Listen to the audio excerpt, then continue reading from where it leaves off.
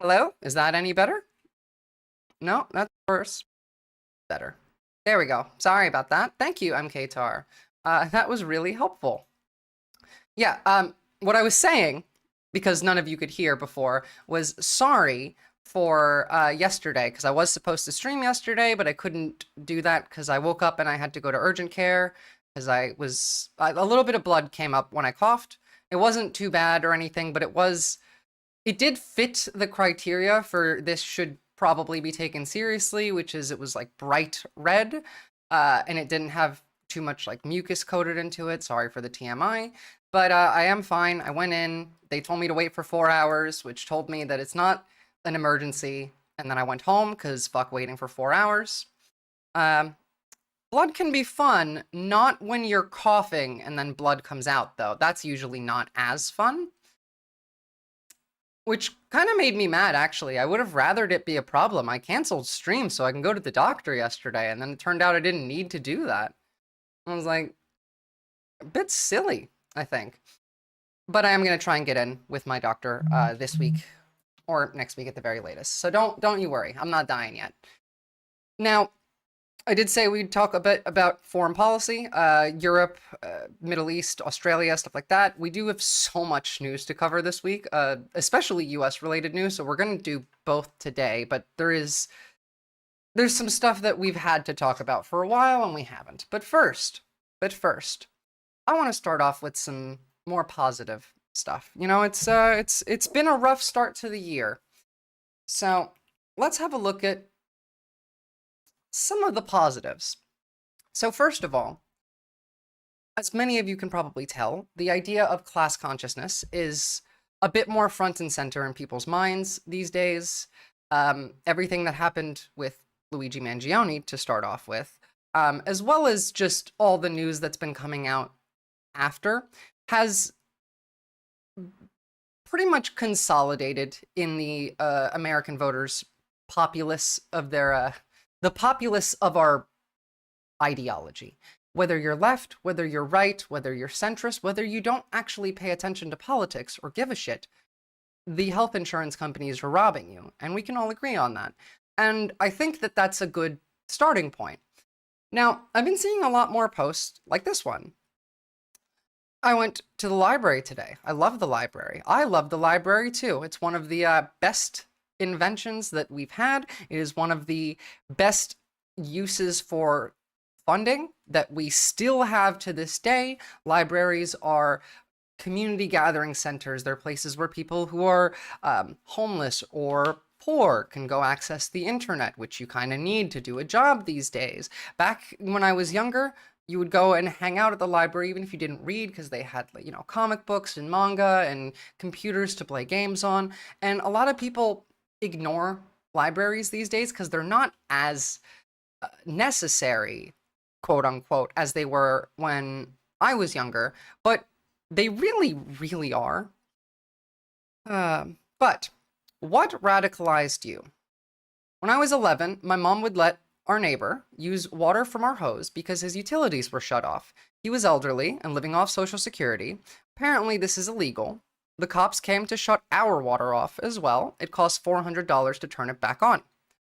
First things first, obviously the cops here function to not protect and serve the community, but to protect and serve the profits of the industries in the community. But this idea of what radicalized you, I mean, look at this post. It has 8 million views. Excuse me, sorry about that. I've been coughing a lot, which is what got me to cough up the blood, because I've been sick for a couple days and it's just not gone away. It's very annoying. But there is this sentiment, and it's growing. It's growing throughout the United States. Class consciousness is on everyone's mind.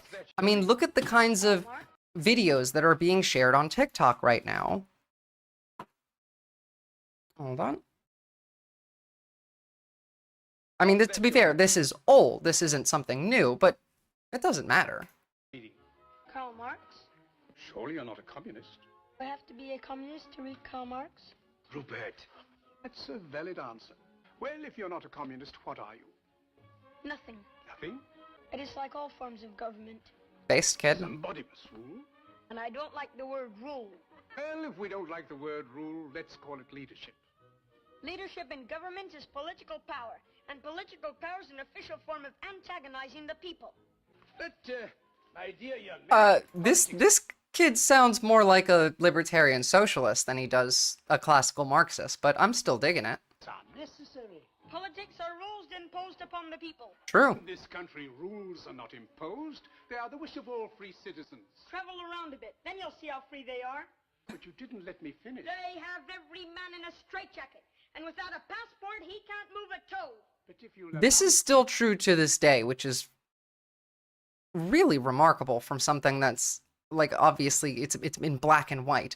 I do love the finger wagging, though.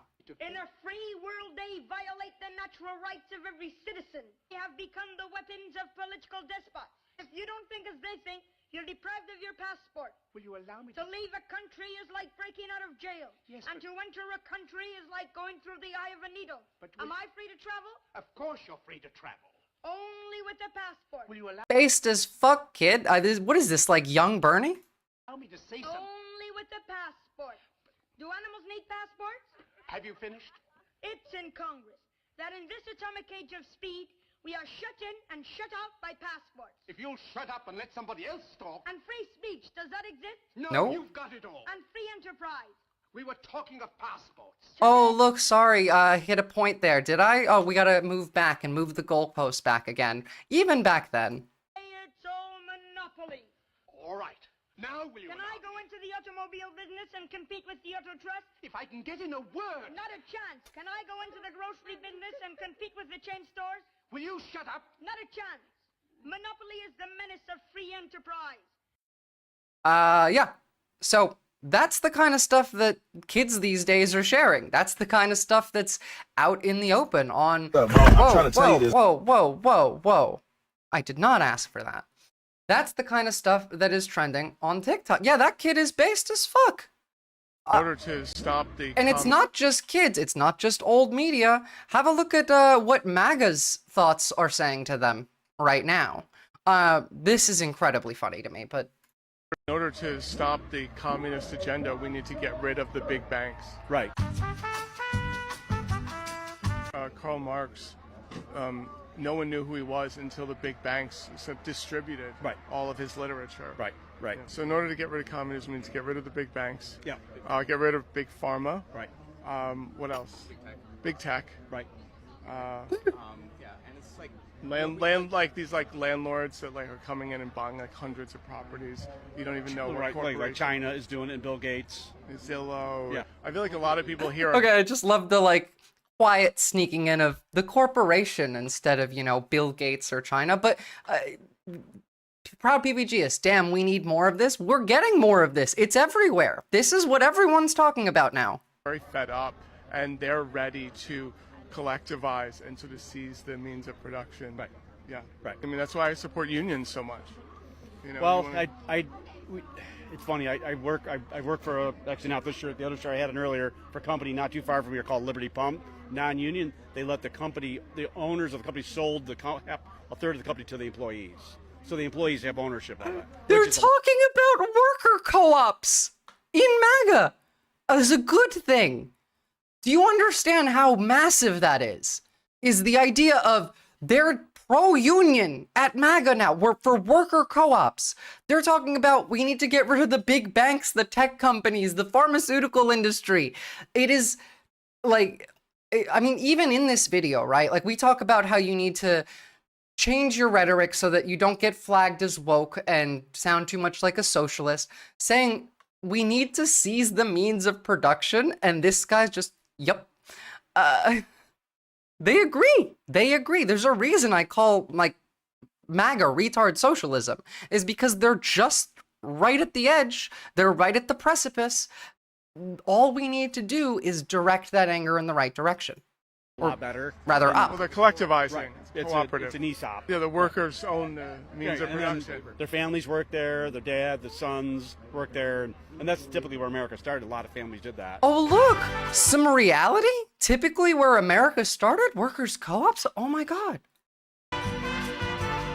Well, I'm not sure that that technically applies, but it's not like we haven't had workers' co-ops before. It's not like we don't know that they're a good thing. We do. We know that they're useful.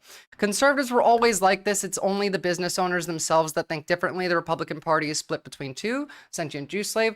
Well, as you're right, you can see that, and we've been seeing it for a while now, between the tech bro oligarch right and the Nazis and the fascists and the Christian nationalists, which are really just losing all that Christian aspect these days.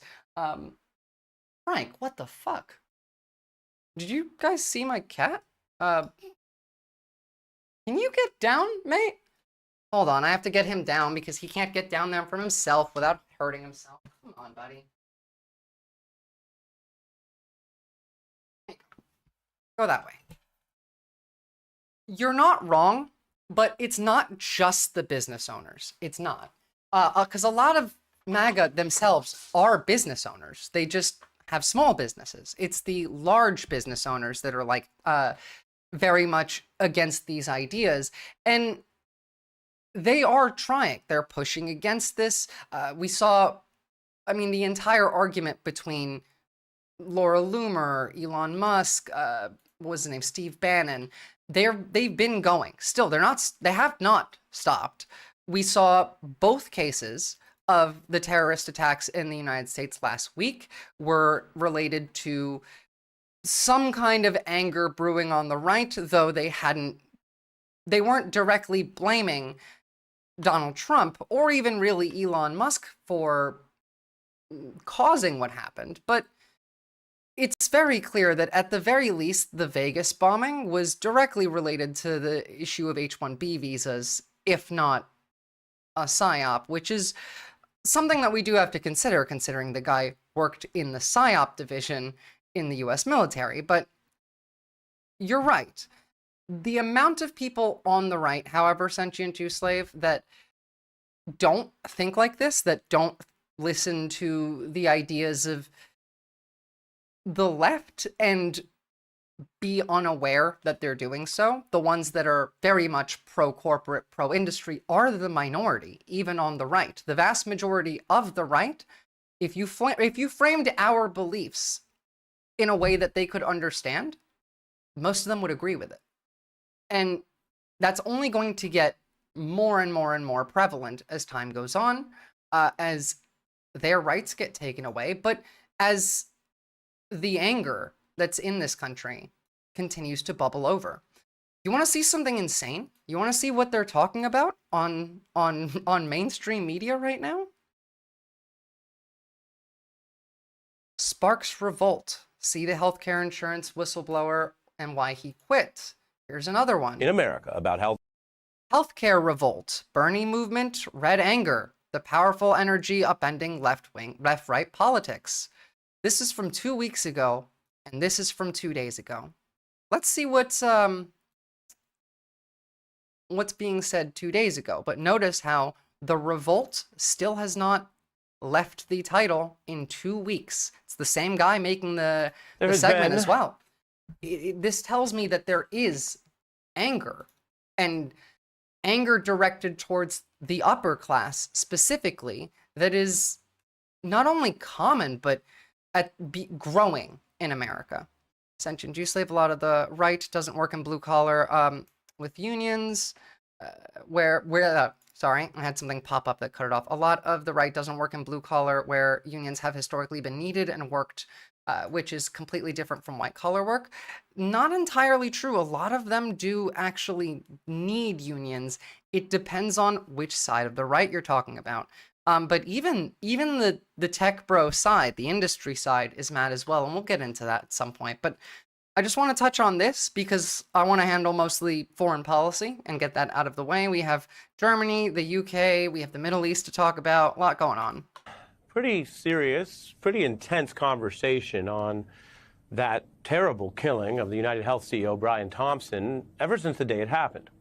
Now, Luigi Mangione has pled not guilty to 11 charges. That's the update in that court process as of last week. He faces murder and terrorism charges. But the case, and separate from the actual sort of calls for vigilante-style attacks on people, the case itself has really brought to the fore much deeper, larger concerns and conversations about growing inequality in America.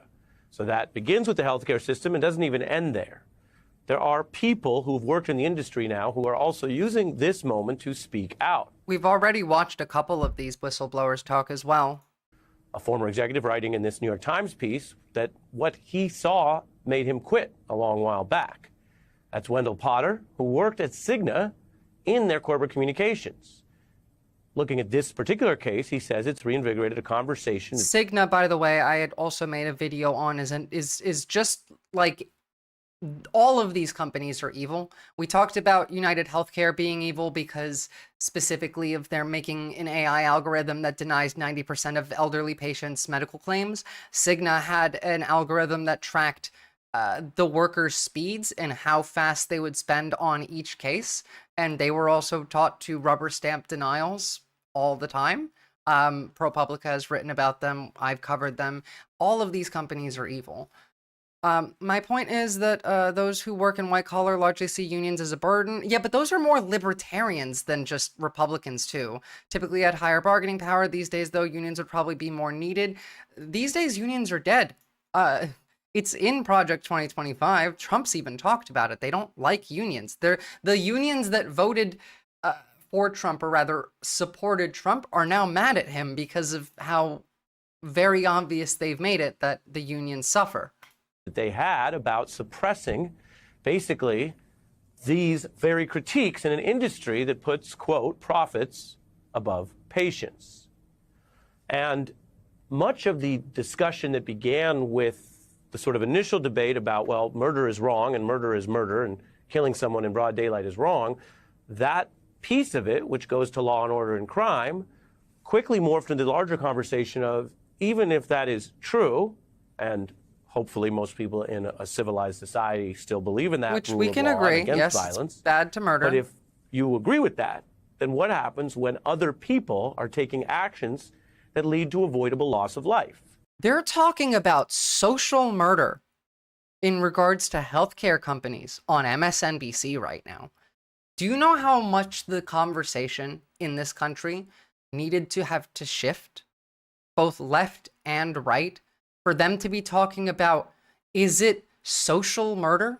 Can you blame healthcare CEOs for the deaths that their company's actions cause on MSNBC, on mainstream media?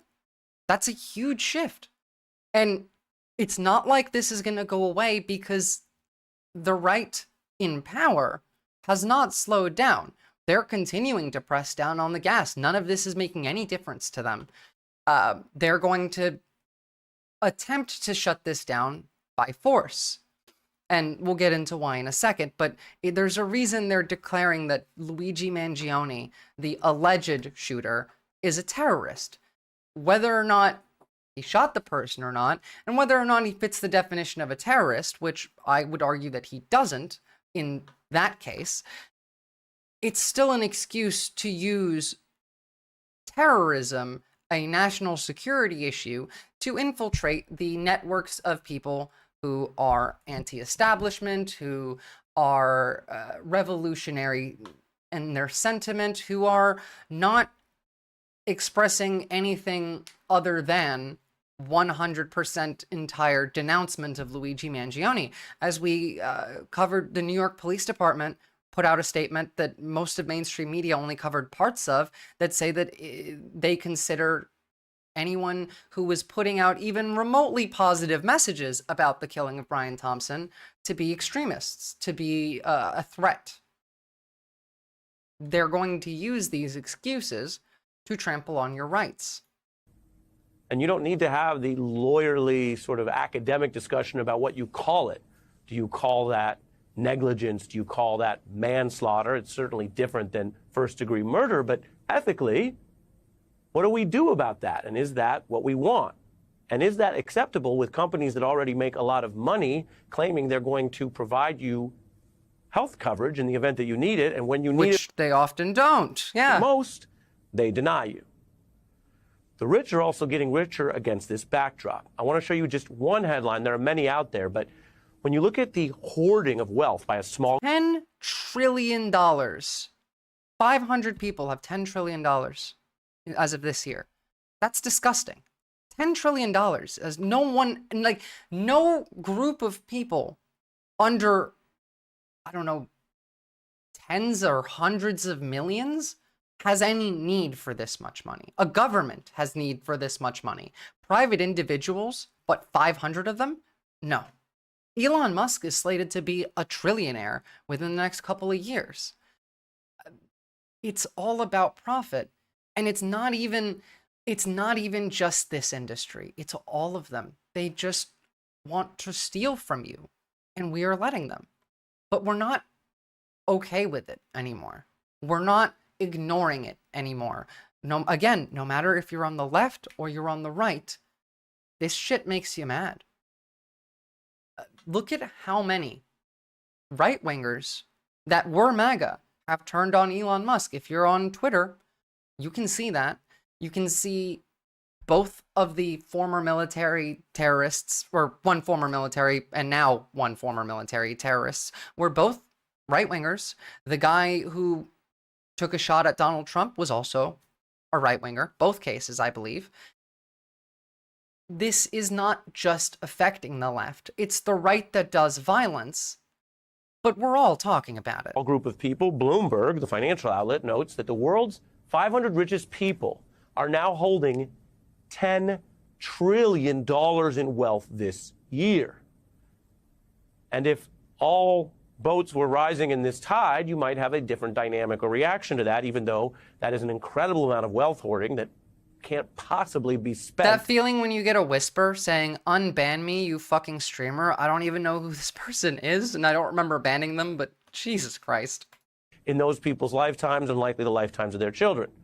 But when you look at the raw national data, which we have from the federal government, the median wage an American is making is just over $1,000 a week in the first quarter of 24, which doesn't get you very far. Yeah, I was going to say, that doesn't get you far at all. Like, $1,000 a week that's good for, like, when you're not in America. Like, in Australia, if I was earning $1,000 a week, that'd be great. But even more, and like US, by the way, $1,000 a week would be nice in Australia. $1,139 per week living in the United States does nothing. Nothing. It does nothing. It's barely enough to cover food and rent. It's barely enough to cover rent without food. Shuffelpoofer, we're watching MSNBC talking about the healthcare revolt, so. That's before you run into unplanned health costs, which might be the thing that saves or doesn't save the life of you or your loved ones. Americans have very few options against rising inequality and a heck of a lot of understandable rage about the people at the top doing this. With all that said, I want to bring in the very person I quoted. Wendell Potter worked as a senior corporate executive in communications at Cigna. He wrote that op-ed for the Times, and he's written several books and been called upon long before this recent incident to discuss what is wrong with this healthcare industry. So it's not just MSNBC, Shuffelpoofer, because I've been seeing this idea of not just the healthcare revolt, but of the rich are screwing us everywhere now. Everywhere. If you missed it earlier, we watched MAGA talking about seizing the means of production and how worker cooperatives are good. It is spreading. This is probably the best case scenario we could have hoped for. If you guys haven't noticed, MAGA got lazy after they won. They're not trolling as hard. They're not trying as hard with the propaganda, with the misinformation. They're like, we won, and they're not trying. This is the opportunity to flip the script. We've been watching alt-right pipeline videos. Watch them, learn the tactics that they used, and adopt them to bring about more of this. This is what you need to message. The rich hate you. That's it. Because they all agree now. History, as well as how other healthcare reforms like Obamacare function. It was always poor against the rich, and Tucker Carlson did talk about it, sentient Jew slave, but the way that it was talked about, the way it was directed, where it's directed to. Now we have something tangible in the media. We have healthcare, right? We had the shooting of a CEO. We have an alleged shooter who pled not guilty, who's now going to have a trial, which they're going to televise. There's going to be coverage. There's going to be a lot more talk about it. And because it's directly related to something that affects everybody in America as a whole, which is healthcare, there is much less arguing. There's a lot less, well, that's fake, you're making this up, blah, blah, blah, blah, blah, blah, blah. Tucker Carlson blamed only the rich left and their donors. Yeah, George Soros, exactly. Which is why it never went further. Everyone knows that it's all of them now. Everyone knows, even on the right, quite a lot of them see Elon Musk as just another Soros now, especially after he banned them all from Twitter and then changed the algorithm. It's not going away, and it's bringing America together. I've seen more cooperation between the left and right on class-related issues, more so in just the last couple weeks than I have in my entire life. He leads the lower out-of-pocket now coalition. You might be the ideal guest for a non-ideal situation in America. Welcome. Thank you, Ari. Good to be on your show. Again, this is a guy who used to be with the point I raised, Cigna. That if you put aside what I'm calling somewhat legal semantics, there has to be a regulatory, a societal, and an ethical obligation of these healthcare companies to provide the care they promise rather than deny it to people who played by the rules, paid in, and are facing life and death situations. Yeah. Why do we even pay for private healthcare if they're not going to use it? If they're not going to pay when they need to? And by the way, even in public healthcare systems, private healthcare still fucks you. I had to go yesterday to the doctor, and they said it was a 4-hour wait at the urgent care. That wouldn't have been the case if private healthcare didn't exist.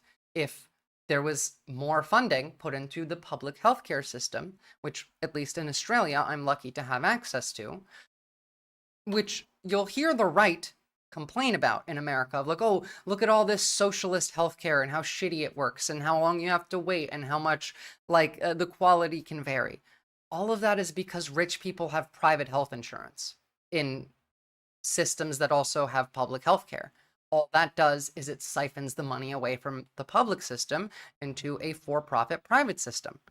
There's a reason why a lot of general physicians in Australia now don't bulk bill, which means it would be covered by the state through Medicare, because you can get more money by not doing that and by making people use their private health insurance. This is the same thing that's happened in the UK as they cut funding there for their NHS. It's not uncommon. It's not unusual. The issue here is entirely private health insurance existing entirely. I bet rich people would fund healthcare if they were forced to use everyone else's. Absolutely. And it doesn't even cost all that much, right? It would be cheaper for us to have a public healthcare system. It would cost the government less money per year to just have free social healthcare. So I know people that get mad at the word free. Publicly funded socialized healthcare would cost the state less money in this current point in time. And we've known this for years. So it's not even about, we don't have the money. We don't have the money to not do this, and yet.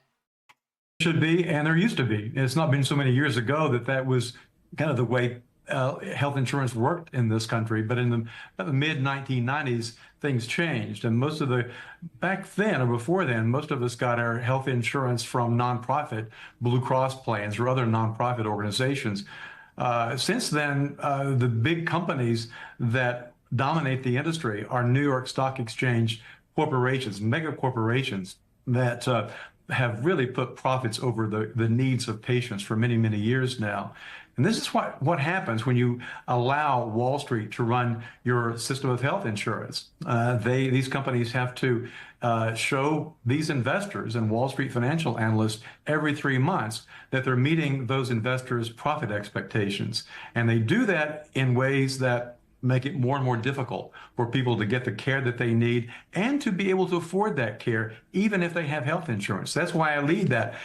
True. And again, remember, the majority of Americans who have healthcare debt have health insurance. It's not people without insurance. Sentient Jews say, what about the argument that the less people directly pay for it, the less they value it? Explain how that could even make sense. I mean, they don't value it because they don't pay for it isn't why. They don't value it because they don't value the average person. The average person who complains about public health care doesn't give a shit about other people. They complain because they want the ideal situation for them and don't give a fuck about anyone else. It affects the future of it?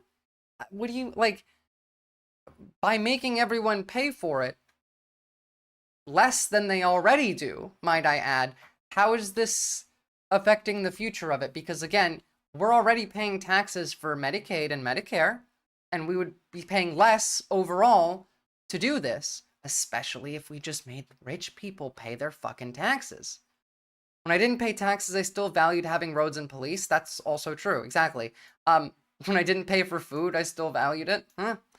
The average person that has that argument is just a libertarian or a Republican that's very wealthy and does not care about anybody else. That's it. Coalition, because one of the ways that they have been able to penalize us and make it so difficult for us to get the care that we need is making us pay tens of thousands of dollars in many cases for our care before our insurance policies will kick in these days. Yeah, I've also talked about this. I did an entire video on the subject actually before the election. Do you know how fucking ridiculous deductibles and like the practices of the insurance industry, even when you can afford it and you do have it, itself are still unimaginable to people in Australia that I tell about it to at the very least, but in general, just everybody not in America is shocked and appalled by how the system works. It's not like we don't also have, you know, deductibles when you have private healthcare here. It's just not, you have to pay $14,000 a year. Actually, sorry, $14,480,000 a year is the average minimum wage income for a full-time worker, a single full-time worker, which is not enough to afford access to your average middle-of-the-road health insurance plan for an entire year. It's not enough to just pay the premium on that. But even if you can pay the premium on it, then there's the the co-pays, there's the deductibles, there's the minimums. You have to end up spending like $10,000 sometimes, maybe at least $5,000, nothing really below $5,000 in the system before your health insurance even kicks in and does anything for you. So if you're making less than 20 grand a year, sucks, you're not getting any health insurance. And again, this is the system that we have under Obamacare, the Affordable Care Act. If you're old enough, you know what it was like before the Affordable Care Act. And if you're not old enough to remember, give yourself a couple of months. You'll see when they get rid of it. And if you have a child born with asthma, sucks. They can't get health care. They just die. If you have diabetes, sorry, pre-existing condition. Off you go. ADHD and autism? Nope, no health insurance for you. Yeah. They're going to kill you. When you look at what the people that this guy worked for are going to be responsible for your death in the very near future. If, you know, not you personally, but maybe someone watching this. And that's the issue, is they want to siphon all of your money and your joy and your happiness and your health and leave you not only to suffer, but to die because you can't afford to get any help. Sometimes called medical ethics. There are situations that are difficult, but where doctors might land on the side of not providing a certain type of care. Someone who is 90 years old, terminal, and a very complex procedure may or may not add some months, and the doctors say no. And that still can be heart-wrenching and debatable. I want to be very clear, and a lot of people watching or living in America know this already, right? Although, Wendell, I don't know if you know, sometimes on the news we tell people things they already know. That's not the main issue here. The issue are situations where someone needs life-saving care. The doctors are ready to do it, and as you said, it's the Wall Street-driven corporation. So I want to The guy that messaged me that that ridiculous thing came back with something funny, so I'm giving him a chance. Unbanned for 5 minutes. Yes, reading is good. The system is stacked in every way, Shufu Poofer. Essentially, Juice Slave, insurance in general is evil because you don't need to have health insurance or home insurance or any of these things if they're just guaranteed to you by the state, which is both cheaper, more ethical, and more useful to the average person. What's up, Katie Cakes? And insurance causes inflation, but so like that's a silly argument to make at the very least. A lot of things cause inflation, a lot of things counter inflation. I don't think money or private industry should be legal, so... read from an example you give, where you write that this helped you decide to leave.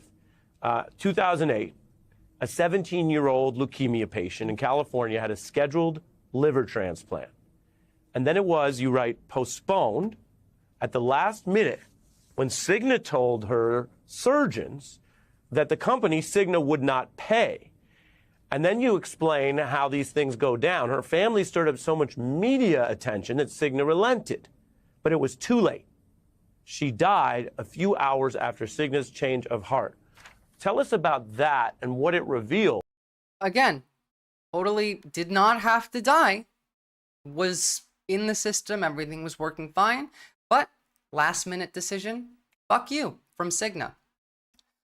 If it wasn't copyright, I would show you a scene from even the Incredibles movie, the Pixar, like, children's movie, The Incredibles. If you don't remember, Mr. Incredible worked for a health insurance company, and his boss was like a little short dude who would constantly pester him for not making the company enough money by helping the people that they're supposed to help. There's actually some lines from that character that are one-to-one. And this is the first Incredibles movie, decades ago. It's not just something that's existed forever. It's been in popular culture for forever. But, oh, you have shown that scene, so maybe I can show it. Could you link me it? But it's never been so poignant and relevant that there's almost no disagreement between the left and the right broadly on the subject. And that's the point here, is continue this push. I can't wait for the court dates to start. Also, speaking of, I also can't wait to cover Trump's sentencing. He's not going to go to prison, but it'll be fun. That the company is, according to that story, literally trying to see what it can get away with, including a situation that might result in the loss of life that otherwise is savable. But if there's too much heat, they back down, which raises the question, why couldn't they have done the thing they're supposed to do, provide the health coverage? It's not that they couldn't have, it's that they chose not to. Yeah, what these companies do is they know that most people take a denial as the final answer, and that most people will not fight that denial. They will not pursue an appeal that they're entitled to. In this case, Natalie. If you have a health insurance claim denied, you become the embodiment of a Karen from this point forward. You just don't say, delay, deny, oppose on the phone with your health insurance company, because we've seen people get arrested for this and charged with terrorism, so don't do that. But don't let them just say no. Make it an issue. Ask them why. Try and jump through every hoop that they'll make you, or get your friends or family to help you if you can't. But don't take this sitting down. Fight back. Whether you take it to court or not, it's not, who knows how well that'll work. But while we have the right, protest. While we have the ability, make content about it and yell about it at the top of your fucking lungs. This is not the full scene, but it'll do. Yeah, it'll do. Me about to get copyrighted for this, except they'll have to accept the appeal. Again, this is decades ago. Now. Here we go. Yeah, there was the scene before that I wanted as well, but this will be fine. Let's just hear his boss yell at him. Hi.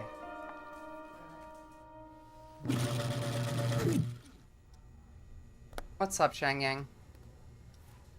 Sit down, Bob. This guy is every health insurance CEO. Every single one of them. I'm not happy, Bob. Not happy. Yeah, when he helps the old lady, exactly.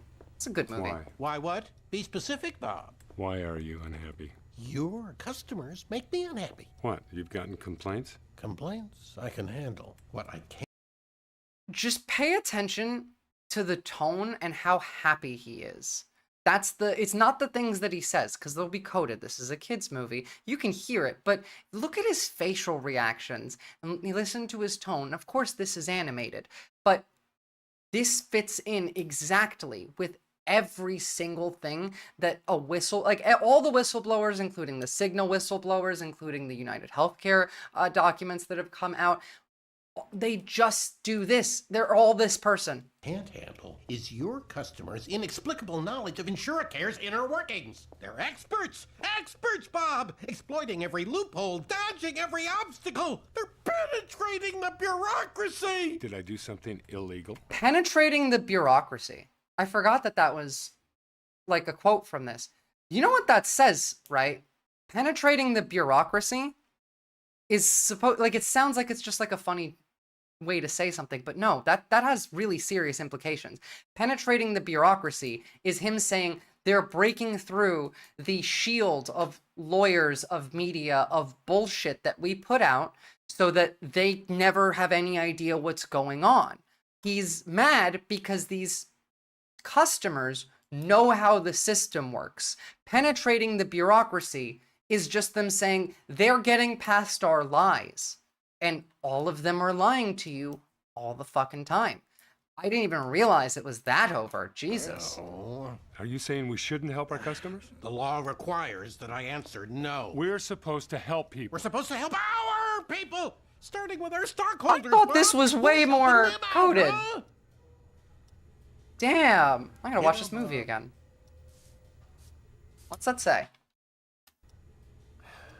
You know, Bob. Due to financial setbacks, you will now be expected to all the supplier.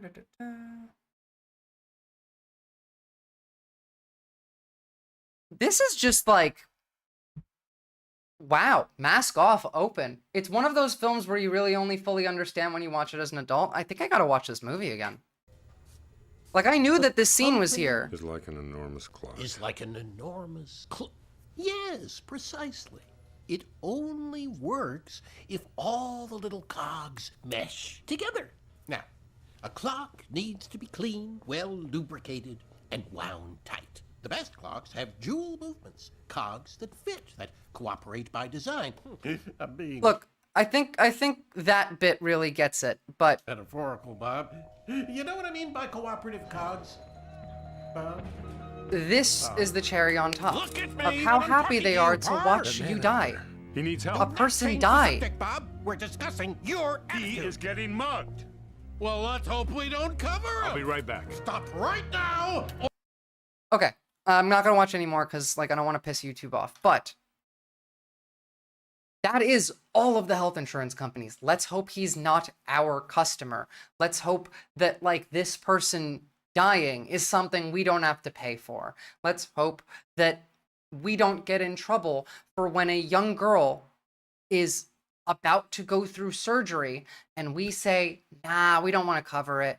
And then people get mad at us and we change our mind at the very last minute, but she dies anyway. Let's just not talk about that and get us in trouble. It's all of them. The entire movie is about attacking corporations and conformity. I do know that. I just, like, I didn't realize that scene with the health insurance, like, company was just as overt as it is. Pixar really made good-ass movies back in the day. Appeal that they're entitled to. In this case, Natalie Sarkeesian's family did. Cigna still said no, so the company became the family became a very squeaky wheel, and it became a huge PR nightmare for Cigna, and the company eventually relented. This happens all the time. Sure, when Mark. a case becomes something that the media takes an interest in. The insurance company in question will usually relent and reverse that denial because they want that PR problem to But go away. only if the media takes But an interest. they just are counting on people not knowing how to even appeal a decision, even if it's life-threatening. And also keep in mind that most people, when you're sick, you just don't have the energy and sometimes the ability to advocate for yourself. And they count on that, by the way, which is why you should generally bring someone with you if you go to a doctor or the hospital. You want someone to back you up because they won't.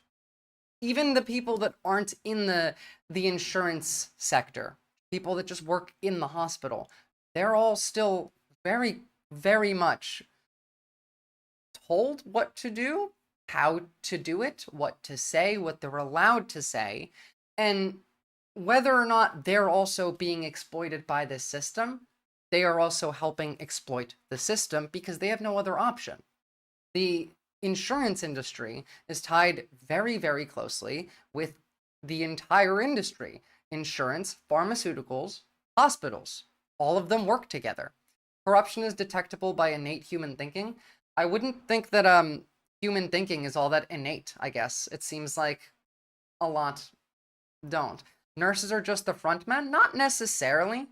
The doctors tend to be kind of worse than the nurses in my experience with that kind of stuff. The doctors are worse, but they are less aware of what they're doing. When it's a nurse, they're fully aware, and that nurse is a piece of shit. But most of the nurses do often try and, you know, fudge the rules. They try and help you without letting anyone know.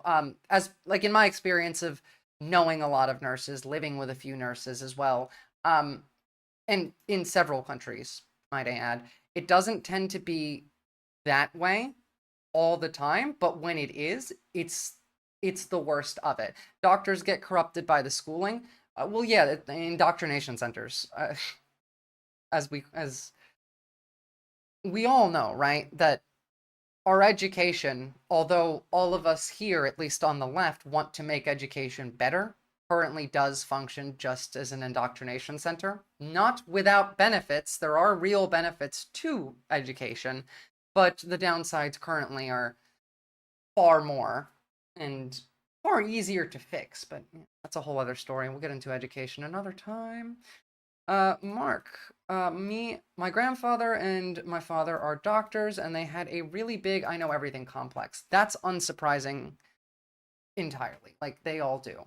But you know what also ties into this healthcare industry that is robbing you? Not just the pharmaceuticals or the hospitals or the insurance companies, it's your food. Food is also an issue. And this is just from today, I believe. Sorry, a couple days ago. Toxins in school lunches. Light on America exclusive investigation found more than 50 pesticides inside children's school lunches earlier this year. Now, federal officials are raising concern over those ingredients and the risk of chemical exposure to children. Spotlight on. Now, remember, as we just established, if your kid is born with diabetes, ADHD, they're autistic, anything that is a pre-existing medical condition, they're going to not have health insurance as soon as they get rid of the Affordable Care Act. Chemicals in food is scary? Not really. Most food have added chemicals to them that aren't necessarily harmful. When we say chemicals, people get really fucking scared. You look at RFK for half the shit he says. But again, I could pull up the chemical structure of an apple and just ask most people what it is, and they wouldn't know that it's an apple. Everything is chemicals. It's pesticides in your food. That's an issue that are toxic to humans. There are several pesticides we regularly use that are banned in other countries. But beyond this, what I would consider even worse is plastic. Plastic is in everything. It's the food. It's in your body right now. It's in your brain right now. There is little tiny bits of plastics. Katie Cakes, your video on food is really good. Thank you. America's Lisa Fletcher has more on this.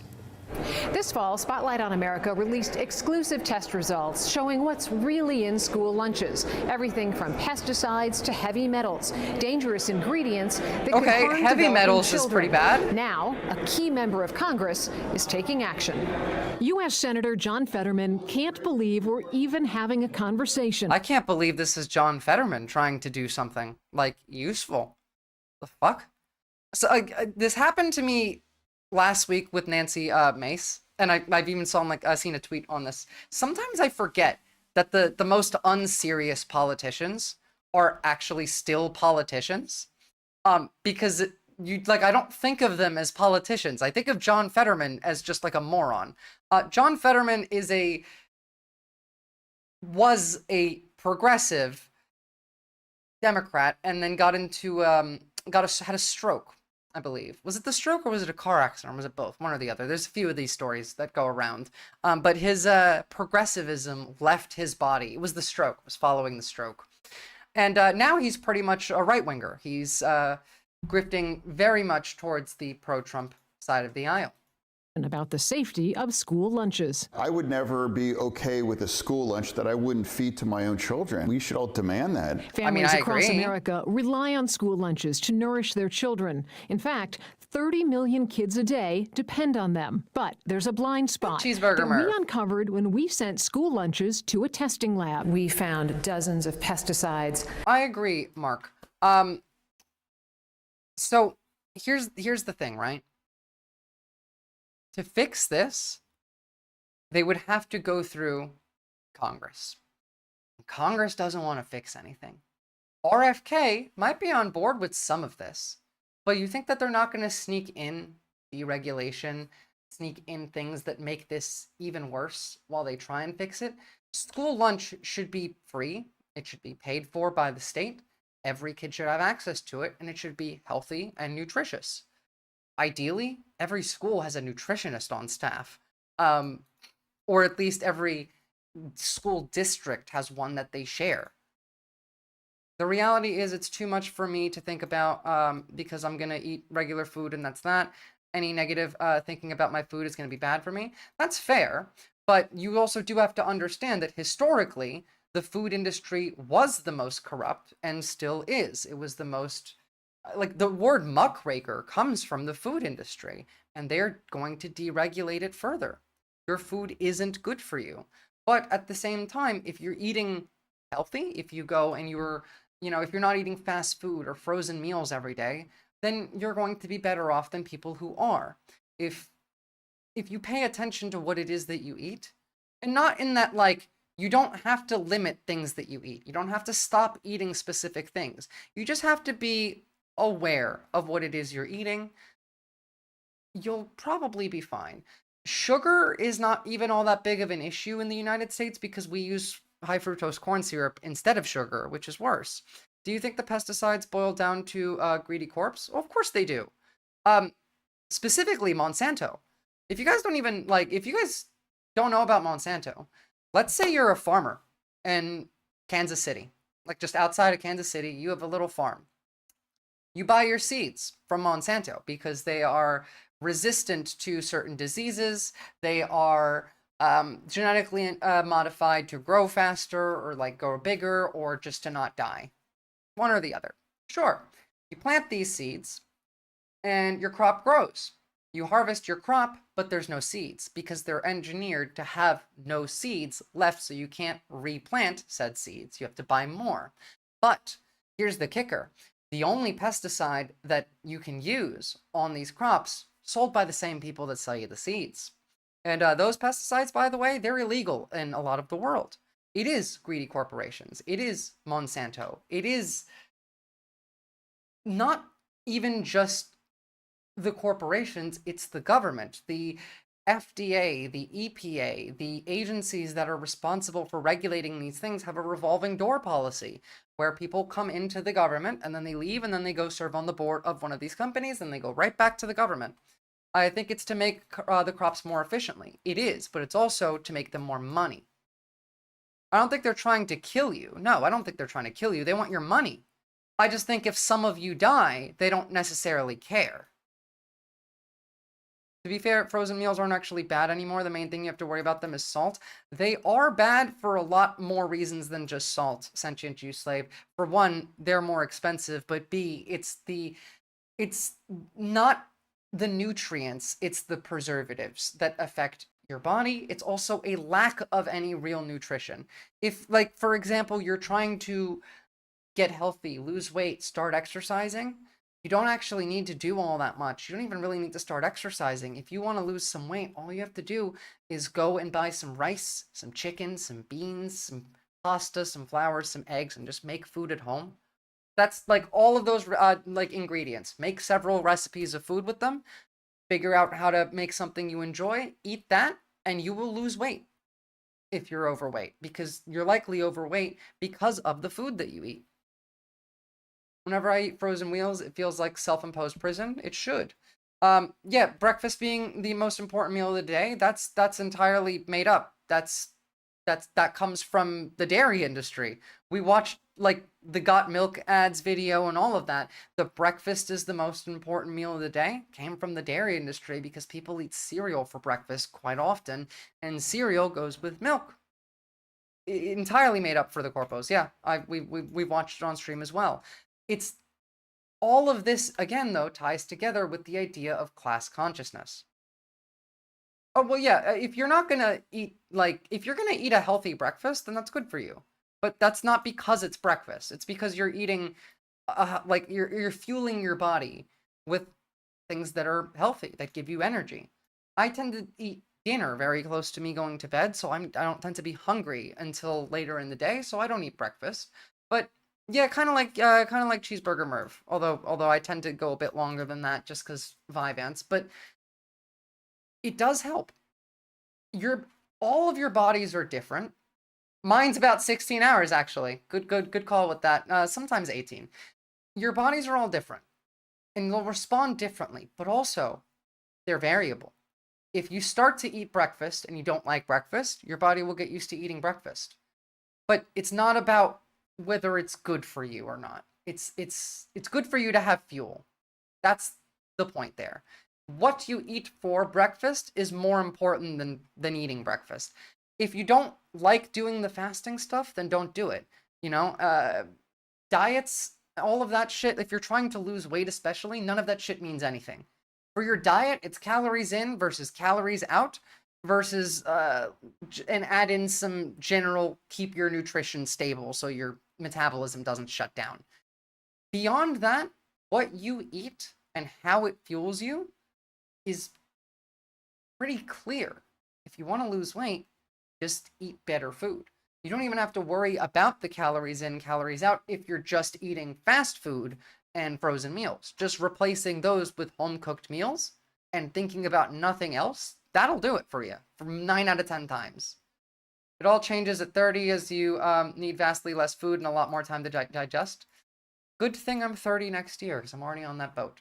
But, again, there's poison in your kid's food. Sorry, toxin in your kid's food. Poison is a different word. Let's not use the wrong words and let's not mix them together like RFK does.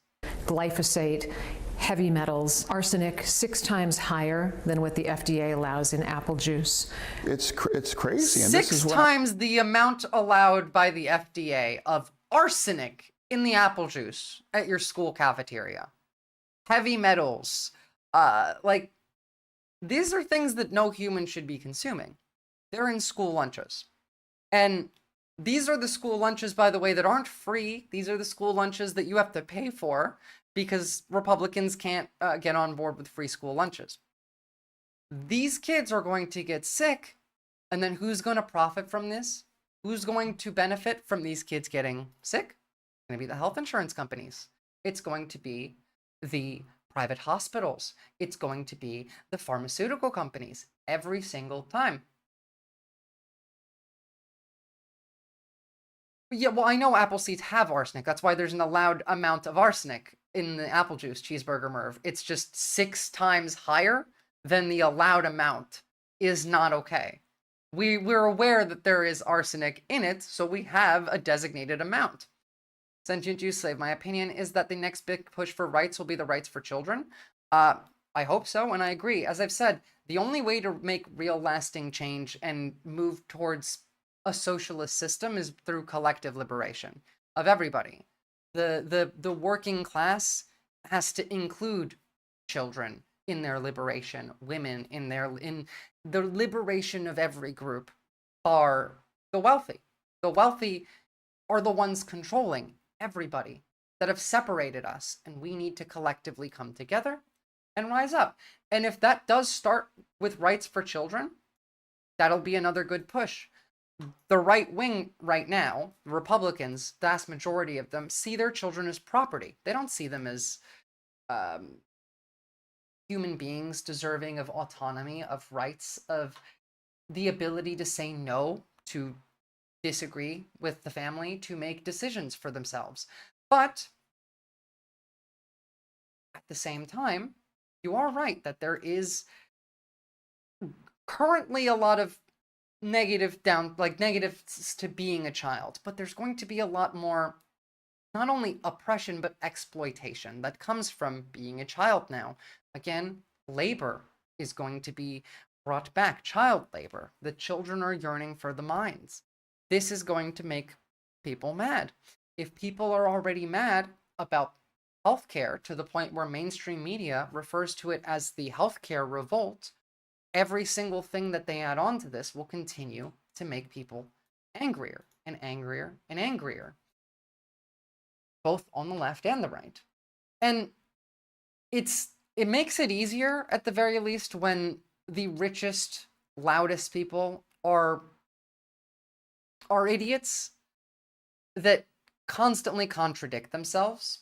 And when this becomes known to their followers, again, watching the fallout between Elon and the Nazi right was quite funny.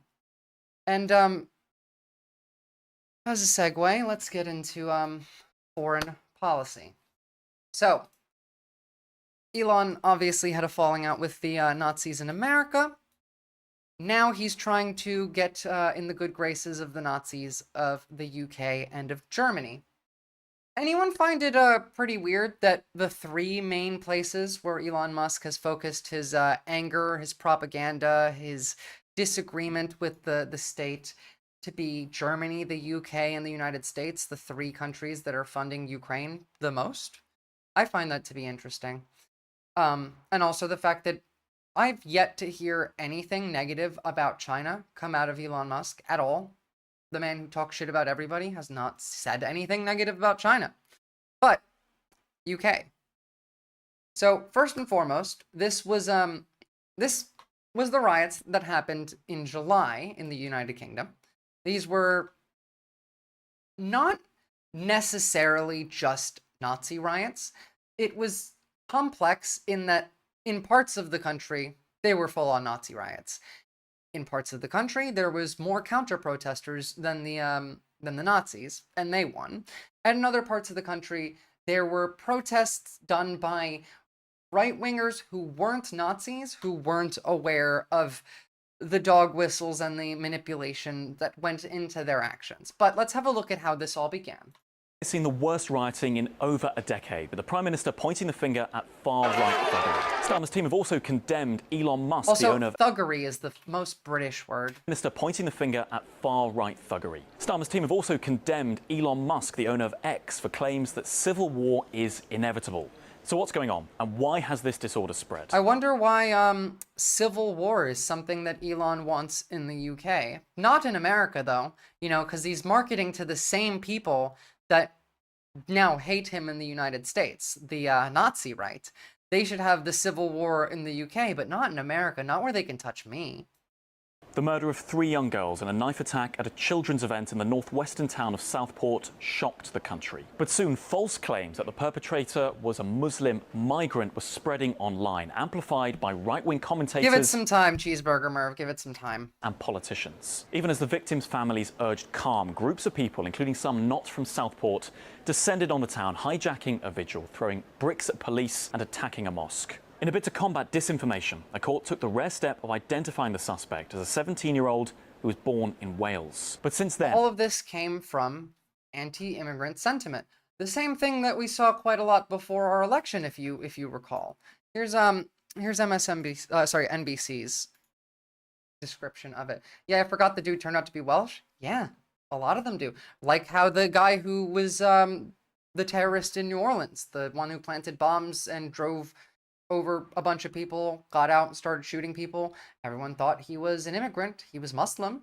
Turns out that he was Texas born and raised, former U.S. military. He was Muslim, but he wasn't an immigrant. Tonight, violence and vitriol on the streets of the United Kingdom, targeting migrants and mosques in an ugly eruption of anti-immigrant sentiment. For more than a week, riots breaking out in city after city. Cars torched in northeast England. Fires raging in Belfast in Northern Ireland. This hotel, used to house asylum seekers, set ablaze. More than 400 arrests so far, including nearly 150 just this weekend. Police warning the number will rise. I can confirm today we have seen at least... The only reason the police were going after the Nazis there is because the Nazis were the larger crowd and they were the ones objectively doing shit. The counter-protesters against the Nazis in those places where they were consolidated were very small. It was in more metropolitan areas where we saw small amounts of Nazis and a lot of counter-protesters in exchange. And if it was the reverse, in the very beginning, the police would have immediately started going after the left-wing protesters. But even the Nazis can make the police mad. Now, I don't like Starmer very much, but I also don't hate him. I think Starmer is probably the best PM the UK could have gotten right now, bar maybe Corbyn. But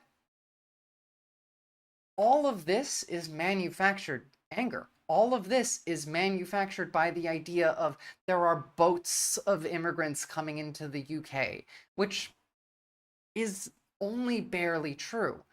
The people of the United Kingdom are mad about cost of living, about healthcare, about crime. Same things everyone else is mad about. Although the United Kingdom has not, and will not, by the way, because it's much harder for the British to come to the realization of class consciousness. The reason most of the British are unhappy is because outside of London, the household income is drastically lower than any other developed country that's an equivalent should have. Outside of London, the average income of those living in the UK is the same about Mississippi. What do you make about the Sean Rylan whatever email situation? They thought voting Tories out would solve everything, but it's made it worse, and now they are confused. What's a good direction? I don't know anything about the Sean Rylan email situation. The name doesn't it didn't click for me, maybe. But yes, they thought it would solve everything, but it's worse. But it's not worse because of labor. That's not why it's worse. It's worse because of systems that were put in place by the Tories, implemented and now taking effect, as well as crime that comes from poverty. Again, we've covered that, if you want to get rid of crime, get rid of poverty, and an increased amount of misinformation and rhetoric in the media that blames labor, immigrants, and queer people for literally every problem. The UK is such a dead country to me. And the only thing, to get that designation of dead country removed, the things that would need to happen are A, the House of Lords would need to be entirely removed, at the very least. Significant public funding needs to be introduced to counter the decades of austerity. And other than that, they're kind of fucked. Oh, and also add funding to the NHS and reduce the privatization of the public healthcare system, which has been going faster and faster and faster. There are so many coming here now as well. Yeah, I actually saw an article about that today. Why do you think they're all trying to come to Australia? Because we have a higher standard of living, because we're not as, our country's not a dead country like theirs. Oh, also, Cheeseburger Merv, I don't know if you were here. Guess who gets to take their citizenship test in 22 days? 12 of our officers injured. with items such as brick fence posts, branches, and other missiles thrown at them. Authorities blaming much of the violence on far-right extremist groups, some with neo-Nazi ties. Prime Minister Keir Starmer, on the job only a month, vowing to deploy the full force of the law. Cheeseburger. We are. And you know what? We'll talk about it when we get to Australia. But you know what we're also doing? We're increasing wage theft laws. We are making businesses required to disclose greenhouse gas emissions. We're doing great right now. Yeah, thank you. I've taken the practice test. It's quite easy, so I feel like I'll be fine. These protests that took place over immigration in the UK, however, only took place because of A, media, and B, misinformation, and C, cost of living, wages, a lack of access to funds. My stepdad is American. I've seen the process. It's nuts. Well, I hope it's not too bad once I go in. As far as I know, all I have to do is I have to go and take a test, and that's it. So, in the meantime, though, Elon Musk is now getting very much involved in not just media around right-wing politics, but he's getting involved. He's made himself the center of attention. He's arguing with what's his name? Farage, Nigel Farage. Why is all of this suddenly happening? What's the relevance? Well, again, the only three countries that Elon Musk is currently spending his time propagandizing in is the United States, the UK, and Germany, the three countries with the most funding that that's given to Ukraine. The UK specifically is talking about sending ground troops to Ukraine if America backs out.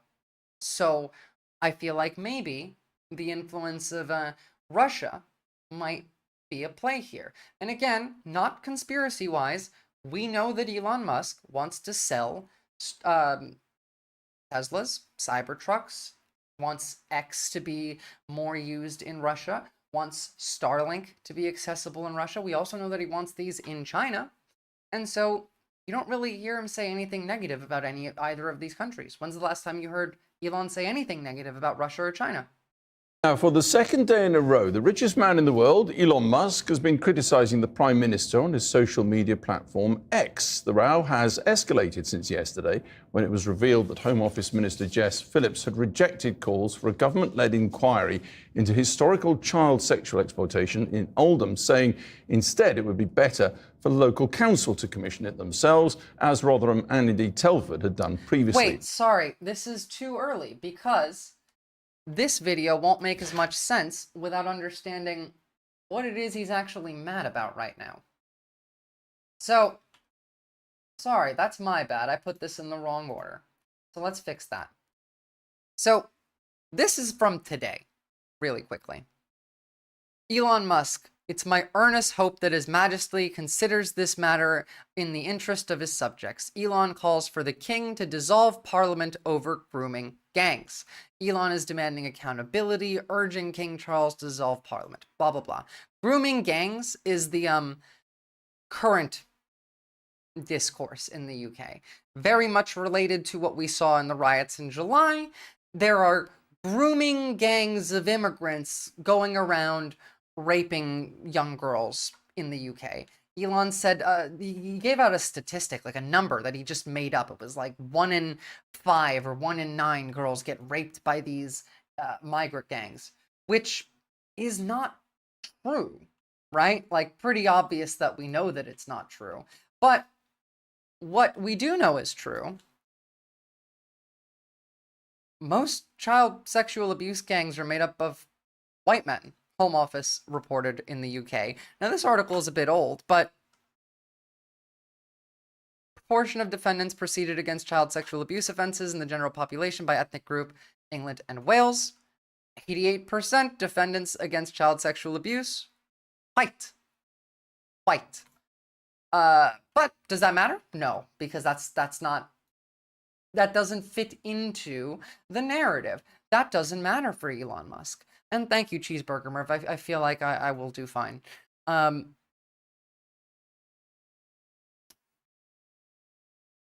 He's getting into arguments with Farage, which, again, if you remember, is the guy who's responsible for Brexit, and I believe is the leader of the Reform UK party. Is it? Yes, I believe. Farage? Yes. So, he's the leader of the Reform Party, which is basically just MAGA, but for the British.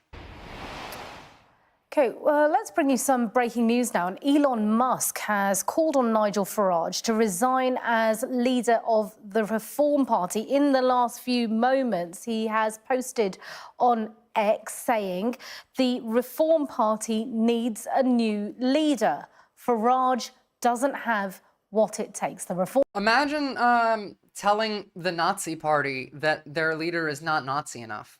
It's okay. He's not stopping here.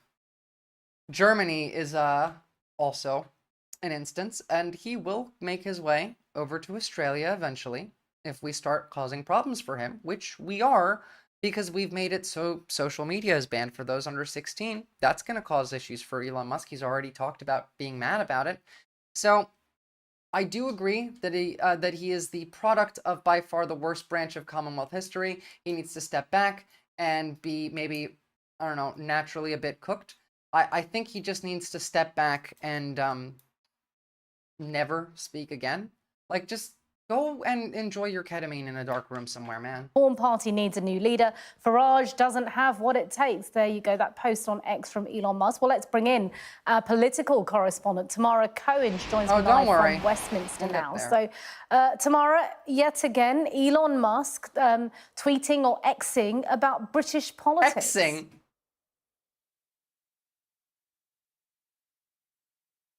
What? Why is there no...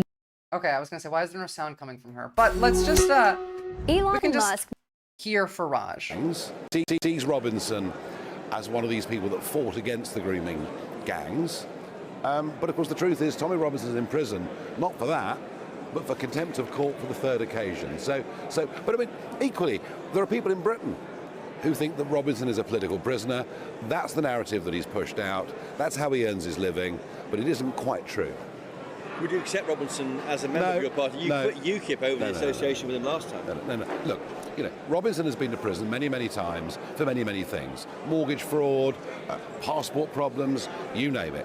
So this is what they're fighting about, basically, at a very broad level. And hopefully their sound now is fixed, so they'll get into it. But first, stock photo, Samoyed, I miss the days where billionaires controlled everything from the shadows, not shamelessly prancing about on Twitter. Well, I mean, that's what the right wants to do. The non-tech bro MAGA side just wants to go back to the golden age of America, which is that. It's the robber barons. It's the days where child labor was a regular thing. Have you ever played like Fable 2 or Fable 3? When you get the crown and you can get all the kids to go to the factories? That's what life was like back then in America for the majority of the population, and that's what they want to bring back. In fact, I have sources for all this. It'll probably have to wait till tomorrow because I'll go into America properly. But just to give you like a little understanding of, they want to go back to the golden age, which is exactly what you're describing there, is this.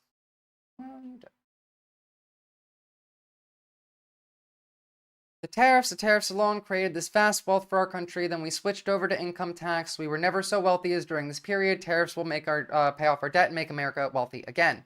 He's talking about the period in which this ended. We stopped using tariffs and started using income tax because we started actually giving a shit about, the common American. 1914. This is FDR's days. This is the days in which we fought against the monopolization of everything. We split up railroad companies. We split up mining corporations, fuel. We did not want consolidation in business even under a free market, because we knew even back then that if you consolidate the market into a monopoly, a duopoly even, that it not only reduces availability of goods, it reduces quality, and it's also not just harmful to the consumer, but it's robbing them. Role of the D. The children, they yearn for the mines. They do. Captain Buggy, the capitalists are still salty about Sinclair, who wrote The Jungle. Yeah, true. It really is. And they're not like us. They're not. Because they don't have empathy. We've covered this at length. Show me one example of a wealthy person exhibiting empathy for somebody that is not in anywhere close to their circle, without the need for media attention. Just being kind for being kind. A billionaire. Now, it's not just money, though. Because for Elon Musk, it's consolidation of power to the point where he can never be challenged. And that's what he wants. Cheeseburger Merview, I bet I know a trick question from the Australian citizenship test. They'll ask what 26th is significant for, and it's not Captain Cook's arrival. It's the first fleet of convicts, which was afterward. You mean they'll ask me whether it's Australia Day or not, and I have to see if I'm woke and actually answer saying Australia Day instead of, like, I don't know, Invasion Day, as the indigenous folk call it. I do know one of the questions is about Anzac Day. There's no money in empathy. True. And money functions like an addiction. It like the more money you get, the more the brain patterns set in of this is how to do it. It's like scrolling. It's like sitting at the slot machine at the casino. You just keep doing it and you learn how to keep doing it. And once you have a certain amount of money, you don't care about other humans. They're not humans to you anymore. They're Sims. You are playing The Sims. You're playing City Skylines, and that's how you view people. At Keir Starmer and other members of his government, but now seems to be falling out with who we thought was his ally, Nigel Farage, and the Reform Party, who he had seemed to be so in favour of. What has caused this to happen just as Nigel Farage was preparing to go to the inauguration of Donald Trump and have a chat, he was saying this morning, with Mr. Musk, who is, of course, going to be taking on a role in the administration after January the 20th. Well, over the last few days, there's been a lot in the news. Like, I know this is Sky News, and that's like English Fox News, but like, you know, he's not in the government, right? You know, Doge is not a government agency. It's a non-government organization. But about grooming gangs and the accusations which Mr. Musk has been weighing into, that a Labour minister, Jess Phillips, refused to hold a national inquiry into some of these grooming gangs, of course. It's just anti-immigrant, groomer, like they all have the same fucking rhetoric on the right in every country.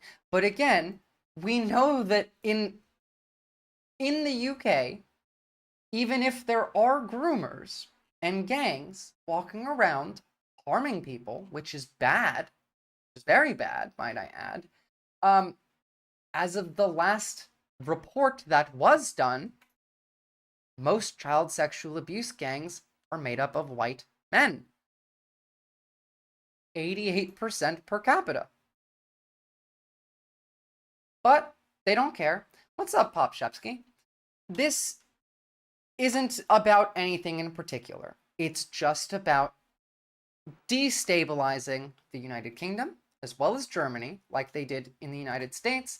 This benefits this oligarch very much so, because again, the only countries he's attacking are the countries that are funding Ukraine. He wants to sell Starlink and Teslas and have Twitter available in Russia just like he wants it in China. He never talks shit about these countries. But all of this right now, this roaming gang discourse comes from this guy. This is Tommy Robinson. This is the guy that we saw Nigel Farage talking about. So what is the connection? Well, obviously, as I've said, it's immigrants, but where does it come from? It comes from here. Elon Musk, now a central part of U.S. politics as part of Trump's inner circle, is making waves across the Atlantic And yes, in the fuck UK, Musk. calling for government intervention in a grooming gang scandal within a series of posts on X. He literally asked the king to dissolve parliament over this. That began with a call for the release of political activist Tommy Robinson from a UK prison. His post on X, Free Tommy Robinson, has sparked larger conversations, largely within conservative circles in the U.S. and Britain, with Tommy some Robinson political leaders now calling for government is a piece of reform shit. and federal we know this. investigations in the UK. Do I need to tell you that this guy's a piece of shit when you see Elon posting this? No, not really. But let's hear what he actually, what the type of things that he says are. Political activist on the right, currently jailed in a UK prison on an 18-month sentence after defying a court order preventing him from repeating child abuse allegations he made against a Syrian refugee teenager in 2018 who sued Robinson for libel. The refugee teenager denied the abuse claims and won the libel case. Robinson defied a court order when he repeated— Free Tommy Robinson, says Elon Musk. Dissolve the parliament to fight the roaming gangs, Elon Musk says to the king. Why? Because of fake bullshit. That's it. It's the same thing. The accusations in a documentary now banned in Britain, a documentary reposted by Elon Musk with a centralized theme of what Robinson describes as a weaponized government. This story is far. Viz, I got the iPhone 16 Plus. I love it, and it didn't come with headphones, which fucking sucks, but whatever. I don't like iPhones. Like, I'm an Android girly, but also the headphones shit really pisses me off. That's just more corporate exploitation of you. They want you to go buy headphones separately. Phones used to come with them. Now they don't. Now you don't even have a headphone jack, so you have to go buy the expensive, like, Bluetooth headphones. Stock photos, I was sick of Elon before he bought Twitter. He was already on there marketing his ass off. Literally same. You can't even block him anymore.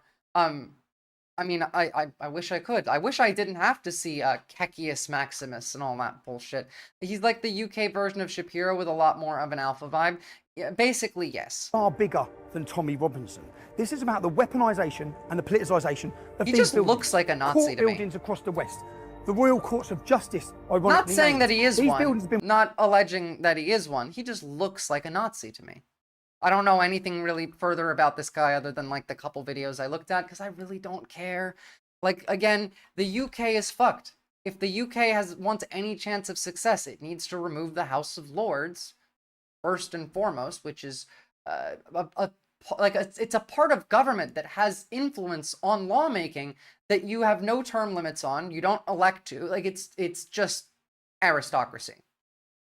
been weaponized and used against members of the public to destroy them if they speak out. Robinson is behind a docu-series about gang rapes of English girls, which set off social media after Musk put things in motion. 88% of which are done by white men.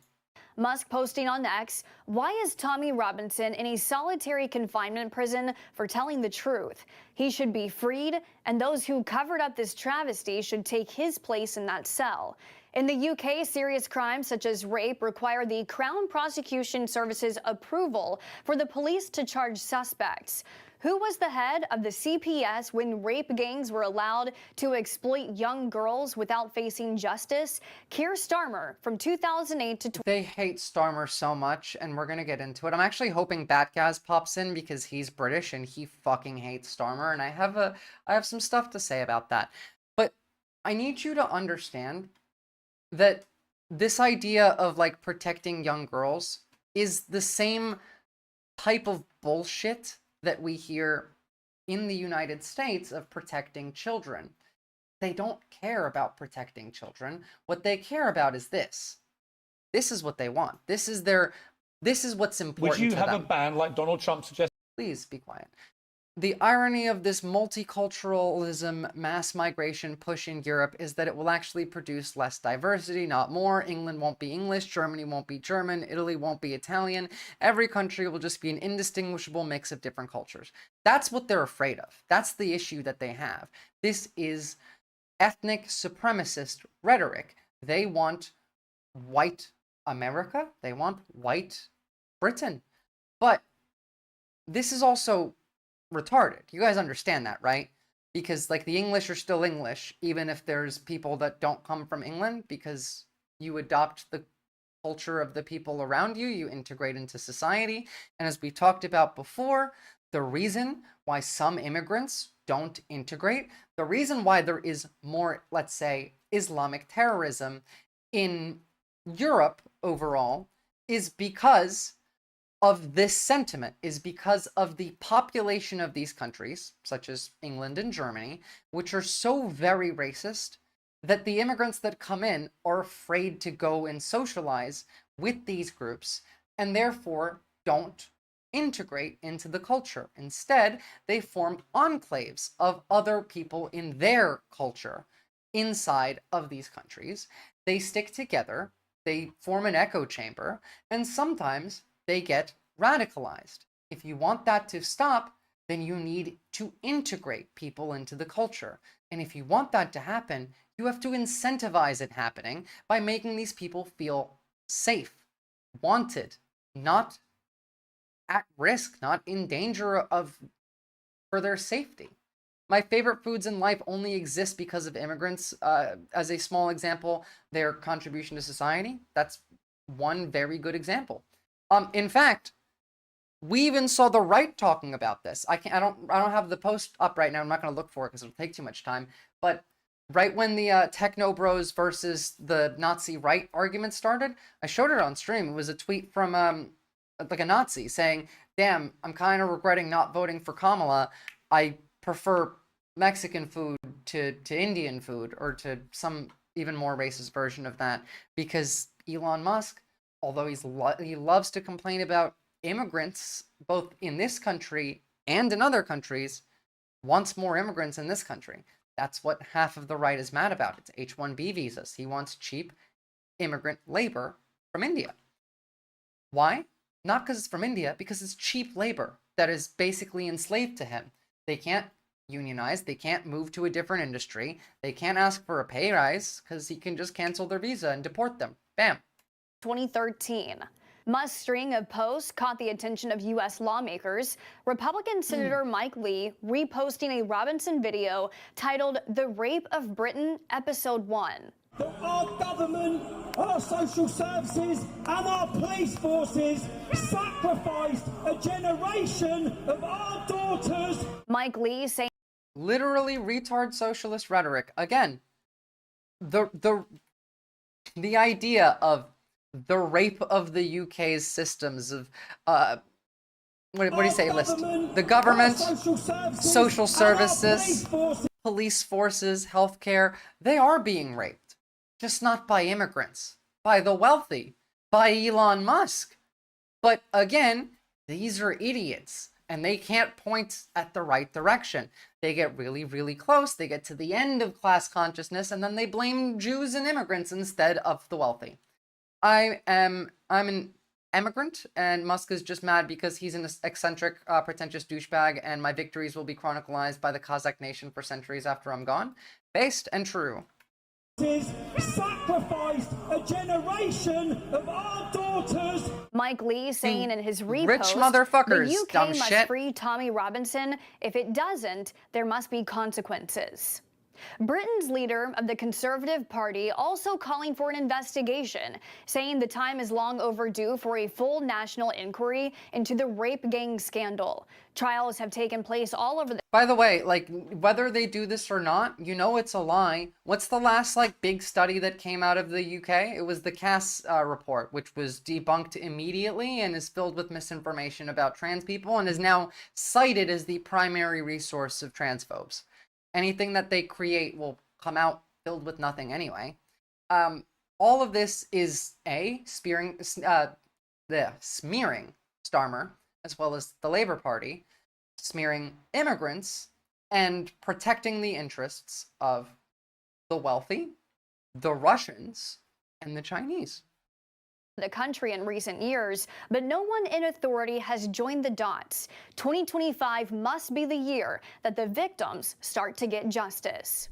Last month, Elon Musk met with the leader of Britain's conservative populist party, Reform UK, at Trump's Mar-a-Lago, who also spoke out against the establishment regarding the grooming gang scandal. Oh, look, they're hanging out at Mar-a-Lago, the people that all talk the exact same way. Like, I'm getting bored saying the same thing over and over again, but they're not even trying. By the way, this is what I was saying earlier when I said this is kind of our best case scenario for what 2025 can look like. The right has gotten complacent. They feel like they've won. They're not trying as hard. This is them being lazy, you know?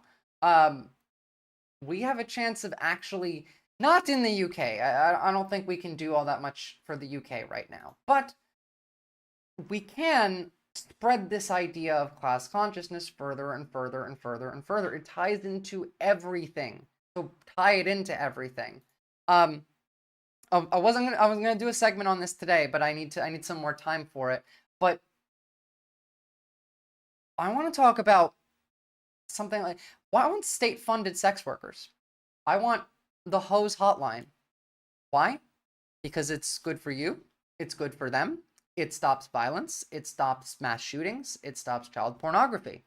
But normally, this would never have flown. It would be funny, a stupid idea. The right would lose their fucking mind. I feel like today, in our current healthcare climate, as well as half of the right being quite mad and leaning towards socialist rhetoric, again, we watched a guy, a MAGA guy, talking about seizing the means of production and workers' cooperatives. This could fly. And A, it would be good if it happened, but B, it's just more messaging to get A, the right arguing with each other, because they'll do that, but B, the ideas of the state should work for you, not the other way around, front and center in the American consciousness. I do feel that we're pretty close to a time where the right may choose to do a violent uprising, the Nazi right, you know? And if they do, I would like socialists to be viewed as a rational alternative to oligarchy and Nazism. Popchevsky, they see the Russians as a lucrative commodity, not a cultural visionary ideologue. Exactly. It's the same with China. They want to sell their shit in Russia. They want Starlink in Russia. They want the sanctions to end so American companies can start selling their shit openly again. They already sell their shit to Russia, just secretly. They want money and power. China? Elon Musk is building a giant factory in China. He wants to add Twitter integration into WeChat. Like, this benefits all of them. But by all of them, we're not talking about, like, the fascist right. It's just the wealthy. It's just Elon Musk and his friends. It's the tech bros. It's the technocrats, the techno-fascists, rather. That's the point here. However, GB News in Britain has reported the government has formally rejected requests for investigations into historic child abuse. Currently, Oopsie, it's the UK's left Labour Party in control, led by Keir Starmer, someone Musk has traded jabs with online over a number of political disagreements. That continued following rejection of further investigation into so-called grooming gangs by the Labour Party's Jess Phillips. Musk saying, who is the boss of Jess Phillips right now? Keir Starmer. The real reason she's refusing to investigate the rape gangs is that it would obviously lead to the blaming of Keir Starmer, head of the CPS at the time. While Starmer has in the past responded to some of Musk's claims... So, again, multifaceted attack here, because it's not just money, it's also helping the right in the UK to take power so that he can have more power in the UK as well. I mean, go then, Cheeseburger Merv. Have fun. Just, you know, be careful with what you say, and maybe maybe just try not to. Actually, you probably can't even access like Twitch with a VPN or something from China. I would think the Great Firewall might be a bit better than that.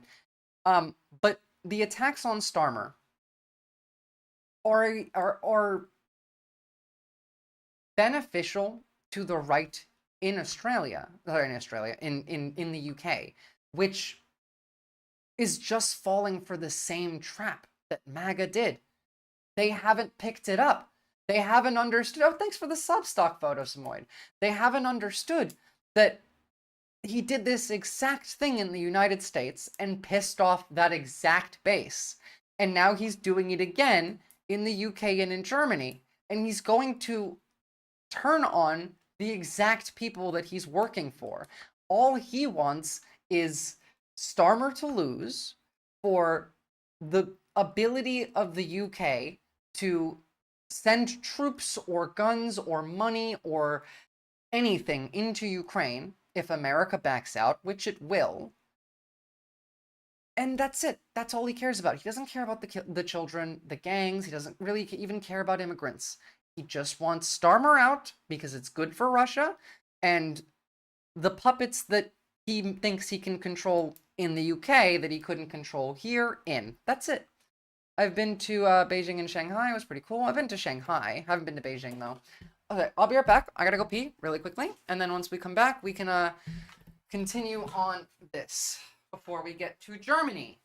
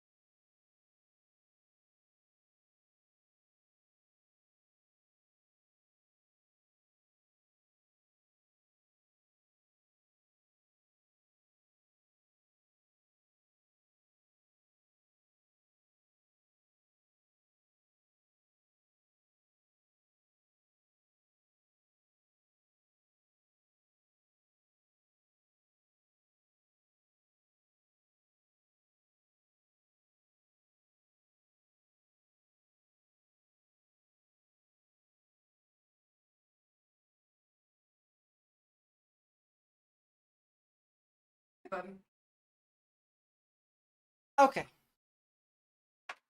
Musk would be treated like royalty in China as well by default. Just, you know, for sure the homeboy done some behind the scenes stuff with them. It's not even behind the scenes, Cheeseburger Merv. It's out in the open. We like the right in America is talking about how he's an op for the Chinese. Hold on.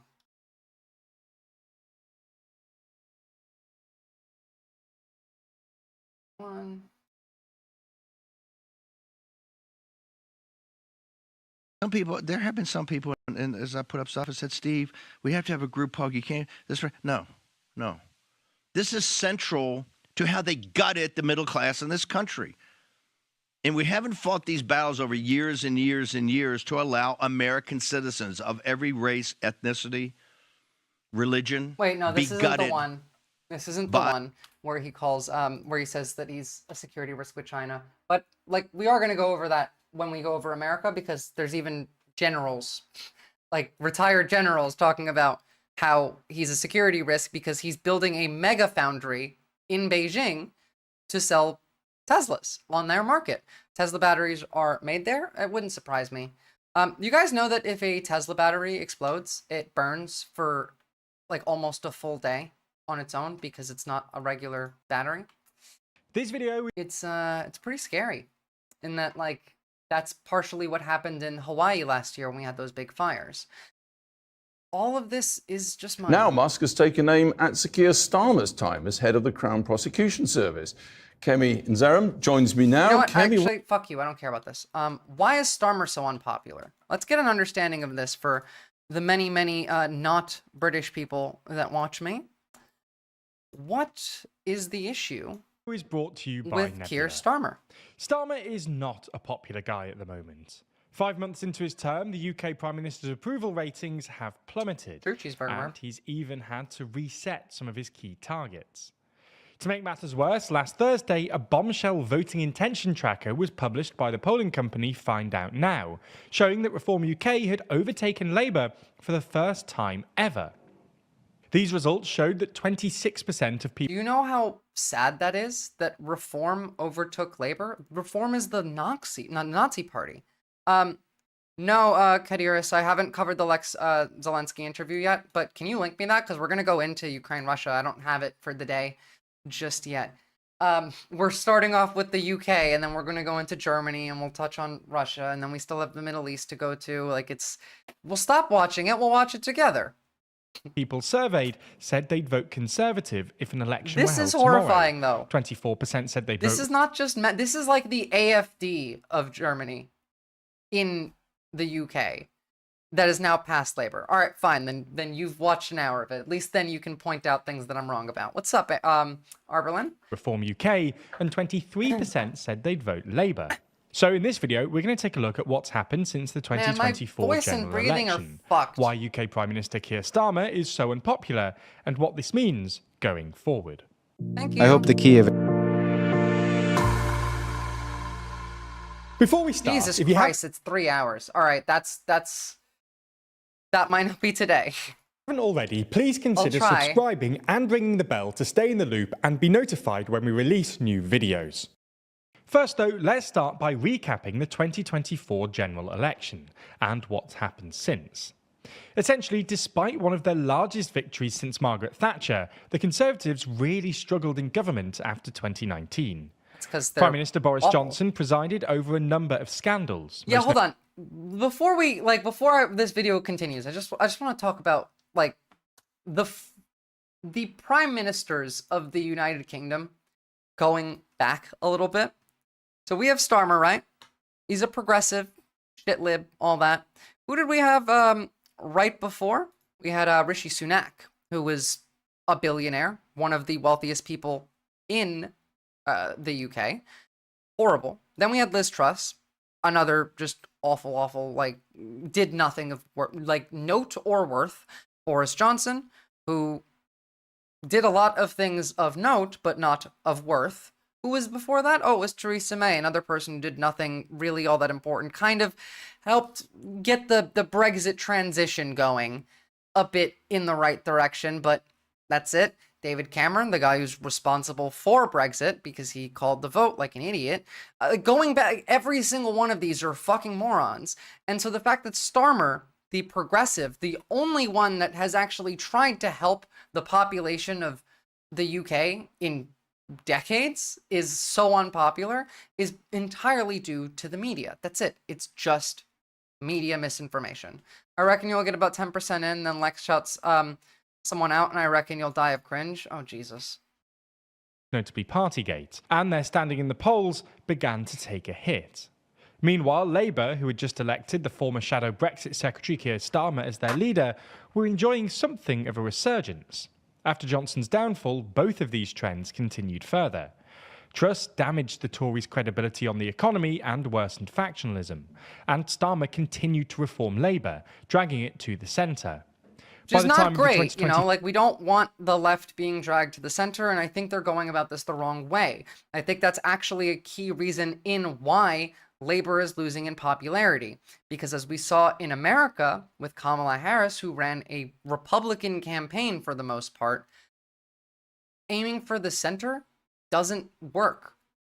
You're not, like, no one wants to vote for the centrist.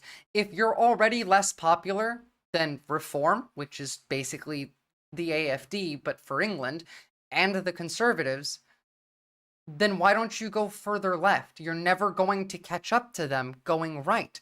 No one wants the center. Go opposite partisan. But it's the UK, so, you know. Before election, the Tories were around 20 points behind Labour in the polls. And come election day itself, Labour secured themselves the second largest majority in their history. Yeah, it seems like a Kadiris. Things since the election, though, have been far from rosy.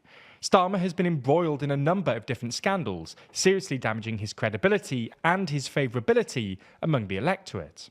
In mid-November, according to data from YouGov, Starmer's net approval rating fell to the lowest of the major party leaders, sitting at -30. Okay, fine. I'll have to. I want to see it now because you teased the bit.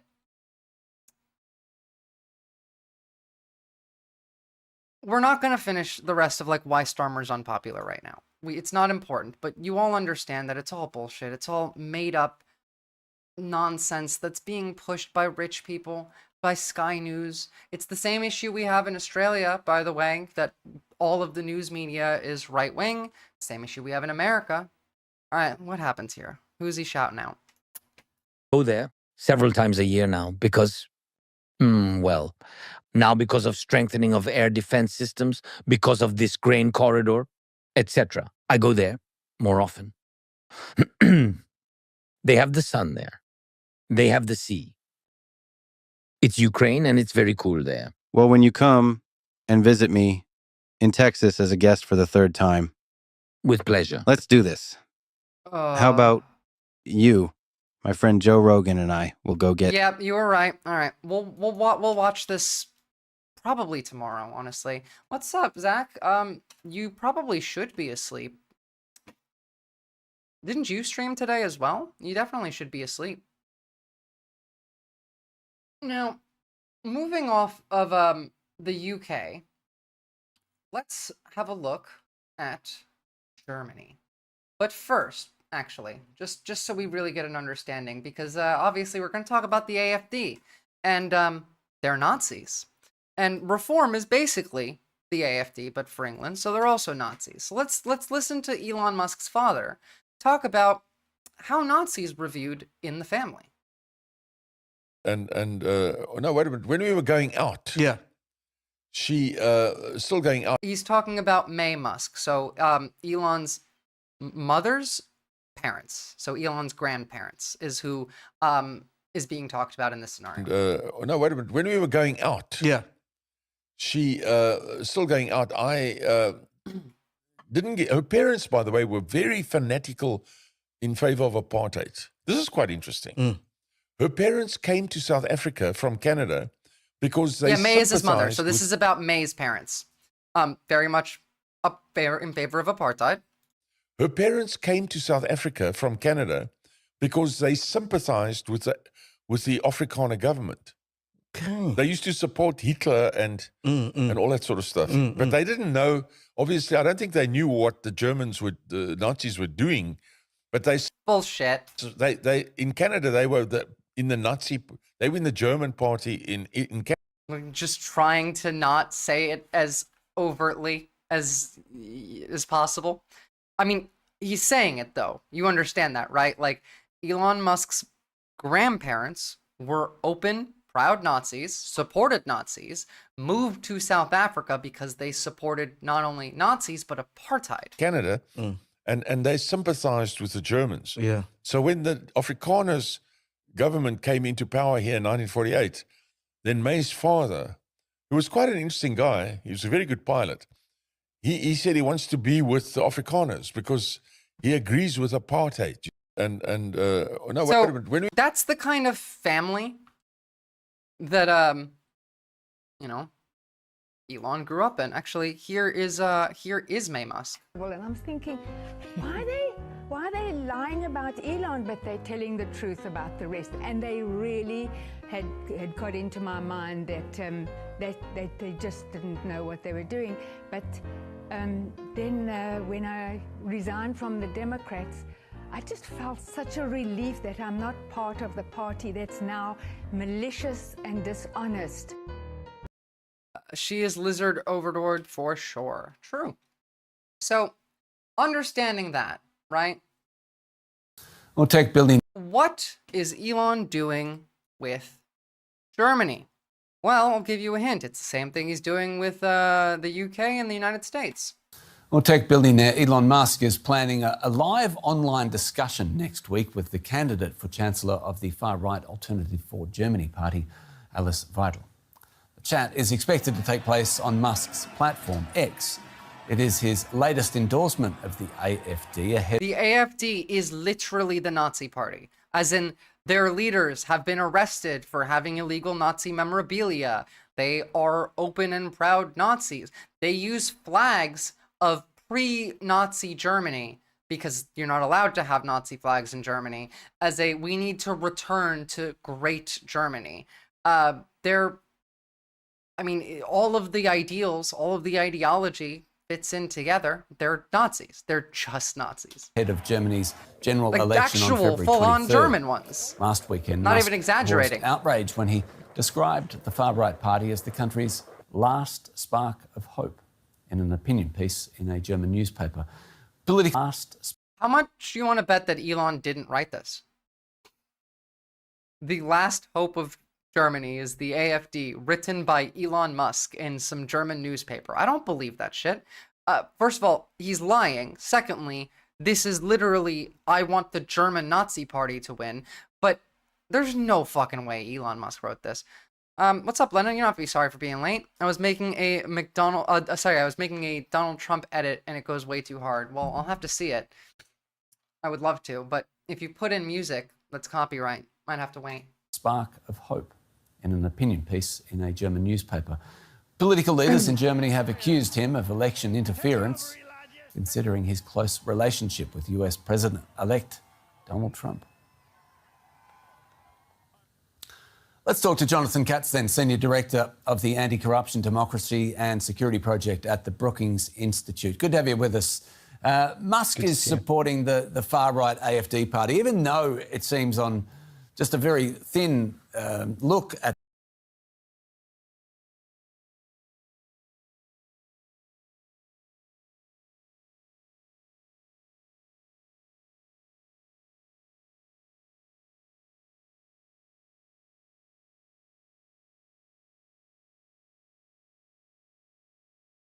Thank you. I muted it to cough and then I forgot to unmute it.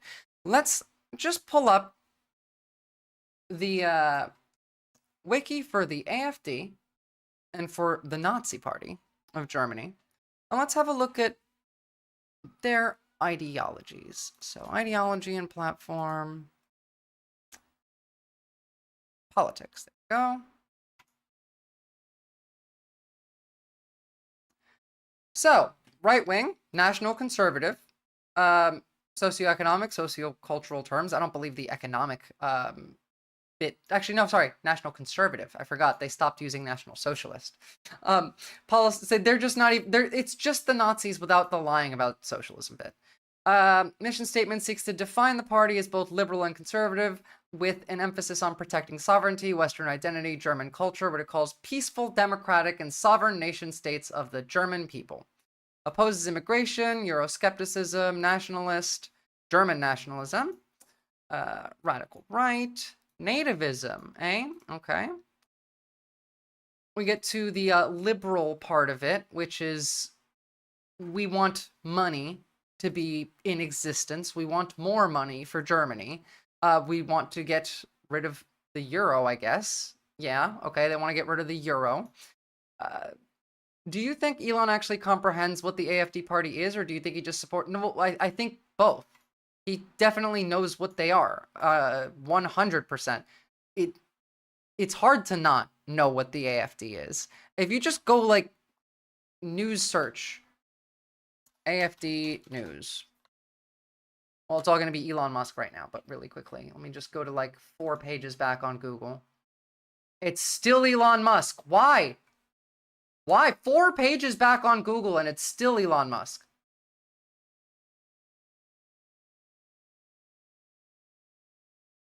Jesus Christ. There we go. November. German far-right AfD to expel members over links to militant groups. This was ones that got caught, obviously. You know, when they get caught, they get expelled for it. Driven by racist ideology and conspiracy theories. Like, again, even his father was saying that, like, his family was pro-Nazi, his mother's side of the family. Interior Minister Nancy Faeser said on Tuesday that the police operations had thwarted early-stage militant coup plans, and investigators noted that the group was planning to establish a new system in the country's east inspired by Nazism.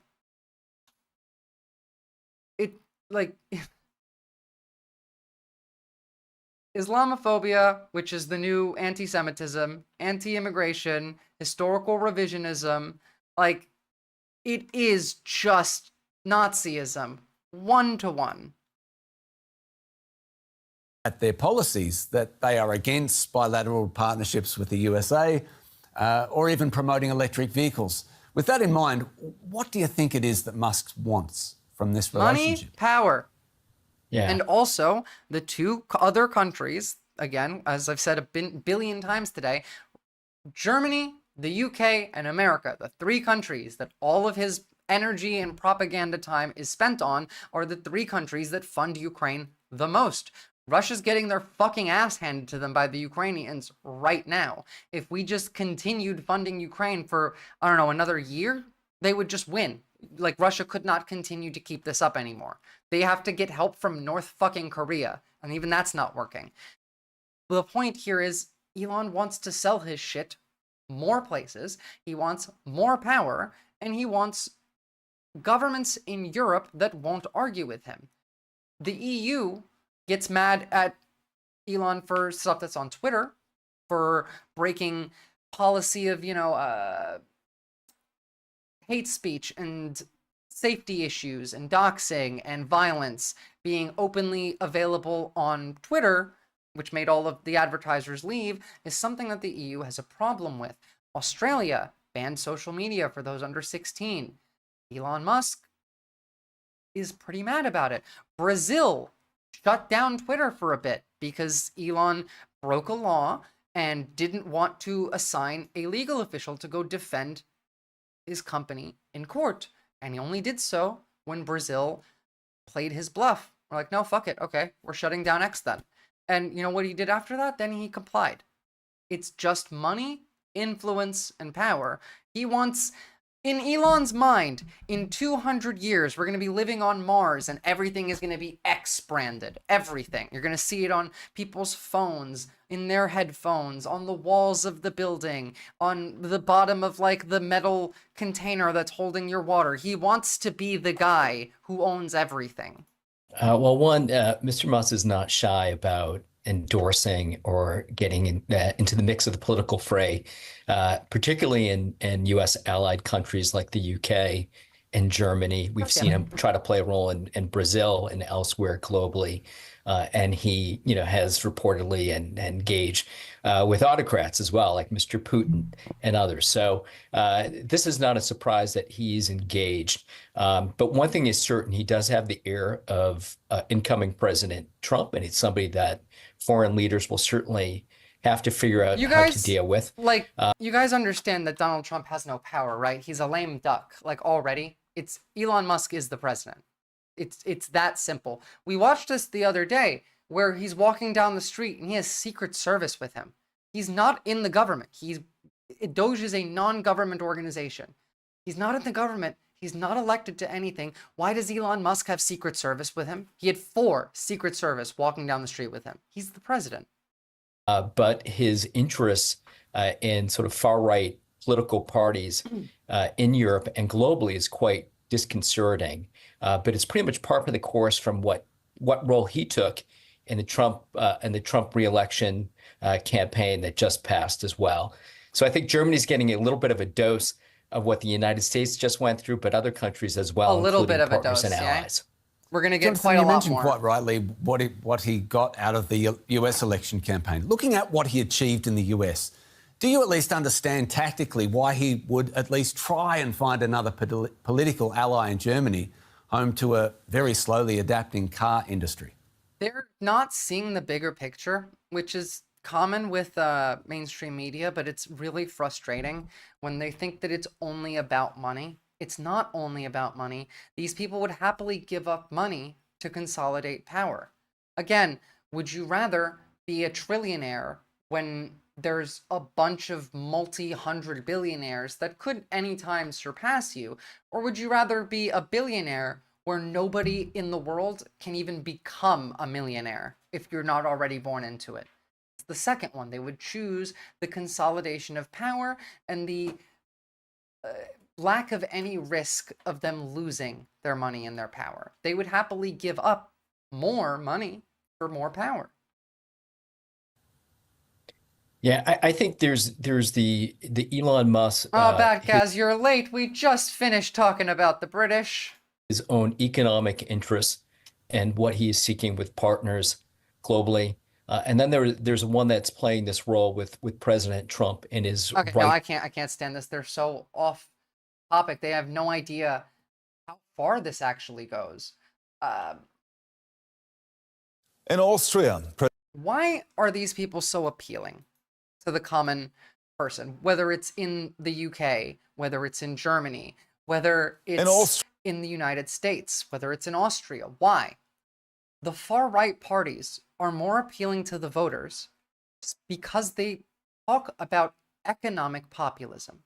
And don't worry, you are forgiven. The tardiness is forgotten. They're talking about things that the average citizen thinks that they want, thinks that they understand, or it just objectively is good for them, right? But none of these things get applied. What are all of the things that Donald Trump promised? You know, making grocery prices go down, making things in America again, making housing prices go down by building houses, getting rid of all of the undocumented immigrants. None of these things are going to happen. None of them. Why? Because it's not profitable. What they're going to do is, instead of deport people, they're going to have prison camps so they can do labor. What are they doing in the UK and in Germany? What are they saying that makes people think, this is who I'm going to vote for? Well, it's because the opposite end is the same as it's been all around the world last year. Liberal democracies that run on a status quo, minimal change platform that are not good at messaging. Whether or not the platform that these people run on, for example, Batgaz doesn't like Starmer. Starmer's platform is objectively the best option the UK had. But many people in the UK don't like it because it feels like it's not enough.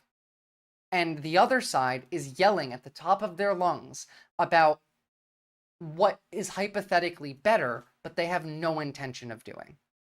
And so it's difficult for the liberal government or the left-leaning government or even the center government to win in an election against the far-right populist when they're talking about keeping things the same, and the other side is saying, well, they are. Comrade Lenin, you, like, at the very beginning of stream, I showed this. I'm going to show this again really quickly just because a bunch of you came in. We are seeing so much more class consciousness being right in the forefront of everyone's mind. And it's not just adults, it's not just left, it's not just right, it's all over. I mean, this is MAGA. Again, this is a fucking MAGA guy. Agenda, we need to get rid of the big banks. Right. I'll touch on Corbyn in a second. Karl Marx, no one knew who he was until the big banks distributed all of his literature. Right. Yeah. So in order to get rid of communism, we need to get rid of the big banks. Yeah. Get rid of big pharma. Right. What else? This is coming from Trump supporters. We already went down this road in the US. We did, and they haven't learned from it. Tech. Right. Yeah, and it's like Like these landlords that are coming in and buying hundreds of properties. You don't even know what corporations. Like China is doing it, and Bill Gates. Zillow. And Zillow. I feel like a lot of people here are very fed up, and they're ready to collectivize and sort of seize the means of production. Right.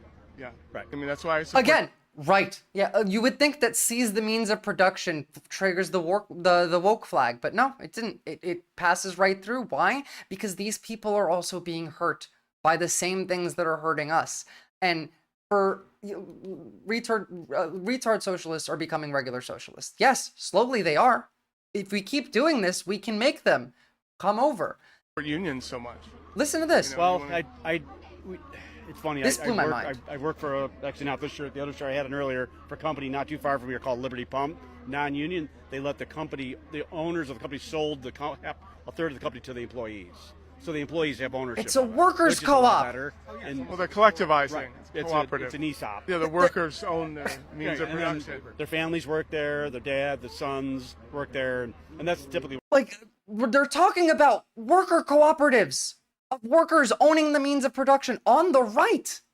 Welshy Jim, I'm in the UK as well and can't stand Starmer for what he's done to the left, and I agree with that. He's like the Bill Clinton of the left of Labour in the UK, and that he's bringing them to the center. And I talked about this earlier, in that the mistake for Starmer is trying to be more like the right, as the last polling that we just saw, Reform is ahead of Labor in popularity. You are never, ever, ever, ever going to catch up moving to the center or the right.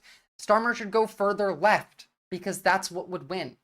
Corbyn's Labour got way more votes than Starmer's Labour, even though Starmer won an election. True.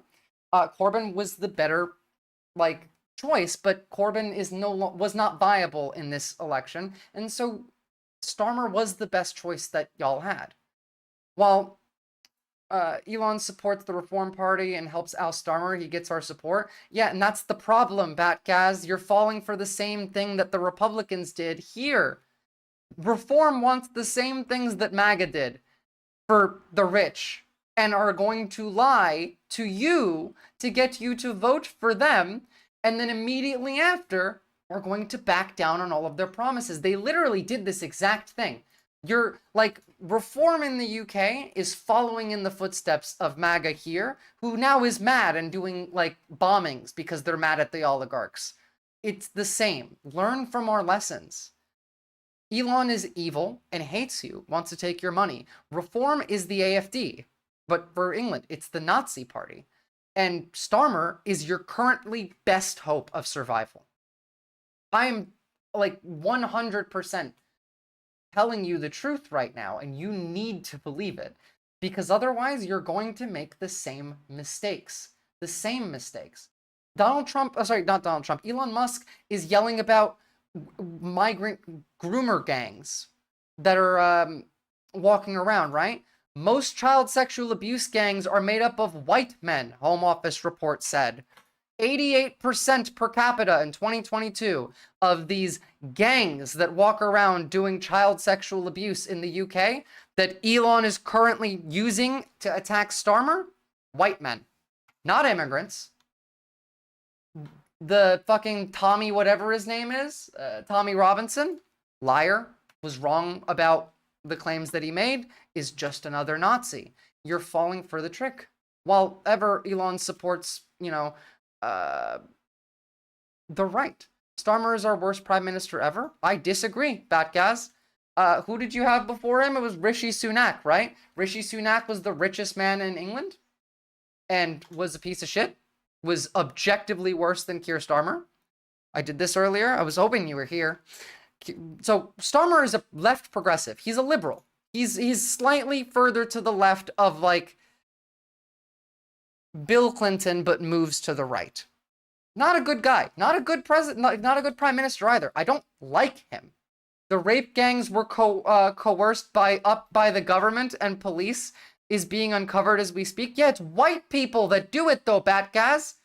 Again, at this point, you need to just go back and watch the beginning of the stream, because all of what you know about those rape gangs are lies. They're all lies. None of that's real. It's not happening the way that they tell you it is. You know what? We had just started Germany. Sorry, guys, that we're already here. We're going to go back for this because I need to actually make this point. Again, the three countries that Elon is attacking. UK, Germany, America. Three countries that are funding Ukraine. This is Russian propaganda. But, again, Rishi Sunak, piece of shit. Liz Truss, not also kind of a piece of shit. Liz Truss is where it's at. I mean, she was kind of normal, but nothing noteworthy that is also of worth. Boris Johnson was a retard. Theresa May did barely anything. Liz had Riz, I'll give you that. Theresa May got the Brexit gears rolling. David Cameron, failure, created Brexit. Gordon Brown, I don't know shit about you, but Tony Blair, piece of shit. You haven't had a better choice. We have old age pensioners freezing to death in the UK as a direct result of Starmer. No, you idiot. They're freezing to death in the UK as a direct result of corporate greed. Corporate greed. Can you cite me how Starmer is responsible for, what? I'm going to say electricity prices? Why is Starmer so unpopular? Why is he so unpopular? Starmer Let's have a look. Not a popular guy at the moment. 5 months into his term, the UK Prime Minister's approval ratings have plummeted, and he's even had to reset some of his key targets. To make matters worse, last Thursday, a bombshell... He is essentially a Max Blairite, but he didn't... voting intention tracker was Let me look published that by up the really polling quickly. company Find Out Now, showing that Reform UK had overtaken Labour for the first time ever. These results showed that 26% of people surveyed... He could have taxed the rich, of course, but that's the thing. The UK is not ever going to get anything of worth done until you remove the House of Lords. You can't tax the rich when the rich are forever elected government officials that are not elected. They're just aristocrats. You can't tax the rich when the rich control the government. Elon Musk right now is asking for the king to dissolve parliament over a lie. They'd vote Conservative if an election were held tomorrow. 24% said they'd vote Reform UK, and 23% said they'd vote Labour. So in this video, we're going to take a look at what's happened since the 2024 general election, why UK Prime Minister Keir Starmer is so unpopular, and what this means going forward. Before we start... Since being elected, Keir Starmer's government has stripped winter fuel payments up to £300 million for elderly people, introduced inheritance tax changes dubbed the family farm tax, which critics fear will force farms into closing up or selling, hiked employer national insurance contributions. All of those are based on where the money goes for that. So if the money goes into something stupid, then it's a stupid decision. If the money goes into investing back into the community, then it's not a stupid decision. Government modeling released by Work and Pensioners Secretary Liz Kendall suggests cutting pensioners' winter fuel payments will drive 100,000 more into poverty by 2027. That's there, right? That's bad. But restricting the fuel payments to only those claiming pension credit is aimed at saving the public purse $1.5 billion. Now, that's bad, right? You need heating. But what are you going to do with this money?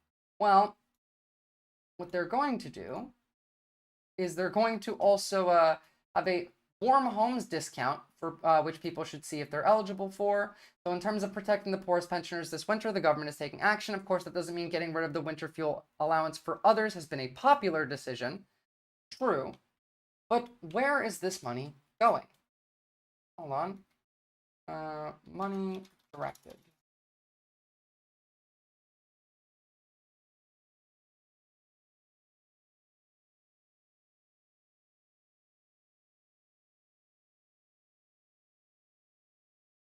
There we go. Give me the Guardian.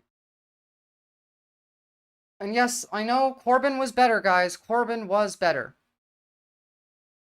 So announced no longer be universal in England and Wales, and that only pensioners on the most means-tested benefits will qualify. They didn't get rid of it, Batgaz. They didn't get rid of it. If you qualify for it, you can still get it. This will take it away from about 10 million people that don't need it. Now, should they have it? Yes, of course they should fucking have it. But are you going to blame the government or the rich that is pulling the strings? It's the rich, again, every time. If you're thinking about this from a politician's perspective, this makes perfect sense. This is functional. This is on the right track. From their perspective, from a human perspective, this is evil. But why is this necessary? It's because corporations. That's it. That's it. You have a pensioner credit, universal credit, income support, income-based job seeker allowance, income-related employment support allowance, you will get some money. It's not the same way that they report every time. Every time. It's just half-truths. Why British politics is doomed, but you have to act cool. I feel like I've seen this video, but I will see it. Thanks, Zach. I agree with the House of Lords. We won't get a decent government until we get PR either. I'm lucky in Wales, and we had a different party. We thought, for which I did, even though I didn't believe in Welsh independence. Yeah, look, I believe in Scottish independence, I think. There's one of them. There's a couple independence movements around the world that I don't agree with, and there's one good one. I know Spain is not a good one, even though it looks like one.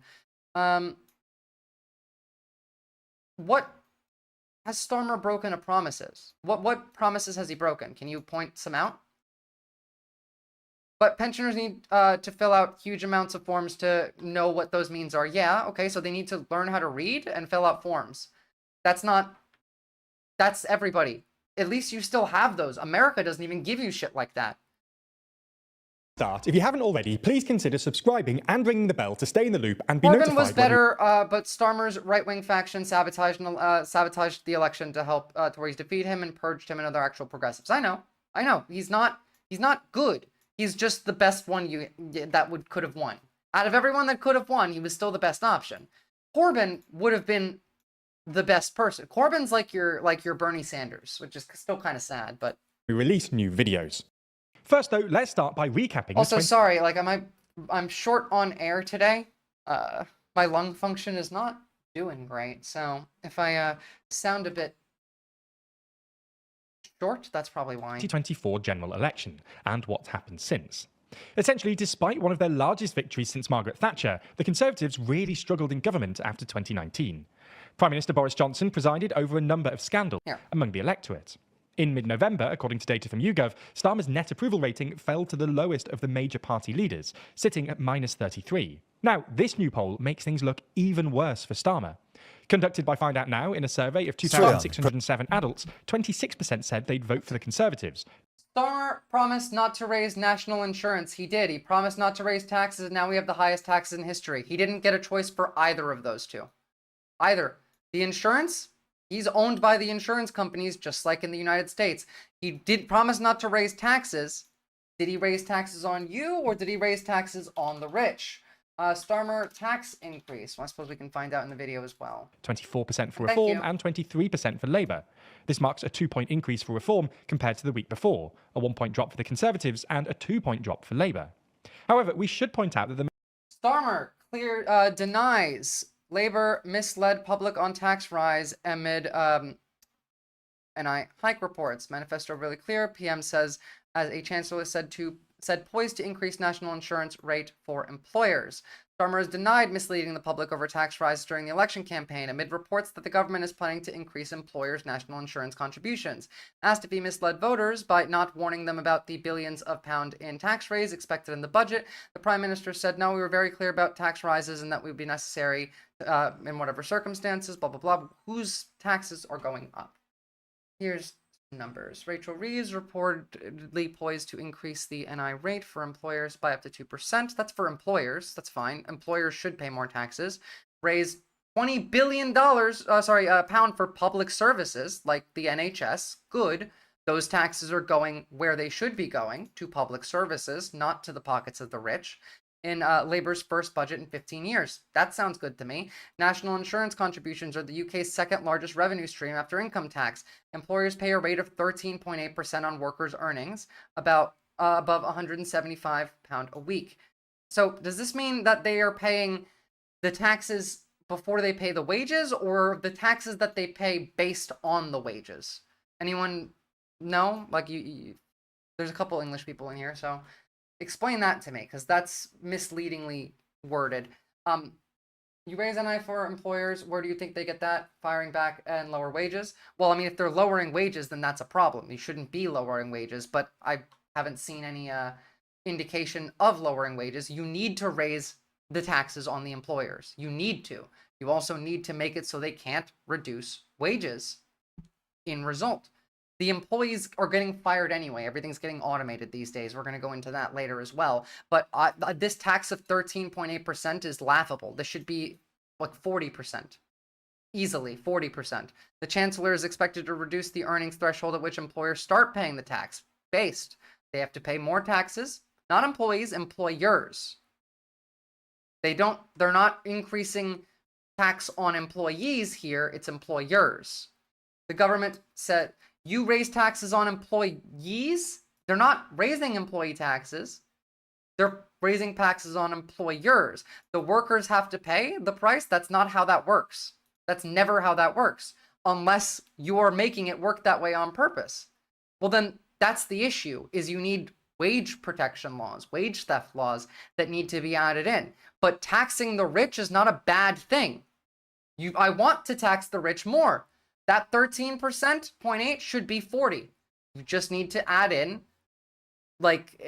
into whatever bill this is, you add in a provision that prevents them from lowering wages.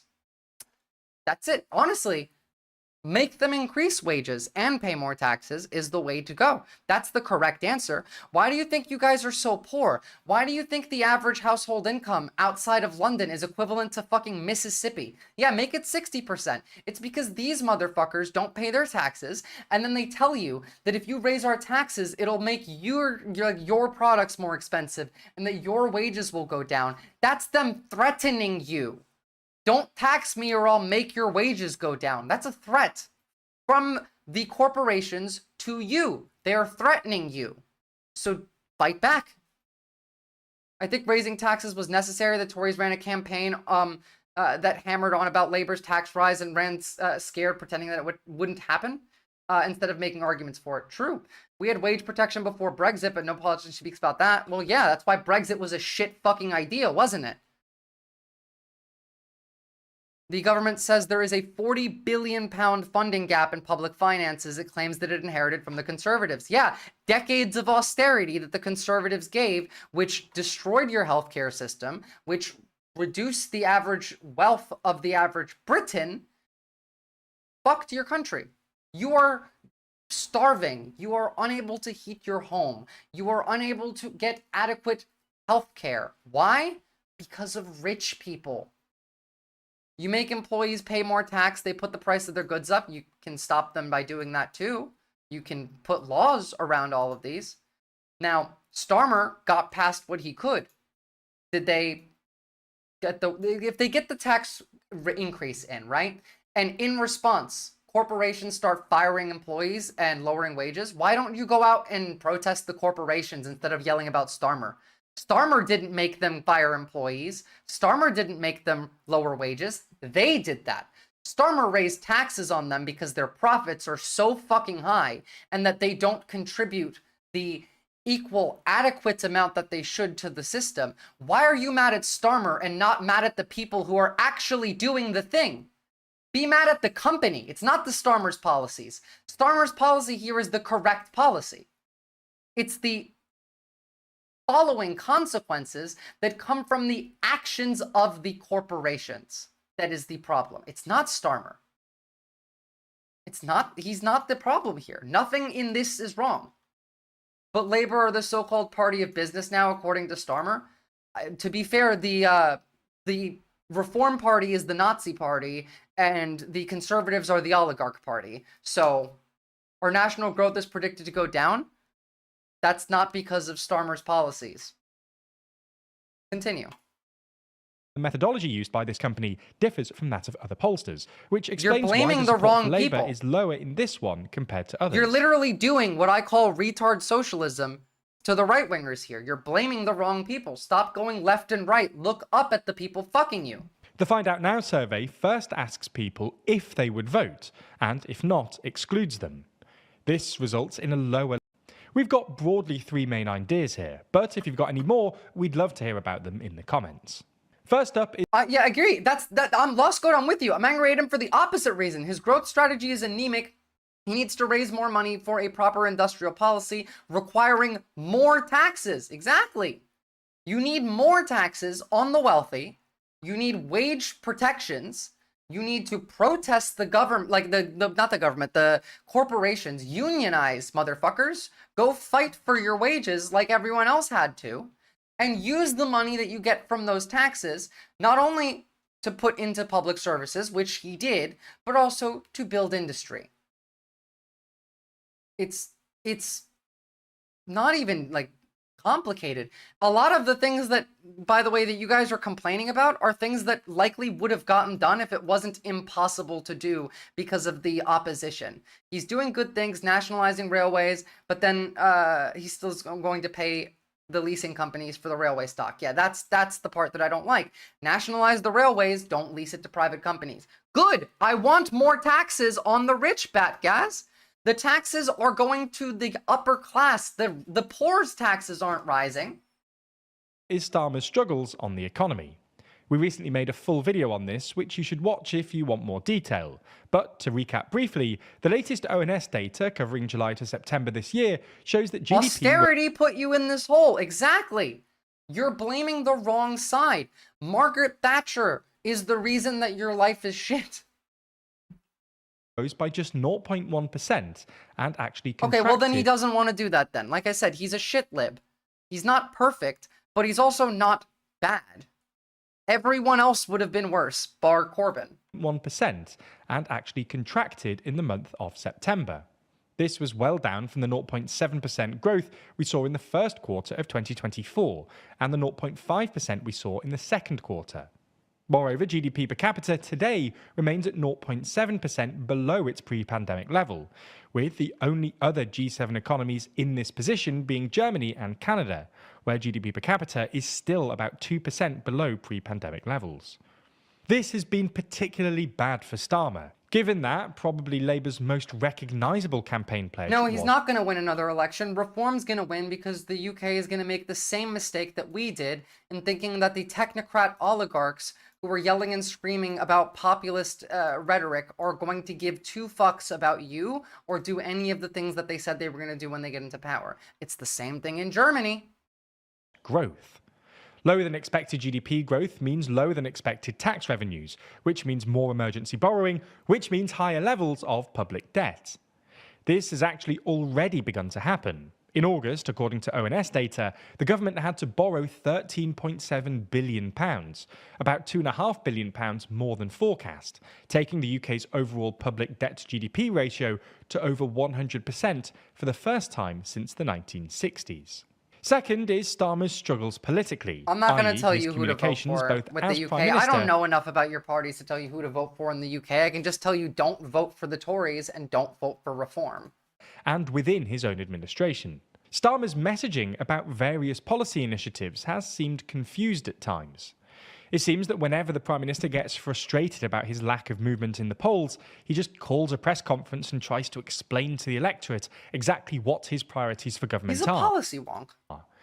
The issue is, he's just done this too many times, to the point that his aims and objectives... Didn't Corbyn start his own party? And good, don't vote Tory. Don't vote Reform either, Batgaz. I'm telling you, voting for Reform is just being MAGA. I'm not kidding. It's 1-to-1 exactly the same. ...have been obscured. We've included this flowchart from journalist Max Kendix to show you just how unclear this is. Are you struggling to unpack your missions from your milestones? I've done a handy flowchart of Sarah Keir Starmer's main objectives and priorities in government. Hope that clears it up. Okay, so economic security goes into kickstarting economic growth and clean energy, which is good. Set up British energy, great, like clean energy via what you guys are using. I'm imagining at the very least a mixture of solar, wind, and hydropower. I don't know if they're really talking about adding in nuclear in there as well, but on track for at least 95% clean power by 2030 is the goal. The other, kickstarting the economy, goes into several different sections. So deliver economic stability through raising living standards in every part of the UK, building 1.5 million homes, and fast-tracking planning decisions on at least 150 major projects, meet NHS standard of 92% of patients waiting no longer than 18 weeks for elective treatments. Excellent. And how does it go into the pillars? Well, I don't give a fuck about any of that. So, cut NHS waiting times. Love that. Recruit 6,500 new teachers. Love that. Crack down on antisocial behavior. Named officer for every neighborhood and 13,000 additional officers in neighborhood roles. Don't like that one. That one's pretty shit. Border security, that's unnecessary and stupid. But nothing here is bad, and all of this requires raising taxes on the rich. All of it does. Honestly, I want Jeremy Clarkson to stand. At least he understands the importance of farming in this country. We've talked about this before, Batgaz. The vast majority of farmers in Britain are not small farmers. And Starmer's policy that the farmers are mad about is good for small farmers. It's just bad for the rich. It's just, we talked about this. I showed you it. I proved it. That tax policy, or that policy, I don't know, can't remember if it was tax or some other regulation on farming that the farmers were protesting for was good for small farmers. It was bad for the wealthy. It will make land cheaper for smaller farmers to buy in the long run. Exactly.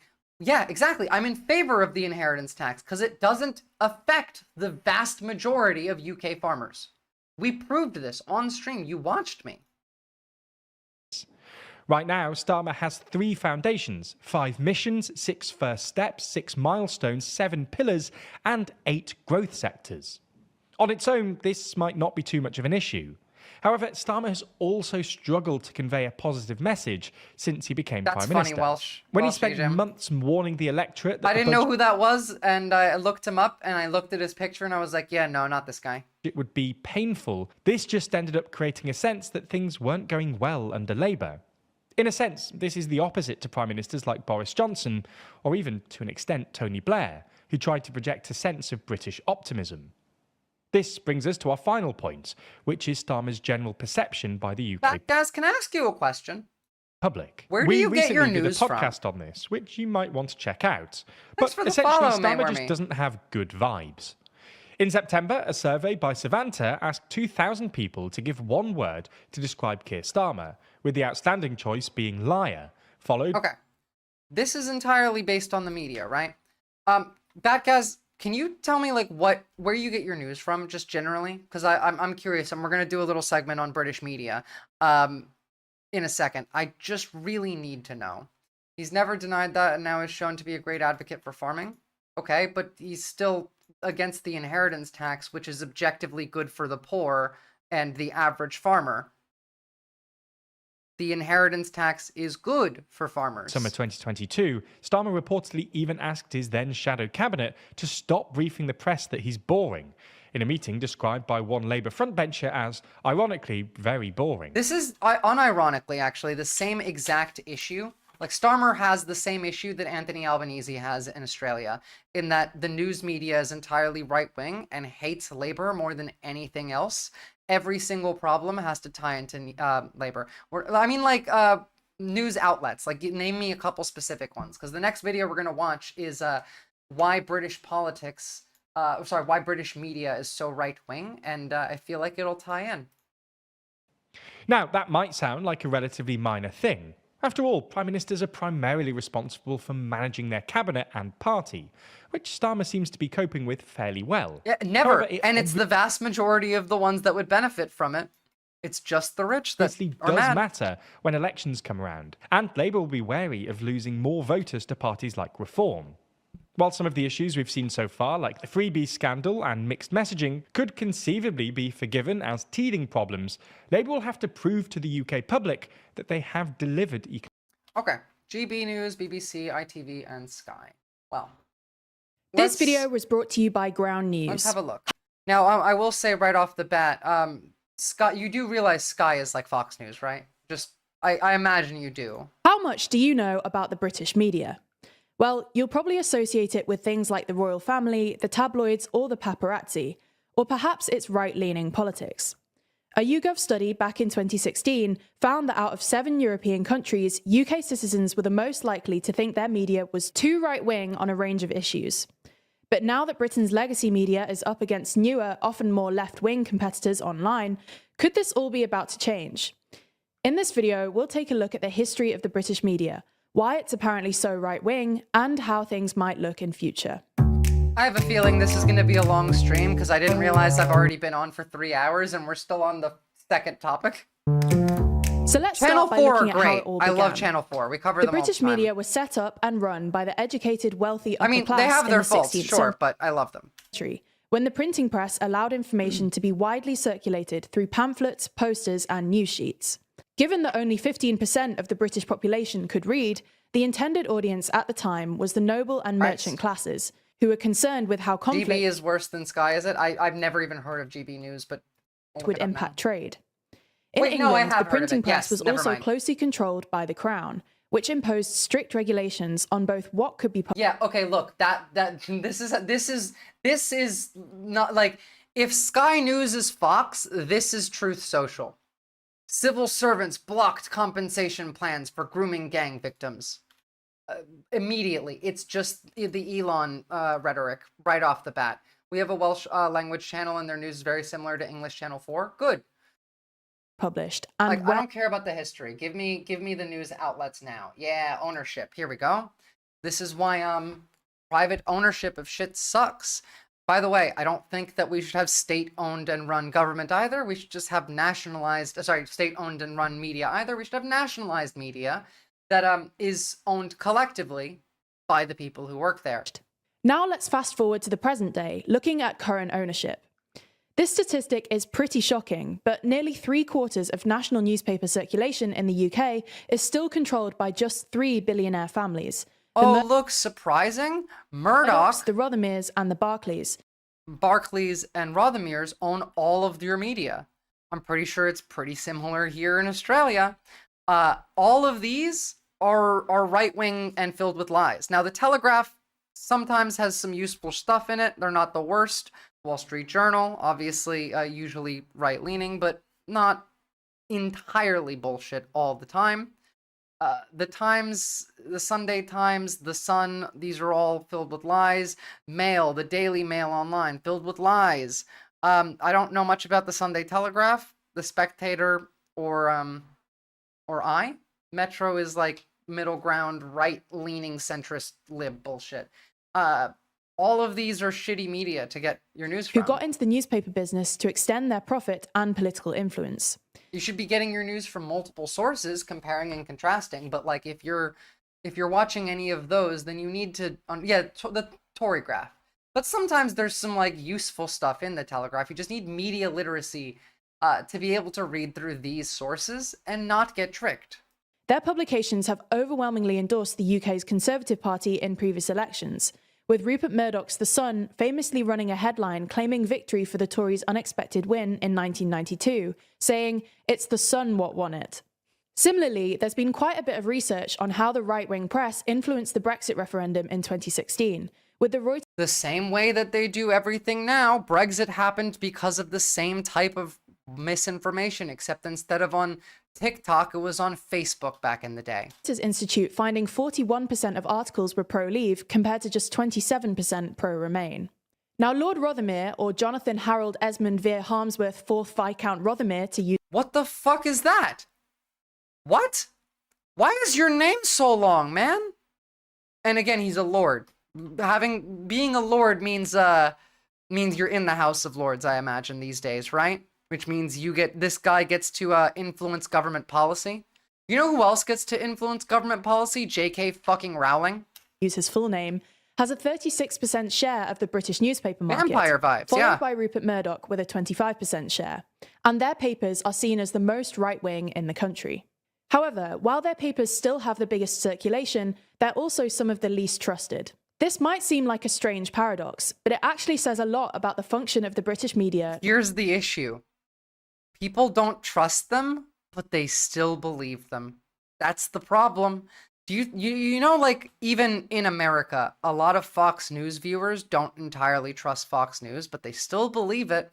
These people think like, oh, well, you know, they lie sometimes, and they'll pick it up and they'll read it anyway, and they'll forget that entire, well, they sometimes lie bit, if it fits in with their narrative, and if it doesn't, then they forget about it. Not just as a source of news, but actually a source of entertainment.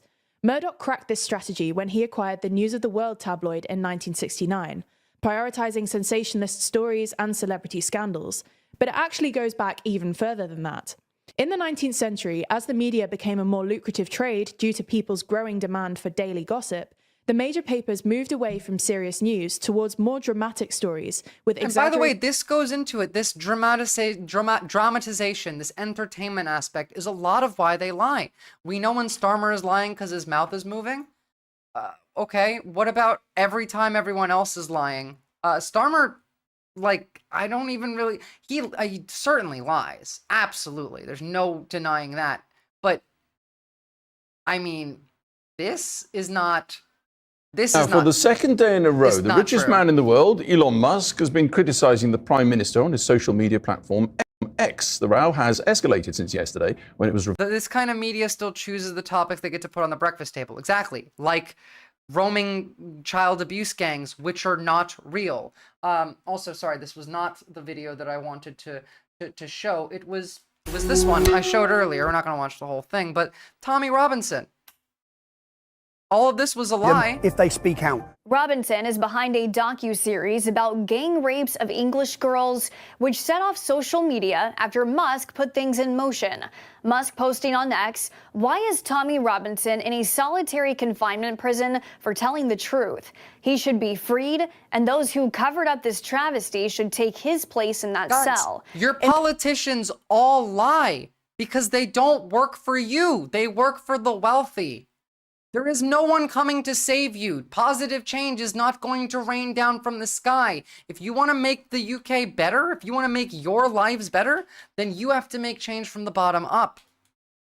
In the UK, serious crimes such as rape require the Crown Prosecution Service's approval for the police to charge suspects.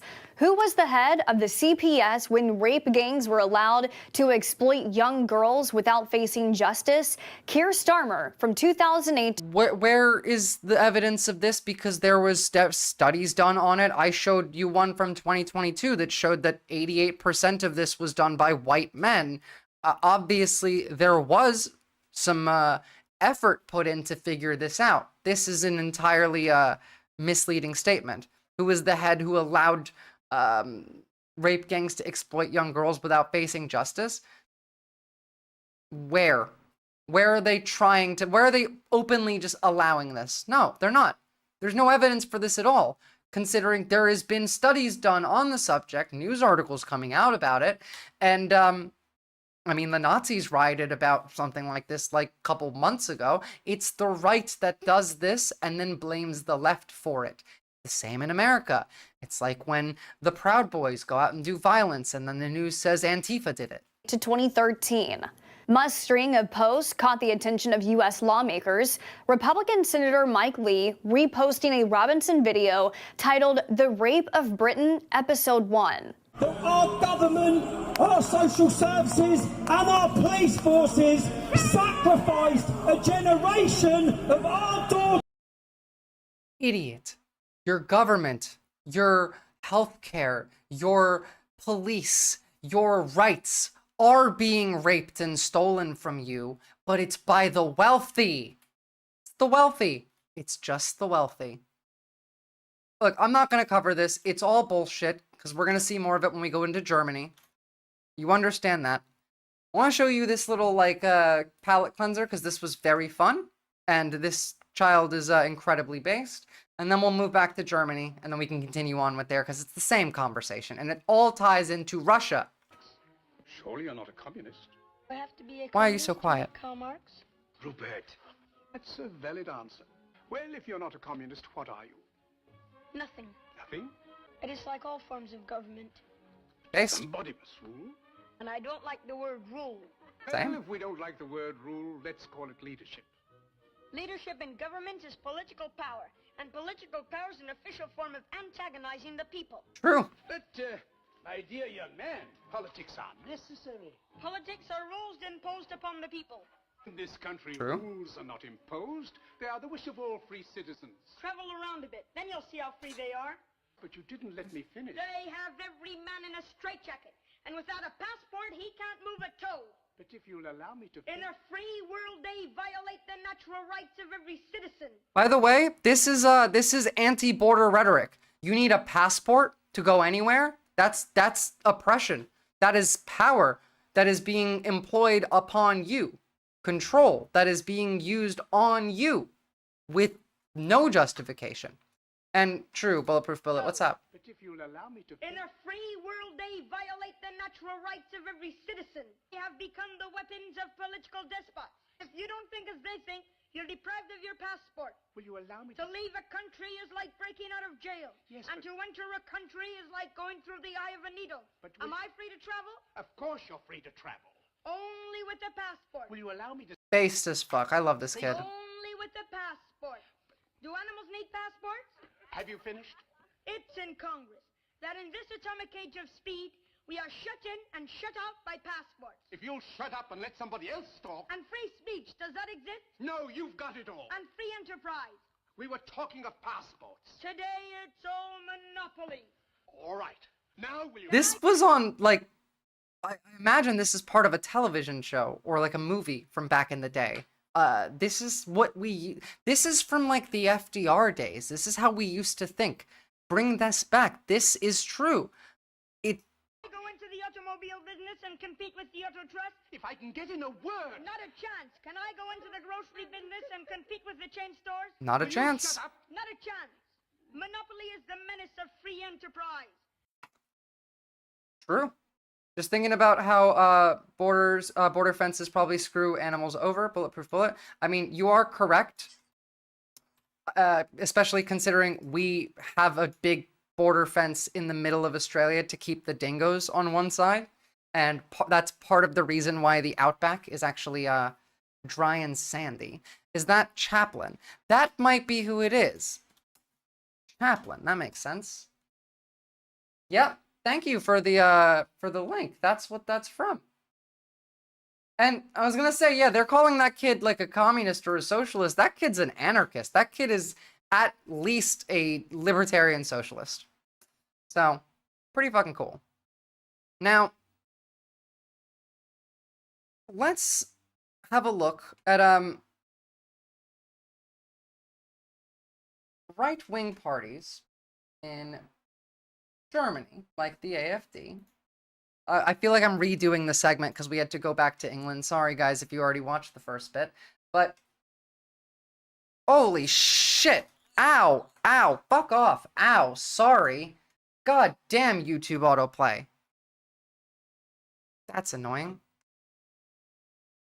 Yeah, I'm sure you'll enjoy it, Tyler the Flower. No, wait a minute. When we were going out, she still going out. This is about Elon Musk's mother and grandparents. Before we hop back into Germany, her parents, by the way, were very fanatical in favor of apartheid. This is quite interesting. Her parents came to South Africa from Canada because they sympathized with the Afrikaner government. They used to support Hitler and all that sort of stuff. But they didn't know, obviously, I don't think they knew what the Nazis were doing. But they in Canada, they were in the German party in Canada, and they sympathized with the Germans. Yeah. So when the Afrikaners government came into power here in 1948, then May's father, who was quite an interesting guy, he was a very good pilot, he said he wants to be with the Afrikaners because he agrees with apartheid. So that's no, wait a minute. That's how Elon was raised, right?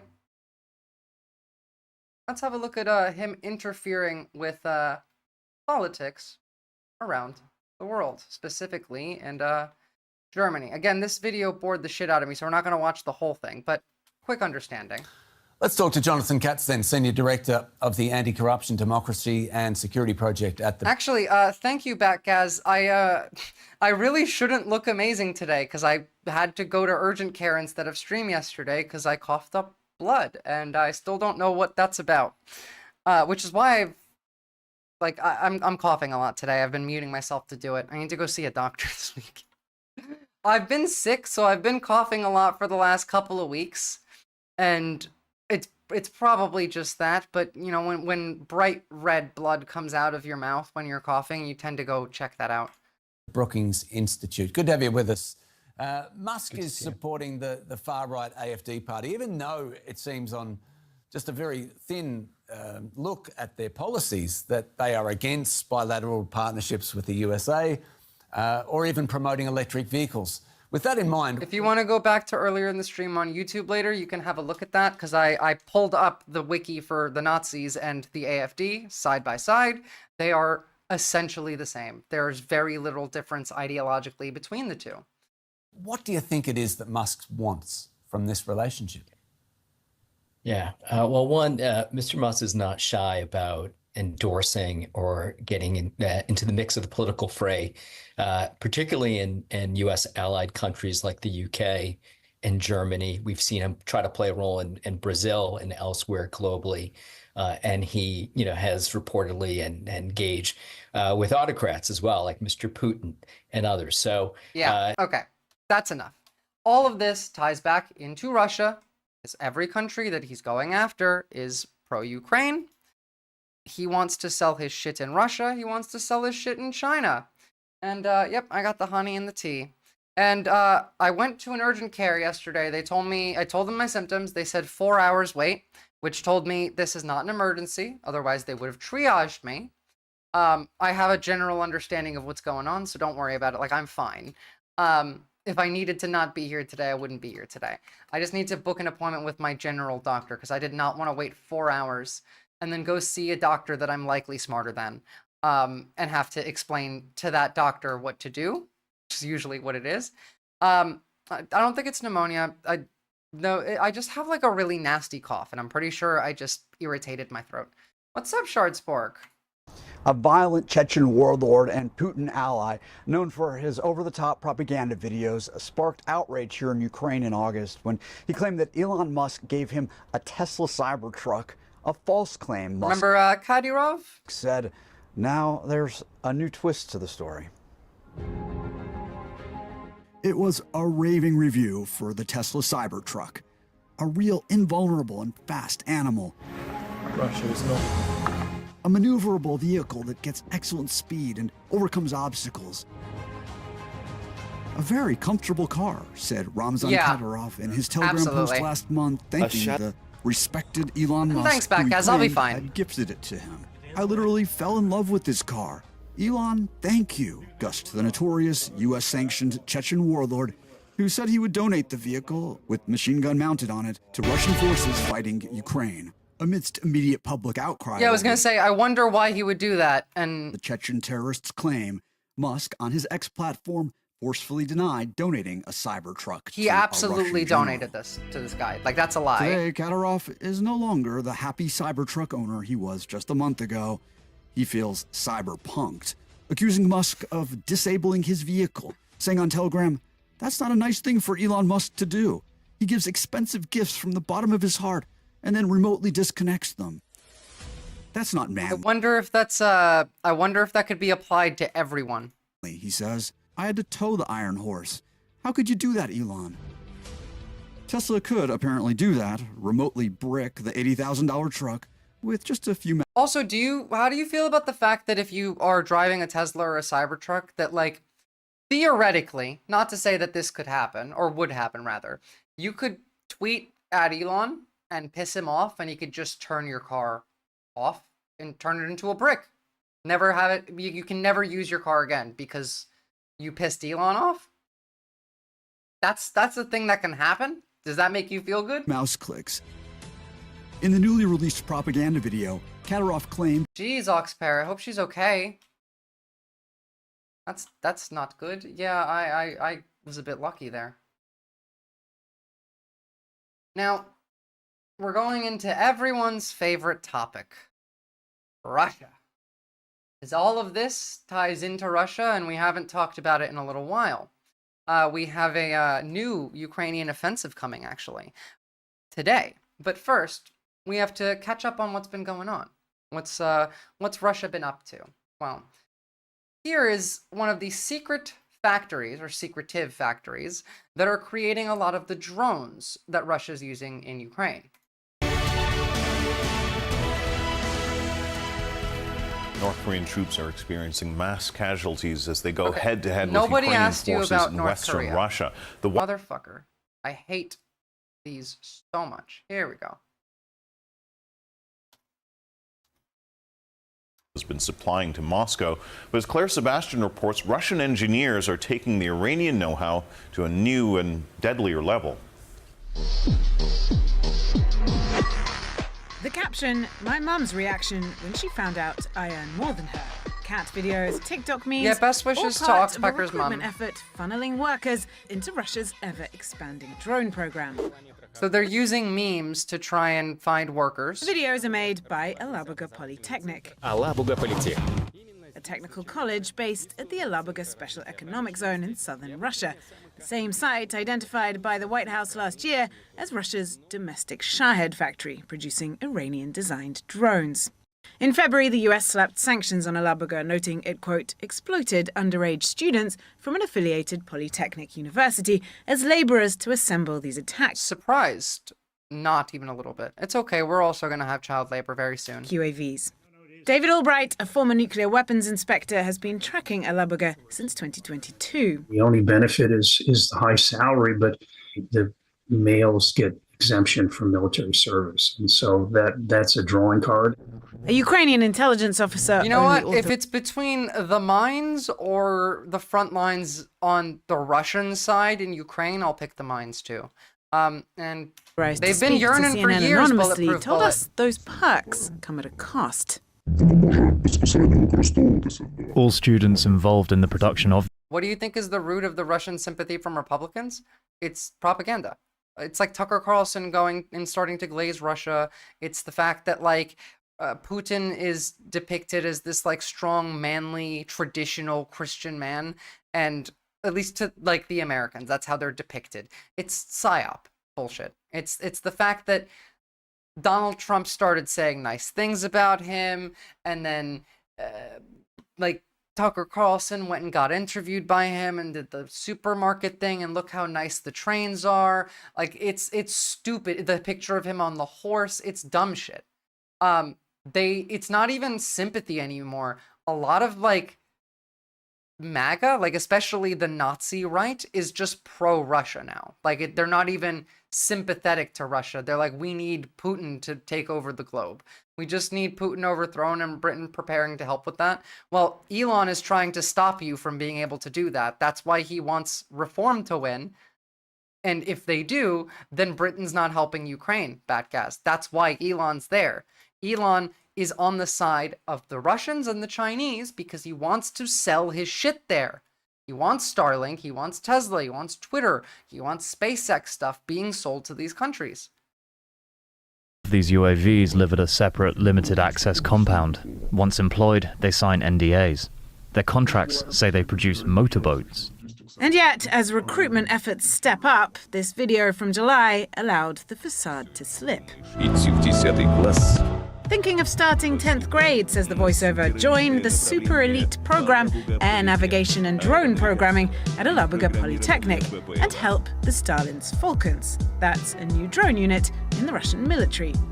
Pause here and you see the distinctive serial number of the Russian-produced Shahed and the unit emblem.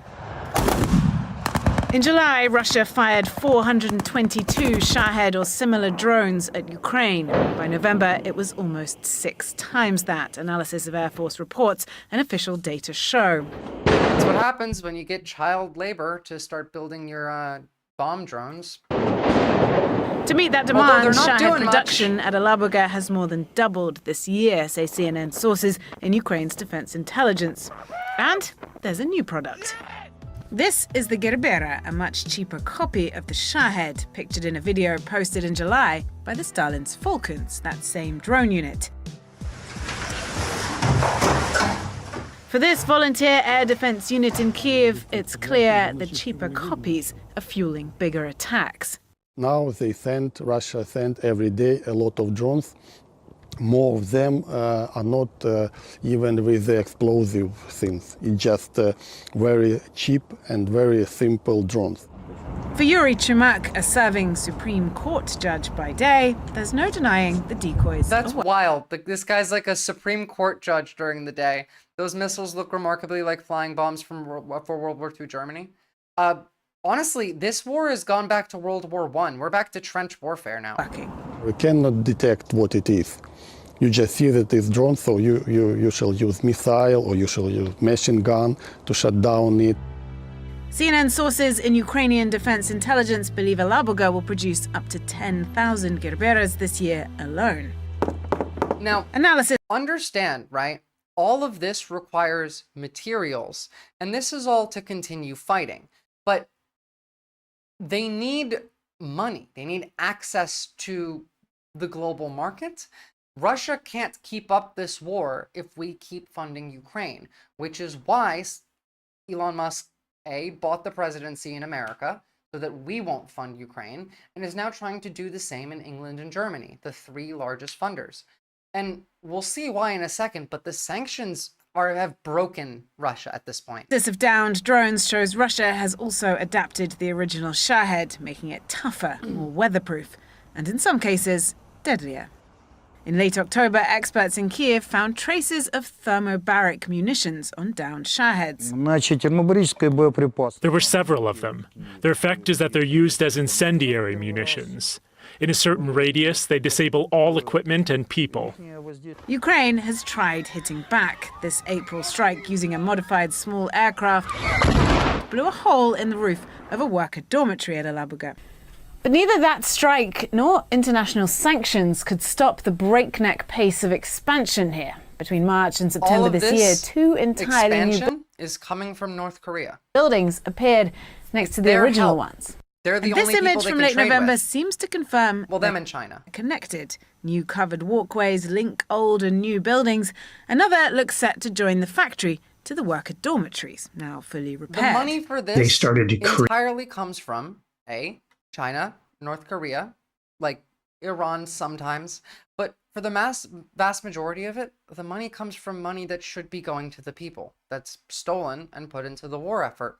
Now, normally, if it was a defensive war, I wouldn't call that stolen, but this is an aggressive war started by an oligarch and his oligarch friends who are all living incredibly wealthily, while the average life in Russia is not anywhere close to what you even see in Russian media alone. But like, just from our perspective, we don't see what the average Russian lives like because we don't have cameras there. They live, it's like medieval times in parts of Russia. It's insane. We thought, drone cages over the buildings. And then as they build other buildings, it looks like they're expanding the security perimeter. NATO told CNN it is, quote, well aware of Alabuga and expects it to ramp up production even further. Now, to understand how they need to keep this war continuing right now, how they're even continuing to finance this, stuff like this. But stuff like this is a band-aid solution, and it won't work forever. A shadowy Russian ship sabotaged a key power cable by dragging its anchor on the seabed for dozens of miles, Finnish authorities fear, as well as rupturing the S-Link 2 power cable in the Gulf of Finland. Actually, this is right. They usually use these ships to sell and buy goods illegally, sanctioned goods, but now they're also using it to cut cables. Love 4 that. other communication lines were also damaged in a suspected Not deliberate act surprised of by vandalism. CryptoCat. Finnish police said they had found tracks along the bottom of the Baltic Sea where a tanker carrying Russian oil had sailed. The Eagle S is a Cook Islands registered 700... Guys, we covered like a couple weeks ago pensioners, like old people in Russia, lighting fireworks inside of banks, post offices, and government buildings because they were getting paid money via like Telegram. Like Ukrainians were like, here, we'll give you some money, just light some fireworks off in like a bank or something. And they were doing it. These were elderly people, like pensioners. That's how bad it is in Russia right now. And yes, outside of major cities, obviously. 151-foot ship seen as part of Russia's Shadow or Dark Fleet, operated by Vladimir Putin to evade sanctions. Putin. Reports say the tanker is bristling with spy equipment, enabling the Russians to monitor NATO shipping and aircraft. The vessel was boarded by Finnish police and Coast Guard officials on Thursday and sailed into Finnish waters, where the crew of the impounded tanker is being questioned. Anchor traces stretch more than 60 miles on the seabed, according to Finland's National Bureau of Investigation. Baltic Sea nations have been on high alert after a string of outages of power cables, telecom links, and gas pipelines since Russia invaded Ukraine in 2022. Oh, yeah, no, a lot of the Russian porn stars are not actually, they're mostly, I would guess that they're not even prostitutes, they're slaves, I would guess. NATO said on Friday it would bolster its presence in the region. A break in the 658-megawatt S-Link 2 power cable between Finland and Estonia occurred at midday on Christmas Day, leaving being incredibly more common now. They're like both Russia and China have now been suspected of trying to and successfully cutting several cables. They've been trying, especially in this area in the Baltics, for more than a month now. They managed to get all the way into the British Channel and had a ship just sit over where there would be a line. They're flying close to British airspace. Like, they are testing the boundaries because A, this is a distraction, and B, it's useful to know how things might go in the case of an actual war. But I talked to one who was hanging around with oligarch's son, and one of her friends was murdered by one, so she left Europe. Fucking jeez. On Christmas Day, after the S-Link 2 deep-sea cable was damaged by what Finland says could be part of Russia's shadow fleet, aimed at avoiding Western sanctions. Shardspork. I don't know. But even if it is, I support it. In this case, yeah. Even if it is, I would support it. Because if it's just to take out, like not civilians, after, like, military brass, then sure, I'll go for it. If it's civilian targets, it's absolutely a war crime. If there's no civilians being targeted, I think probably gray area. Cargo vessel is under That's the for the control Hague of to Finnish decide. authorities in our waters. This underlines the danger of the shadow fleet for Baltic Sea. We need to find new, strong measures to tackle this. Authorities say repairing the 170-kilometre cable will take months, and the outage could cause power supply problems during winter. Estonia. It's not Fed posting if we're talking about another country or a government doing a thing to another government. Russia was using Telegram to recruit people to commit crimes around Europe. Guys, Russia's using Telegram to recruit people to commit crimes in America. Like, all the fucking time. Together with allies from the EU and NATO, should work towards modernising the maritime law, because targeting critical infrastructure has become common across the world's seas. I agree. You guys understand how much damage can be done with crippling, because it's not just internet infrastructure, it's power cables. The amount of, the cable that was cut between Finland and Denmark is going to take months to repair. Months. The only reason that power didn't go out is because they had a redundancy. Now, what if that redundancy is attacked as well? But I have good news. And the good news is that Ukraine is winning. Like actually pretty hard. So, first off, just something cool. Can't have this with sound on because it's going to have the fucking cringy Ukrainian war video, heavy metal copyright music on it. But this is a Ukrainian drone that has 2 shotguns attached to it, jousting with a Russian drone. Or jousting, I suppose, is a nice thing to say. Just kind of annihilating it.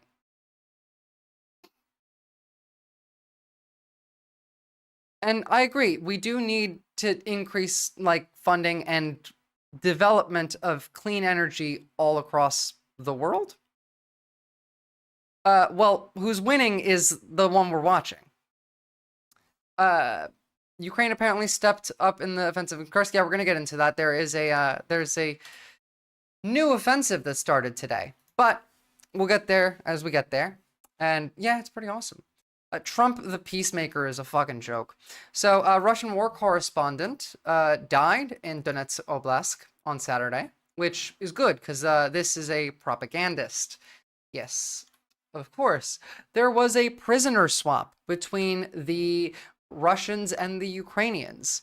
150 Ukrainian soldiers held captive for an equal number of Russian troops.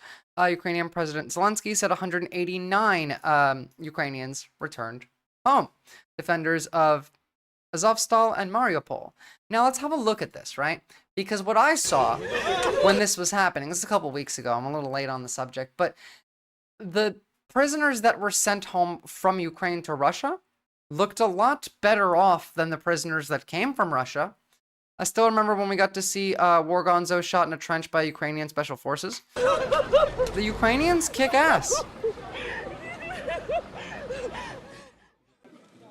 Well, some of these men have been in captivity for more than 2.5 years. You can just see the emotion on their faces to finally return to their homeland, Ukraine, to their families, just in time. I just want to see if they pan on to some of them, because they looked emaciated in some cases.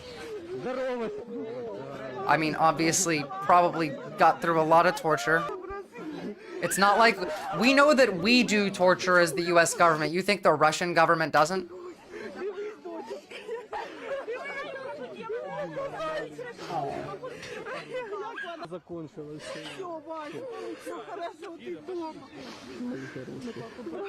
Bulletproof Bullet, I know a girl who escaped Mariupol when Russians were shelling civilian corridors. She stayed home on New Year's because she can't stand the bangs. It's horrible. I mean, like, okay, hold on. Right here. Too late. Come back. These guys don't look particularly well-fed, healthy.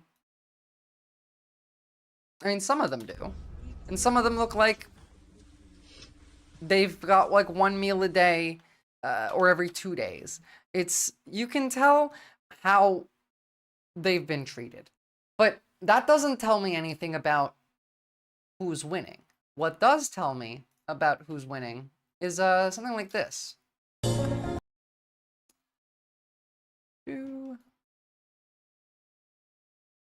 The Ukrainians and the Russians are pretty much the same people. I hard disagree. Like, culture, ideology, beliefs, they're not the same. They're similar in a lot of ways, but they're not the same.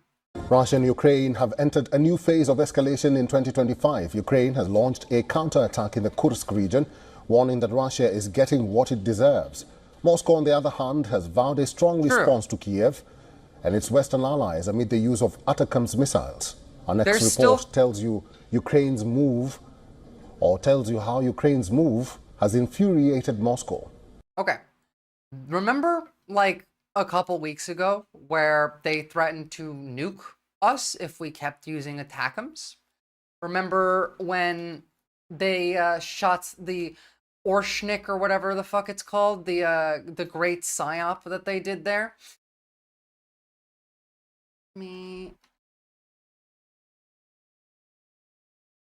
Nothing happened. Why did nothing happen?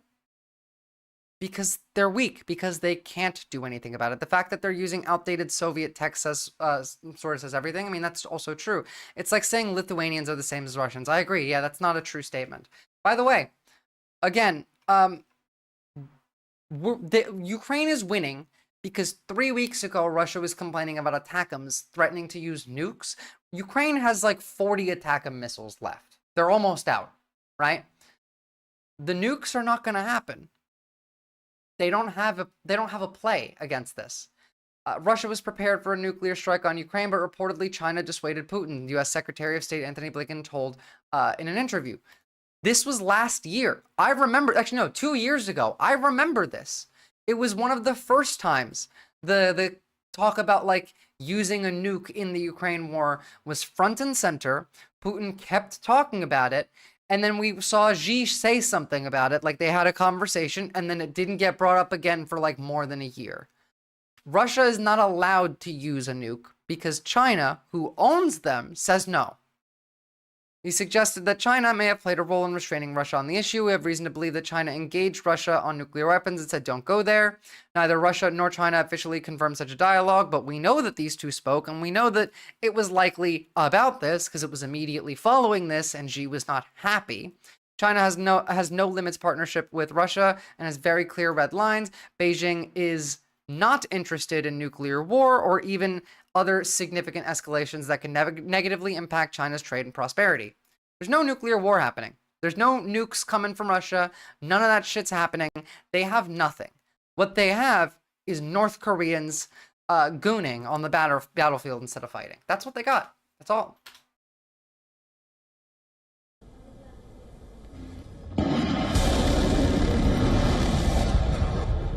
Ukraine's attack on Belgorod with U.S.-made ATACMS missile is triggering Bulletproof Bullet. a deadly threat It has no from benefit Moscow. anyway. Russia has warned that it will hit Ukrainian capital Kiev with hypersonic missiles, which they can't produce more of. We covered it before, and I've shown Russian state media and Russian military officials anonymously talking about like, oh yes, like, we don't have many of these. They're really expensive to build. This was a planned psyop from building the rocket to launching the rocket to the media. All of this was planned. Even now, Putin had to go and say like, yes, like the Orshnik is very powerful, but we don't have very many of them. We're still building them. So like, we will use them cautiously, even though, that's partially true. They don't have many of them. They're just not building anymore because they can't afford to. I'd be curious to see how advanced Russia's nuclear tech actually is. I know China has military tech equipment and probably equivalent or better to the Navy than the US, but I doubt Russia could even deploy their own ballistic missiles. Well, up until now, that was probably true, but China has started to actually help them with tech, and maybe, sure, but like right now, again, I've said this a bunch of times, they could press the nuclear button and a third of them would just blow up in where they are. The other third would not launch and a third of them would go up. I believe making new cores is still banned. You can divide one core into 2 smaller cores, but you can't make new ones. Makes sense. But also, that doesn't matter. What's banned doesn't matter. No one believes in the international court anymore. No one believes in law. It's just don't get caught. Yeah. And yes, the Chinese Navy is nowhere near the U.S. Navy. America the Chinese Navy in numbers is close to the U.S. Navy. In strength is about a third of the strength of the U.S. Navy. We're America, Shardspork. Again, like we have lasers in space that will turn you into a frog if we felt like it. We're America. Lockheed Martin-made attack-ins, each costing $1.5 million, are fired from M142 high-mobility artillery. Why is the audio President so Joe bad? Biden allowed Ukraine soldiers in the Special Operation Forces. Okay, fuck this. Why are you so bad? Here, give me you. The office of President Volodymyr Zelensky says Ukrainian forces have launched a new offensive in Russia's Kursk region. Ukrainian troops have occupied Russian soil since August, when they first advanced into the Kursk area, and have resisted efforts to expel them. Russian media, citing the country's defense ministry, say their troops have so far repelled these latest Ukrainian advances. To be fair, I think we're backing out of one of the main nuclear proliferation treaties, Bulletproof Bullet. Let's cross over to DW's Eastern Europe editor, Roman Goncharenko, is following this story for us. Roman, anything more you can tell us? Well, indeed, there is not much information. On the one hand, it was not quite pull out of the Intermediate Range Nuclear Forces Treaty. That happened in a couple years ago. Unexpected. Russian military bloggers were writing about it a few weeks ago. 3 weeks ago, about 3 weeks ago, I was talking to an Austrian military analyst and historian, Oberst Markus Reisner, Colonel Markus Reisner, and he expected exactly this, something like this to happen. We have not actually got out of that treaty yet, but we've been talking about it since 2019, and we probably will. Was ended because Russian Iskander missiles basically violated the treaty. Okay, yeah, I'm still reading the Wikipedia article, so I hadn't gotten to it actually being taken out yet. But yes, in late 2023, early 24, Russia used North Korean Hwasong 11A and or Hwasong 11B missiles in the Ukrainian war. Starting from 2026, Typhoon missile launcher and SM-6 Tomahawk longer-range hypersonic missiles from the United States will be deployed to Germany, and that's one of the reasons why Elon Musk is trying to do propaganda in Germany. Just shortly before, because that's placing intermediate-range missiles close enough that we can hit Moscow from Germany with them. So Trump taking office in the United States on the 20th of January, that Ukrainians would do a new offensive operation in the Kursk region. So what we know now, we don't know how many Ukrainian forces are involved. We know that the Russians indeed did not quite expected this, and Ukrainians at least have some success there. We can assume that they are using tanks, armored vehicles, and we don't know how many men.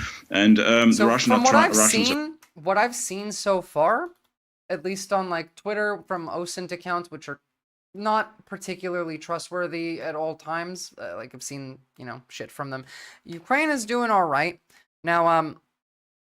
if we look at the map, you know, there's a lot of shit going on here. This is not like the map of like Israel, Palestine, or Syria. But a lot of these are drones, as well as an offensive being pushed by the Russians, led to this increased Kursk area of an offensive for the Ukrainians to draw attention away. We know that the Russians have been building up forces outside of where's Proversk? Excuse me with my inability to read Cyrillic. That's Belgorod. That's Kursk.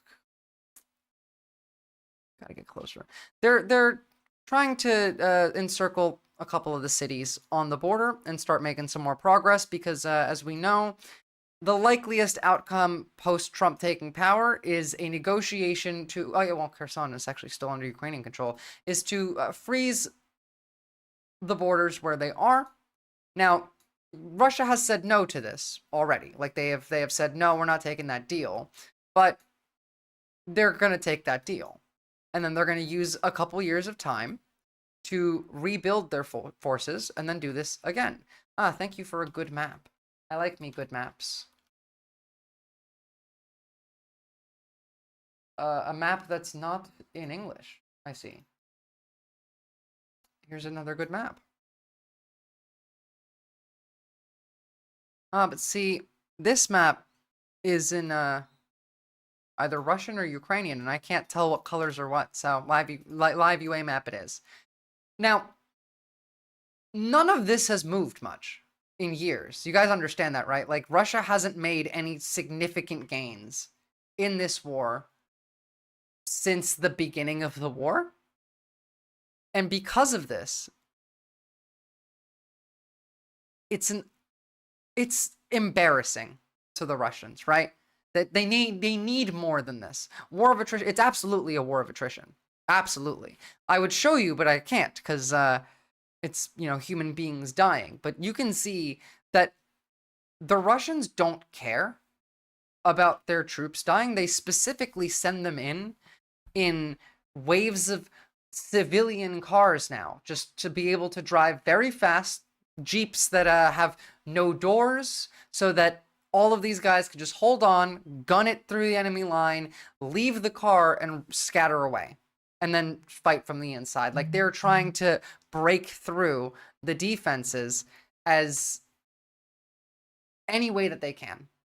Top left of Visora, Ukraine flag is where you choose language on the map. Thank you. Well, either or, like, the map is...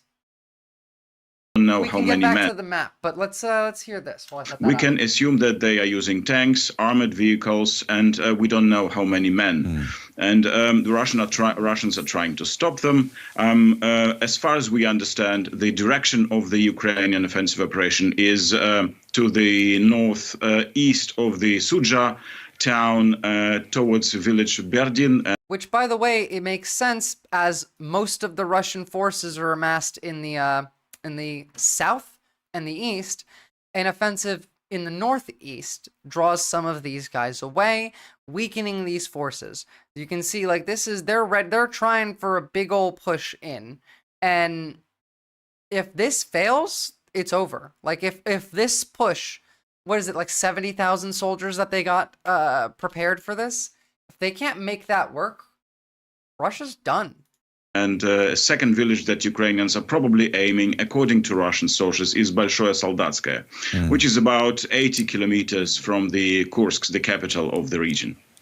Now, if we're looking at the bigger picture there, can the Ukrainian army afford and sustain this new offensive while they're defending their own territory? We keep funding them, maybe. This is indeed a big question. We know that Ukrainian forces have been losing territory in the Kursk region that they have captured since August last year. So the Russians have been advancing slowly there, recapturing their territory. On the other hand, Ukrainians are losing territory in their own region of Pokrovsk in Donbass, in the east of Ukraine. So Ukrainian forces were under pressure. So it is... This is misleading. Ukrainians are taking losses. This is true. Ukraine has taken much less losses, and given Russia a lot more losses. Ukraine manpower is running thin. That is a huge issue. Another large issue is there are a lot of Ukrainian soldiers that aren't trained, newer ones, like refresh of the forces, that were in the back lines, that are now on the front lines, and are unorganized because they didn't have enough time to train properly. However, last I saw, it seemed to be that these new frontline soldiers were being paired up with people that had been there for a while, like on the front line, older commanders, lieutenants, sergeants that have been fighting, and so they can train them up much quicker. And a larger issue, even more so than this, is the lack of funding from our side. We stopped giving them as much. That's not just the US. They're running out of money and weapons, and they need more. Huge waste of money, though. Those were the newest, most advanced ships we had contracted, right? Or has that been a new round of capital ship upgrades recently? We're working on new capital ships right now, Shardspork. They're just ungodly expensive and kind of shit because we have private industry making them. Indeed, an unexpected attack from the Ukrainian forces. When we consider they are believed to not to have enough forces to stop the Russian offensive on several also Ukraine is pretty good with psyoping fronts. On the other hand, I think that Ukrainians could sustain this operation at least for a couple of weeks. It will not be probably a very big operation because the Ukrainian forces are limited. Also on China, Shardspork. China last year tried to test a new nuclear submarine they built that would compete with ours, and on their test launch, on its maiden voyage, it sank and killed all of the crew members on board, and then they had to pretend that that didn't happen and hide the news article, which then came out a few months later. So that's how far ahead of China we are. Now, what do you make of the timing then? Well, the timing is indeed not unexpected. As I've just said, it's just a few weeks before Donald Trump takes office in the United States. Ukrainians are expecting him to push them towards negotiations with Russia. So they want to put themselves in a better negotiating position. That is why many experts believed that such an operation could take place. There are also several other reasons. For example, tomorrow is the Christmas Eve, Orthodox Christmas Eve in Russia. So the period between the New Year's Eve and the Orthodox Christmas is a time when Russia is at rest, when nothing works. Okay, there is this big war against Ukraine. That's okay, Shardspork. I'll link the source to you on Discord at some point, but it actually probably is already in my living source document. I just haven't combined all of my other source documents into this one just yet. Ford class carriers, and the Zumwalt was another failed destroyer, which is now being modified to carry hypersonics. This is true. Okay. I put a poll up. You guys go vote. I'm gonna go pee. I'm gonna leave this on, and then when we come back, next segment, because I don't want to stick on this for too long because there's nothing particularly new that I can say other than there is a new offensive, and that's it, because, you know, operational secrecy. They don't tell everyone exactly what's next. All right, China it is then. For the third year, but still, these are Orthodox holidays, and there is a kind of chaos in Russia still, and we are reading such reports from Russian military bloggers speaking about that time. And this offensive operation is also happening before an expected visit by the U.S. Special Envoy or Special Representative by the future Trump administration, Keith Kellogg, to Ukraine. So Ukrainians are preparing for this visit and for Donald Trump to take office. And last but not least, we have heard reports a few weeks ago that the North Korean soldiers are fighting alongside Russian army against Ukrainian army in Kursk region. So, but those forces are limited, as we understand. And there were also expectations that by the spring, North Korea could send even more troops. So Ukraine has a window of opportunity now, and it seems to be using it. VW's Eastern Europe editor Roman Goncharenko there. Thank you very much for your analysis, Roman.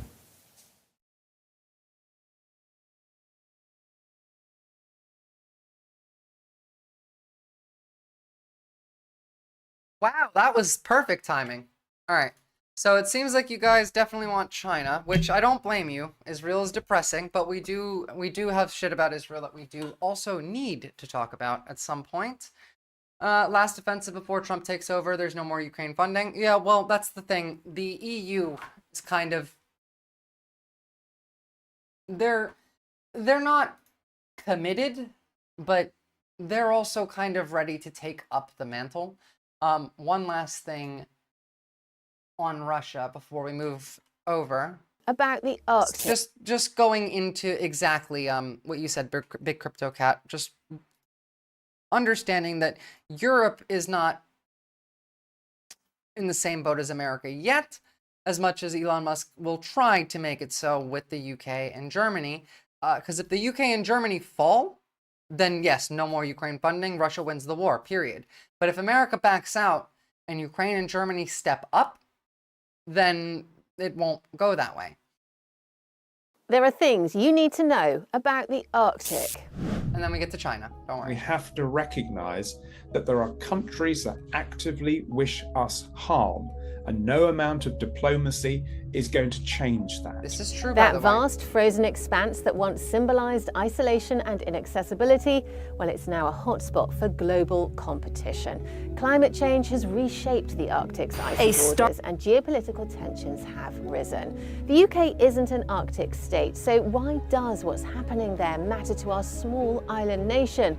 Well, spin the map and look at the world from a different angle, and it starts to become clear. We are details on a North Atlantic nation, and the North Atlantic and the Arctic are connected to one another. Russia is a bad faith actor. Russia is a party that wishes us harm, and through the Arctic and North Atlantic, Russia projects force. So let's unpack this.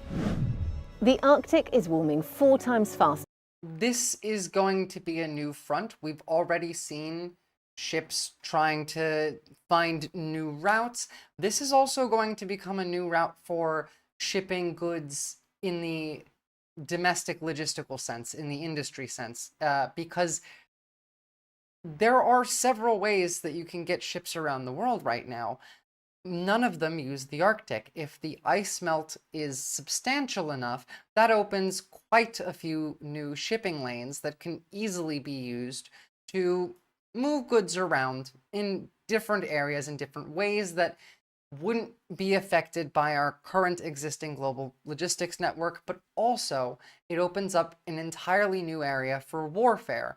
Getting from Russia to America or America to Russia is much easier through the Arctic, in that the space is cut shorter. As in, where's that map she showed? There it is. That's why, by the way, Trump wants Greenland, just so you know, and Iceland. If we have bases here, then this area is now much safer and in our control. As you know, this is Canada, we don't have much here. We have bases in Alaska, sure, but we want access to here. We also want shipping trade to be able to move up and just go straight to Europe in case like these routes are stormy. There's the Northwest Passage is a big shipping route that is opening in the Arctic. Yeah. From a different angle, and it starts to become clear. We are a North Atlantic nation, and the North Atlantic and the Arctic warming 4 times faster than the rest of the planet, leading to receding ice that's opening up previously inaccessible shipping routes. Between 2013 and 2023, the distance sailed by ships in the Arctic more than doubled, and the number of ships operating in the region increased by 37%. That's a lot. And beneath the ice lies an estimated 13% of the world's undiscovered oil, and 30% of its natural gas reserves. We have to drill more. So you can see why there's growing interest. And which country dominates the Arctic? Russia. It controls more than half of the region's coastline. That's 24,000 kilometers. And it's been expanding its military footprint. Since 2005, a new target. Russia has reopened tens of Arctic Soviet-era military bases and new ones. It's modernized its navy and has developed new hypersonic missiles. Russia also... It's not that don't listen to these fuckers glazing Russia. The greater Security dynamics have shifted since Russia invaded Ukraine in 2022. It pushed Finland and Sweden to join NATO. So now 7 of the 8 Arctic nations are NATO members. I give a shit about the Ukraine conflict because we're this close to winning, and if we just stepped up, like, it would have been over by now. We could, honestly, at this point, just let us just send in a couple guys and take out the Kremlin, please. Being in the middle of the ocean like that is kind of scary. I mean, true. Members. Moscow isn't impressed. It remains now an arena for great power competition, a site of potential nuclear confrontation, and perhaps more intriguingly, a place in which the Russians operate under the threshold, a site of grey zone activities, and many of us believe a place in which vigilance is called for as Arctic states come to terms really with this new threat assessment. But there's another big player. Funniest thing was MAGA were calling libs warmongers then, even before Trump went into office. Well, yes, and that's the thing. None of MAGA, like, they don't argue with you in good faith. They often accuse you of things that they would do. It doesn't matter to them. Oftentimes, I say that, like, this happens pretty regularly to me, in that a common tactic that a fascist or a right-winger, generally one and the same in this case, at least when it gets this far, uses to try and shut down those on the left is by claiming that what the left is doing is fascist, is authoritarian, is hypocritical. And because we have morals, we think twice about it. You shouldn't think twice about it. They're lying to you. They would do it to you in an instant. It's not immoral to use whatever power you have to protect yourself, even if it's equal equivalent force against the belligerent expansionist country. To consider too, China. It's seen the economic opportunities of new shipping routes and has declared itself a near Arctic state. Since 2018, 2019, and increasingly because of Chinese support for the Russian invasion of Ukraine, China has emerged in a key alliance with Russia to exploit the Northern Sea Route, to drill for oil and Big other crypto cat. If you're living the American dream, you must be asleep. Resources. And for China, it is absolutely imperative that it can access raw earth minerals to keep its economy going. Well, as we've said with China, which we're about to jump into, they're looking for raw earth minerals everywhere. By the way, half of Ukraine, especially the half that Russia currently is occupying, filled with raw earth minerals. They are also trying to come to Australia to purchase the rights to drill for rare earth minerals here. I mean, no, that was a quote of George Carlin. You have to be, it's called the American dream because you have to be asleep to believe it. If you're comfortably living the American dream, good for you. That must be nice. I don't know how to, I can't relate. So, as we get into China, I just want to touch on this from Anton Gerashenko, which you can believe or not believe, take with a grain of salt, but generally pretty decent source of some information. Apparently, in this, is China's intentions and backup plans around what would happen if, let's say, Russia lost the Ukraine war. If, let's say it was published several days ago, it gives recommendations for China in case Russia is defeated and breaks down if the US directly enters the war on Ukraine's side. It's apparent that the publication didn't appear by accident. Chinese assess all possible scenarios and how the situation might develop, including Russia's possible defeat and disintegration, making preparations for all of them. Unlike the West, which is largely guided by irrational fears regarding Russia's possible breakup, which I don't have any fears for that. I think that that is the most likely outcome. If Russia loses the war, they break up into several smaller states based on the general ethnicity of the Russians living in that area, because they are pretty split up anyway. So their musings are important as they show China is considering different options of future relations with Russia and the West. Their recommendations for China in this publication are as follows. Make preparations for possible war with the United States. Currently, Russia might help China to share part of the pressure from the USA, but as soon as Russia falls, the US will be able to concentrate all of their energy on the fight with China, the article goes. 2, ensure Europe's neutrality in this war. China must build its relations with European countries in a way, quote, not only make these countries take an opposite side from the United States, but guarantee that after the US announces war to China, they will remain neutral or at least not interfere too much in the Chinese-American conflict. China must proceed from the fact that it has a large potential for cooperation with Europe. Basically, I understand where China's coming from with this, and I kind of, even to a point, agree with it, because America is the one that's instigating this conflict with China. We have good reasons, but also we don't have good reasons. Not for the level that we're doing. We have entirely blocked them in, and we are constantly aggressive. If you take a look at our news media, it's almost like the way that Israel talks about Iran sometimes. Not as bad and not as often, but it's the same vibe. And I've said before, you know, Iran should be able to claim self-defense if Israel attacks it, because they've been getting attacked for like years through the media. There's a shit ton of anti-Chinese propaganda in the West, media, online, etc. Exactly. Now, I don't like the Chinese. I don't like the CCP. I'm not pro-China. I'm not pro-America. But what I will say is we are absolutely instigating against China in the sense of war. We could be doing diplomacy, but we don't. They're not peaceful. I agree. It's not that they're not at fault. It's that we're more at fault. Does that make sense, Bulletproof Bullet? Like, they're not okay. They're not good. They don't get like a pass. It's like talking about which is worse, Hamas or Israel. That's what we're doing. Both sides are very bad in very different ways, but one side is objectively worse than the other here in the specific context of instigation. Bulletproof Bullet, Trump really damaged the relationship with China last time, and the relations have been degrading ever since. Yes and no, because Trump talks shit about China all the time, but Trump also like fantasizes about Xi Jinping's like penis. Like, Trump wants to fuck Xi Jinping, the most bisexual president we've ever had, actually.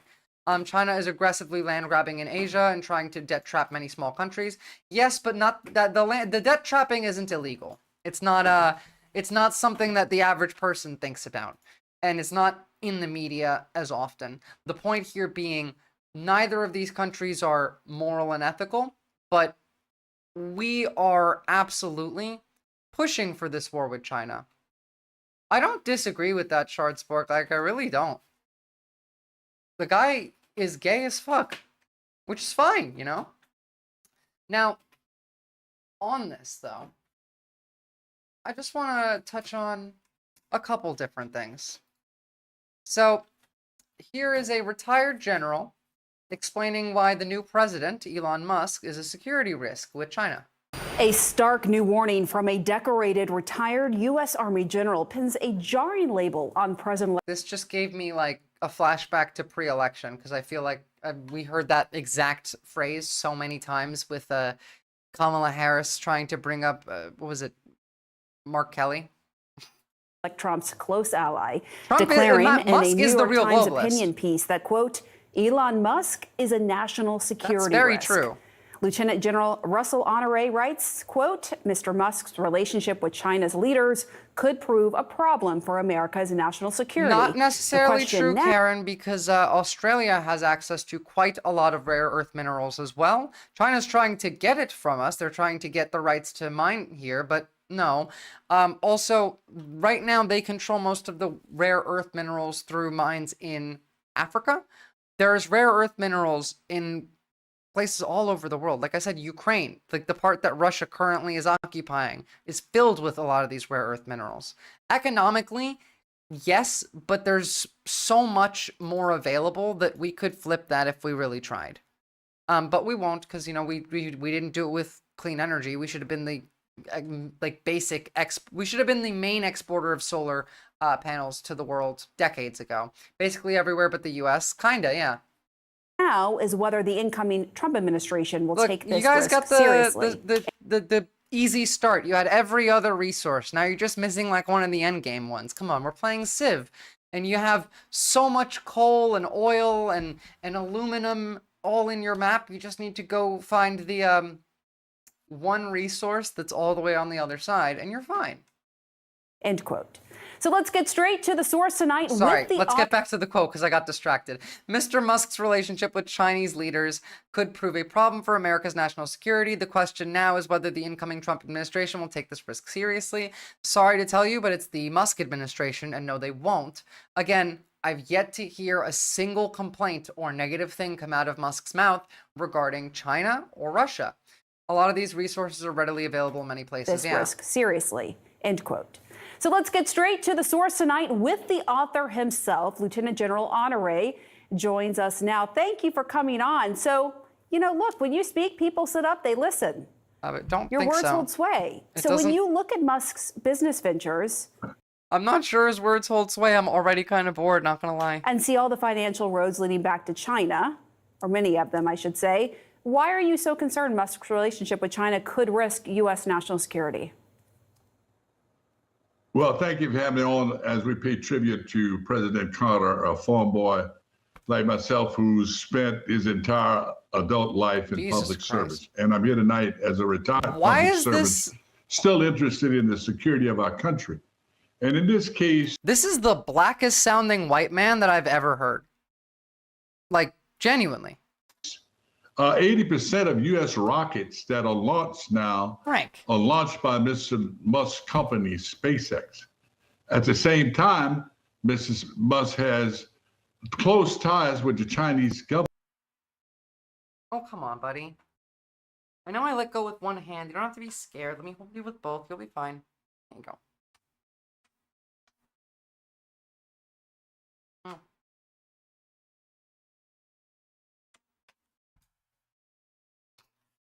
He does kind of look like Dr. Paul. Government. They loaned him $1.4 billion to build a Tesla plant. Ow. And in the Chinese law, they have a rule that anybody doing business in It's not China, aluminium, it's aluminum.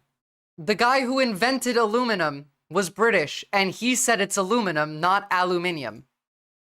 So, even though the guy... Sorry, hold on. Frank knocked a bunch of shit over. But yeah, it's actually aluminum, not aluminium. It's written and said as aluminium by the British and the Australians, but they're genuinely wrong because the guy who made the word said so. Your cat might be a guy cat. He is a guy cat. Can you not tell? is required to provide intelligence to the Chinese government, which is led by the Chinese Communist Party. That is a big concern. I still think this is a black man. That should be a concern to our government. He's invited to the cookout. And I'm surprised the U.S. government that's in office now hasn't done something sooner to publicly investigate this, or the Congress or the Senate. And I'm much disappointed that has not happened. So Musk and Trump's transition team have not responded to CNN's request for a comment. We should note that Musk has a security clearance now, and there's no federal agency that has accused Musk of improper. First of all, it's insane that this man has security clearance. Again, remember like during the election where he had to get interviewed by the Secret Service for making threats to Kamala Harris's safety? National security, yeah, he is a national security risk. He literally has, he's building a plant in China, in Beijing. He doesn't come, hold on, sorry, my cat's in like kill mode. I have to push him out of this room. Hey, you need to go. No, you need to go. I'm trying to work. I have a job. Technical difficulty.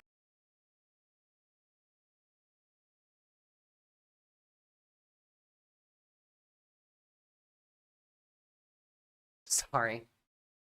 Insane fucking cat. Okay. If you disagree that Elon Musk is a security risk because he's close with the Chinese, he's currently right now doing misinformation propaganda in the other two countries that fund Ukraine, so he's very much pro-Russia.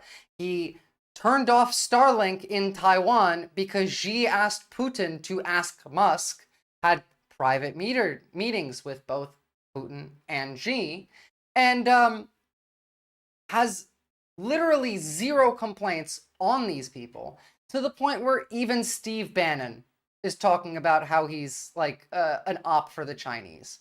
Next, giving security clearance to Jim Bros. Yeah, literally.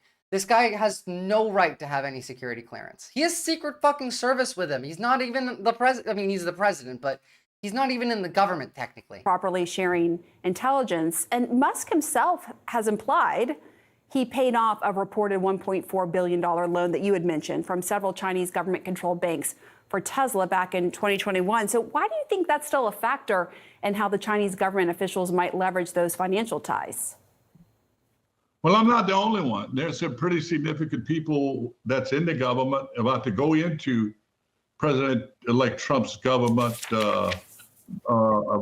Vic Ramaswamy and Senator Marco Rubio has raised this question as early as May, that this is a serious concern, Musk's ties to the Chinese Communist Party and doing business there and his relationship, as well as in recent weeks, Steve Bannon. And beat me to it. A very loud-spoken and influential person in the Make America Great Again movement has spoken to his concerns about Musk's relationship to the Chinese. Musk also has relationship, he's quoted as communicating with President Putin in Russia. Yeah. You know, we when have we have evidence government of all of officials this do too. that, those calls are recorded and synchronized with the Department of State and the National. He's a private citizen who also owns a social media network that can influence what senators get elected next. So he has a lot of power, but not political position. So there are people, I'm not the only one, and there are people of greater stature than I that's in the government that could and should be speaking about this, as well as great news media organizations. Vivek single-handedly made the Indian race the most hated group in America. I mean, kinda, but what they, like, the idea of H-1B visas is not a problem for me in and of itself. The issue with that I have with H-1B visas is they're exploitative. They're not useful in creating actual labor. All they do is bring people in to be slaves. It produces slave labor. Hold on. I'm just looking for the clip of oh, you know what? This will work to start off with.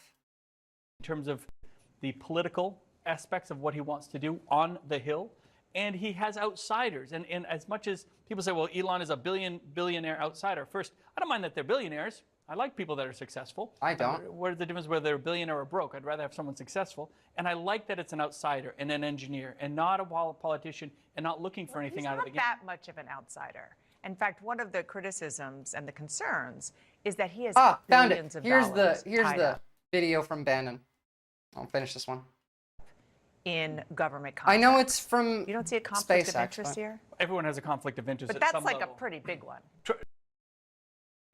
The guy's worth $450 billion as of today and this month. So I don't think he's doing it for the money. He's doing it for the bigger project and the bigger vision. He of doesn't America. make anything. He doesn't need You the do dollars. realize that, right? Like, really he doesn't have any skills. He's not an engineer. He just steals other people's work. Here's Bannon. Enemy this nation's ever had. You are war up crony capitalism, Elon Musk. And by the way, when we cut him off, he went begging. He went begging the CCP, and that's why they have the joint venture in Shanghai, the Tesla, which is 100% of his value, right? This guy lives on government contracts and taxpayer subsidies, okay? It's all, we're going to get Joe Allen in here for a second to transform it. Elon Musk, once again, brother, I'm smart enough to tell you no to your face, and I'm evil enough to be able to expose you as a running dog for the greatest enemy this nation's ever had. You are a war profiteer. I'm agreeing with the neo-Nazi fucking Steve Bannon right now. He's right on this. This was by the way September of 2023. You're sleeping with the enemy, brother, and you've been doing it because you're not an American nationalist. You're not even an American. All you are is a globalist, okay? A globalist. And you will go where anybody writes you a check, and you would take it from Adolf Hitler himself, because you're taking it from people that are as bad as Adolf Hitler. The murderous regime of the Chinese Communist Party, which you praised on their 100th anniversary. Well, I agree, Bulletproof Bullet. This is why I'm never that concerned about single bad actors. They fight all the other bad actors. And I did say this prior to the election, that even if these people won, there would be infighting. And the infighting is exactly the way we expected it to be. The rich techno-fascist oligarchs are fighting with the Nazis because the Nazis want Nazi America. They want no immigrants. They want only American jobs and all of this. Like, the entire fallout started over H-1B visas because Americans are too dumb to do the jobs that need to be done, as well as they're not slaves that you can like control forever and pay less than you're supposed to, as H-1B visas can be. But there is no desire to fix the education, to raise the standard so that Americans are smart enough to do the jobs, because then you have to pay them more. Now,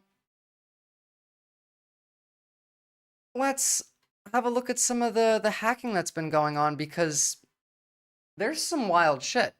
A massive hack first discovered months ago targeting American cell phones. It's apparently bigger than we thought and still ongoing. ABC's Andrew Dimbert has the details. I mean, this is today, but like, it's being called one of the biggest hacks in U.S. history, potentially affecting more than 1 million Americans. National security officials say hackers associated with the Chinese government compromised telecommunication companies, including Verizon and AT&T, and stole large amounts of data. The Chinese, in some cases, could see who they were calling, when they were calling, and where they were calling from. The attack, first discovered in the spring, apparently targeted government and political figures. There was a large swath of people in the national capital region that were impacted one way or another, and sometimes unwittingly. Officials say the communications of President-elect Trump and running mate J.D. Vance were targeted, and Trump's personal well as Kamala Harris and Joe Biden and Tim Walz.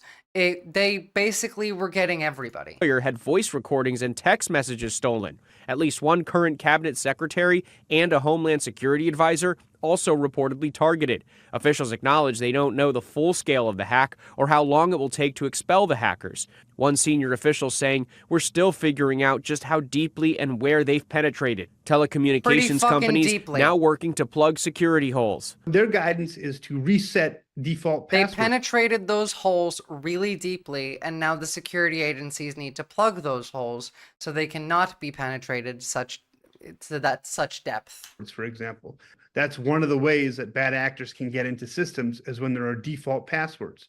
And they're also saying to restart your systems. Was the U.S. government and elected officials using default passwords? Basic cybersecurity hygiene is what officials urged. Officials also recommend using encrypted communication apps. Secure apps or encrypted apps are apps like WhatsApp and Signal that provide end-to-end encryption from one user to the other. If Google's new like quantum computing shit works, like if we develop the math to make that work, all of those encryptions are useless, by the way. Means nothing. Done. Classic hacker trick, just go find things with default passwords. Yeah, I know, but I figured at the very least, like, the US government knew better. So this is another Chinese hack, by the way. This is a different one. So that one was from August. It was on phones. This one is to the Treasury Department and was also really big. I want to turn now to a hugely consequential but largely overlooked story that's been unwinding this week in dramatic fashion: China's escalating cyber espionage campaign against the U.S. and its allies. On Friday, the U.S. announced sanctions the cyber criminals against who China's hacked Rhode Island's Integrity IT Technology Group, a Beijing-based cybersecurity firm, over its alleged links to the hacking group Flax Typhoon, which has been accused of carrying out a litany of cyber attacks on Americans in recent weeks. American officials... That's the thing, though, Bulletproof Bullet, right? There's so many points of failure. It just takes one idiot slacking off and not setting it up properly. We've been getting targeted by these for more than a year, like at least once a week. I suppose overexposure also does tend to get you to slack off, though. Accused the company of providing the infrastructure that enabled Chinese hackers to launch attacks against U.S. targets. The announcement of the sanctions comes after the U.S. Treasury Department disclosed earlier this week that Flaks Typhoon had stolen unclassified documents in what it described as a major incident. Flaks Typhoon specifically targeted a highly sensitive office at Treasury, the Office of Foreign Assets Control, or OFAC, which administers economic sanctions. It's a key tool in America's national security arsenal. The attack also targeted the office of Treasury Secretary Janet Yellen. OFAC's targeting underscores Beijing's determination to acquire intelligence on its biggest rival, according to officials who spoke to the Washington Post. China's growing cyber espionage operations, which FBI Director Christopher Wray called the most significant cyber espionage campaign in history, largely flew under the radar in 2024. But experts warn that such attacks are likely to increase as Beijing seeks to gain a competitive advantage in technology, economics, and security. This is the new Cold War. We've been in it for a while. It's the cyber war. We've been in it since like the 2010s. Now we have drone warfare coming in.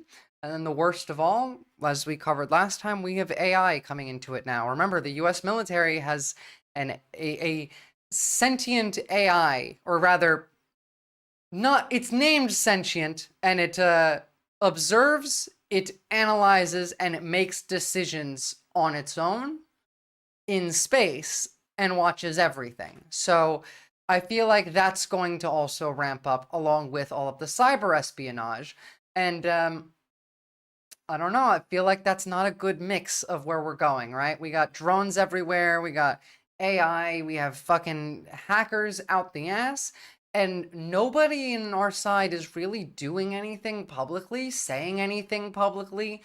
Whether or not, like, I'm sure our security agencies, until Trump takes over and guts them, are trying to, do something at the moment, but Friday's sanctions are tied to a previous cyber hacking operation in which Flaks Typhoon seized control of more than 260,000 internet-connected devices, including cameras and routers, which U.S. officials say the Chinese government used to spy on sensitive organizations. Flaks Typhoon has been active since at least 2021, but U.S. officials say they were only able to wrest control of the devices from the hackers in September. The Chinese operation... Now, on top of this, I need you all to recognize that it's not just your phones that are going... Like, everything is hackable. If you have a connection to the internet, it can be hacked.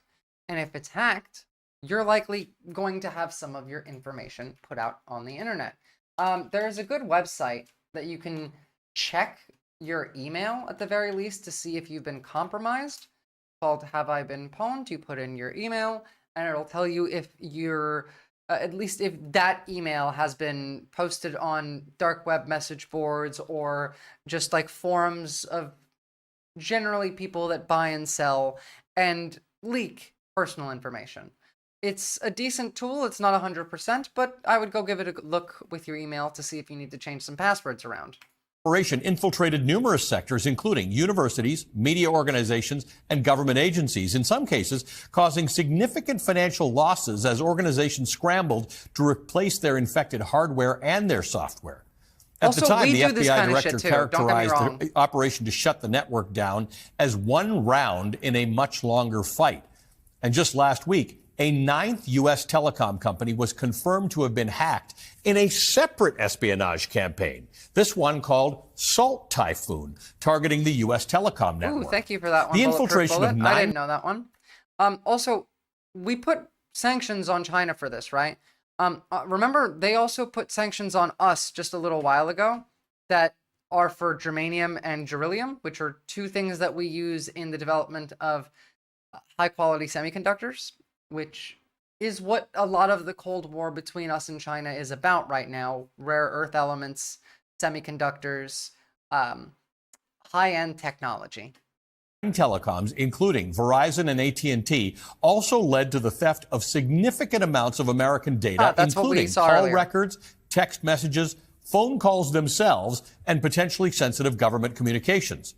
According to the White House, Chinese hackers were able to geolocate millions of people and record phone calls at will. U.S. officials said the breach mainly affected... all of us. Karen and Bulletproof Bullet, and I'm sure you'll agree with me, and all of you, understand that if you are doing or saying anything anywhere near an internet connected device, that's being saved and someone can see it. Whether or not someone's watching you, can't tell you that, but everything you say and do is being saved. It's being listened to. U.S. officials and other high-profile political figures. Earlier this week, AT&T and Verizon said they no longer detected Chinese hackers on their networks. And in the past year, authorities have traced several major hacking operations back to Beijing, including the illegal collection of call data from the Trump and Harris campaigns during the election. A 2024 intelligence assessment by the Director of National Intelligence warned that, quote, China remains the most active and persistent cyber threat to the U.S. government, private sector, and critical infrastructure network. I would argue that a lot of this is also inundated with Russia because we know the Chinese are working with the Russians. We looked at that earlier as well. We know that China's like told Putin to knock it off with the nuclear threats as well. China is in charge of that area, but yes, they're active. It's that they're not the only ones, and they're not individual actors. This is a coalition that is working against us, and unfortunately, our government is also part of the coalition working against us. With more on this, I'm joined by China cyber expert Sam Sachs, a senior fellow at Yale Law School's Paul Tsai China Center. Sachs has testified numerous times before Congress on China's technology and cyber policies. Sam, good to see you. Thank you for being with us. Thanks, Ali. China says these allegations are groundless. It's accused the U.S. of conducting its own cyber attacks. Is this part of a larger tit-for-tat dynamic between the two countries, or is this something that's as serious as what I just read sounded? I think we're entering a period where cyber attacks are ramping up for sure as the U.S. and China enter a period of uncertainty in their relationship. But what's notable here is the level of sophistication we're seeing by Chinese hackers.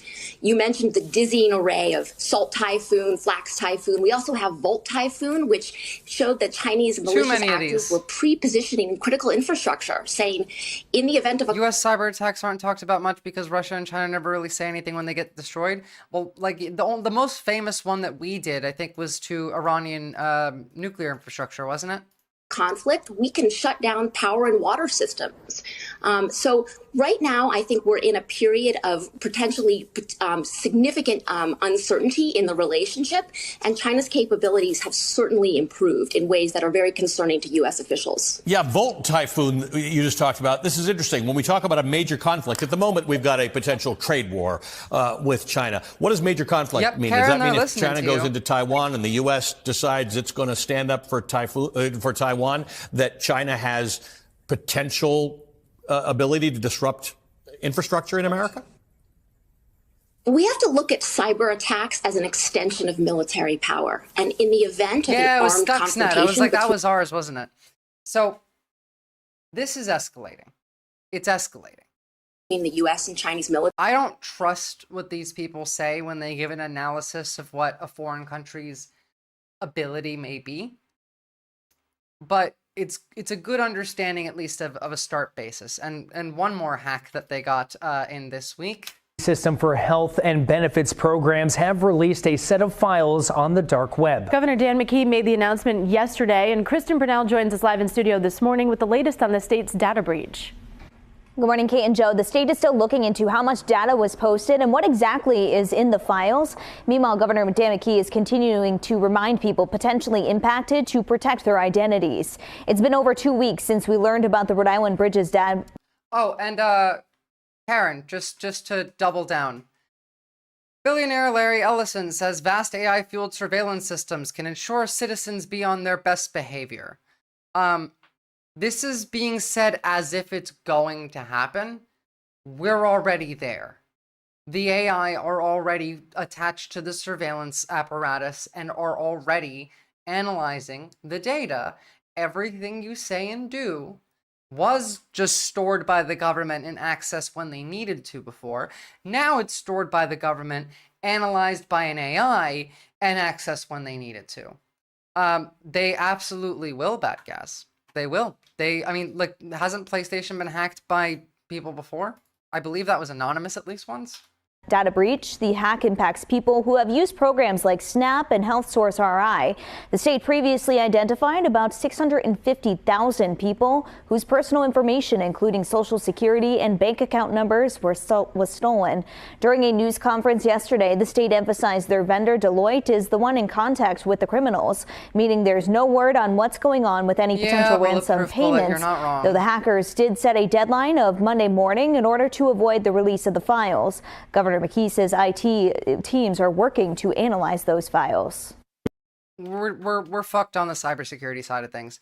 When it comes to AI, God, I really want to do an AI segment, but we really have to do Israel because I don't want to have to do foreign policy later in the week. Fuck, sorry guys, you'll have to wait for the AI. I remember when they got hacked on Christmas ages ago. I mean, yeah, they got hacked on Christmas this year as well. So it's not just ages ago, it's pretty common.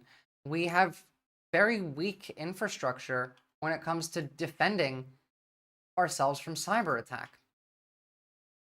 Okay, I'm gonna start off with, oh, it's gone. I love that. Of course it's gone. Never mind, I guess we're not starting with that one. We'll start with, the one that I wanted to start with was actually a video of New Year's celebrations in Israel at the border to the Gaza Strip. You could imagine how that goes and why that video is no longer up. Oh, what was that movie when Seth Rogen nearly started World War III? Was that not like The Interview? Was there any time our internet was safe? Well, it depends on what you mean by safe. It was always malicious and predatory, but it was safe in like the 90s, 2000s. You weren't safe, but you were safer than you are now. Okay, let's transition this over. Now, we talked about ops that are being done to us. Let's talk about some of the stuff that we're doing. Starting with this fucking insanity. Oh, come on.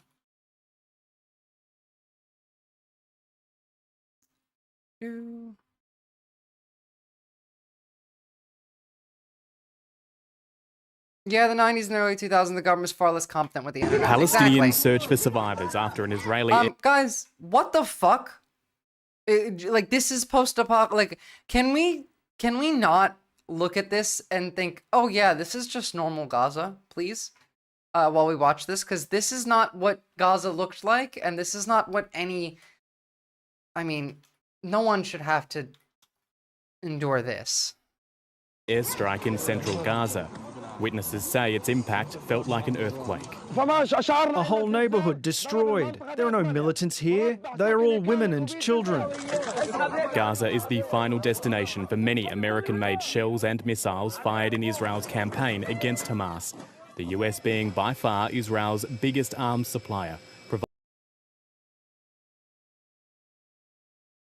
That's what happened to this place. That's what it used to be like. And this is what we did to it. And by the way, we're going to give them more money. Providing nearly 70% of all munitions. The role this free flow of weapons has played in the Palestinian death toll, which has now surpassed 45,000, has kept the Biden administration under I don't consistent believe this pressure. number. Here's some more of before and after photos. By the way, all of these are gone now. All of these are gone now. It's just rubble. Ability to continue this war is widely regarded as being dependent on US support. But despite the concerns over the death toll, Washington has only threatened to limit it on 2 occasions. Once over Israeli actions in Rafah in Gaza's south, and again amid concerns about the first time we withheld 2,000-pound bombs for like a week, and then the second time we did nothing. Dire humanitarian situation gripping the territory. On both occasions, the flow of weapons continued. I think that under your leadership, Mr. President... And US support is not expected to change when Joe Biden leaves office later this month, with incoming President Donald Trump consistently voicing support for Israel during his campaign. They better let the hostages come back soon. Matthew Doran, They're ABC all News. dead, man. There are none. There's no hostages left.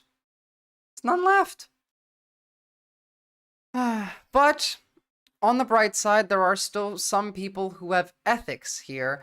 Look, this is veteran Josephine Grills talking to Representative Brian Mast. He felt disrespected because I refused to shake the hands of someone who is complicit in genocide, and he also refused to answer the question. Hi, my name's Josephine Gilbo. I'm a 17-year Army veteran. Are you an Israeli spy? Are you spying on the American government for Israel? Why would you even ask that? Because I'm a former intelligence officer. Aaron, they literally say they want a Lebensraum. They use that word. Pine Gap is one of the echelon surveillance facilities. Yeah, I know. I'm in one of the balls, remember? I have read documentation that points I'm just to an AI you in the ball. actually having allegiance to Israel and not America. That's a very ridiculous question. Is My it? allegiance to the United States of America has been clear. Has it? I don't know, has it? Did you almost give your life for America? Absolutely. Because I almost gave my life So for did America. I, 17 years in the Army.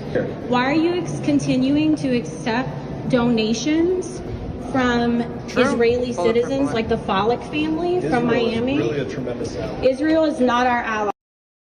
Israel is objectively not our ally because they're trying to drag us into a war with Iran. But nothing has changed rhetorically surrounding this in the United States. But I don't believe this death toll number, and neither does anyone with half a brain that hasn't tuned out from Gaza because of how horrible it is. And it's not just Gaza, of course. There's the West Bank, there's Lebanon, there's Syria. We're not anywhere near improvement.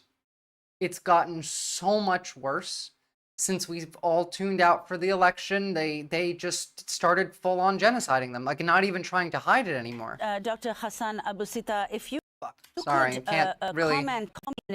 I should probably check to see if I can actually play the rest of this video. I'm kind of scared that, like, that kid was too much as it is, but thankfully there was no actual, like, blood. Should check that when I look at war footage. All right, we're good. The fact that Sorry. so many people now, an increasing number of people, are questioning this death toll of 45,500 over that number who've been killed in Gaza since, or who have died in Gaza since October 2023. Who have been killed? You said it right the first time. People are saying that is a vast undercount. From what you're saying, that seems almost certain. If you could comment as a medical professional, you know, what do you think it might be a more accurate So I know I figure? can't say the Z word, but can I say a variant of the Z word? Like, philic, maybe? Add to the end of it? So 45,000 are people whose bodies were taken to a Ministry of Health hospital And counted. They were taken by people who witnessed or who recognized them, and a death certificate was issued. This 45,000 excludes the tens of thousands who are still under the rubble, more so in the north, where the emergency services were targeted by the Israelis and so are now... I've been saying this for months, since almost the second time I ever live streamed on this channel. I've been saying the fact that the numbers for the death count are wrong because the people who count the dead are dead. The infrastructure to count is gone. We were getting accurate counts up until about 40,000, and then it stayed there for the rest of the year, while we saw bombs dropping every day. They killed everyone that counted. Completely unable to function. And so we see pictures of dogs eating bodies of those killed in the streets. And so not only people under the rubble, people who've been killed and not reported, or their bodies have not been retrieved, when you drop 2,000-pound bombs, there's very little of the human just body incinerate. that is left. And so there are people who literally pulverized by these bombs. Incinerated. Then you have those whose chronic illnesses, once untreated, became deadly. So the kidney dialysis patients, the heart disease patients, the diabetics who were no longer able to get treatment. It doesn't take into account the women who are dying. This is a genocide, of course. They're starving these people to death on top of this. There is an entire section of Gaza now that is a kill zone. We covered it a couple weeks ago where we read actual Israeli IDF soldiers talking about how they felt like they were Nazis, how they are being incentivized to kill as many children, women, adults as they can from like Israeli media. From maternal care, from obstetric injuries during delivery, because they're delivering in makeshift hospitals, they're delivering in the tents, and they're malnourished when they give birth. And so them and their babies have a higher rate of maternal mortality. I mean, sorry, very loud. Kids are starving.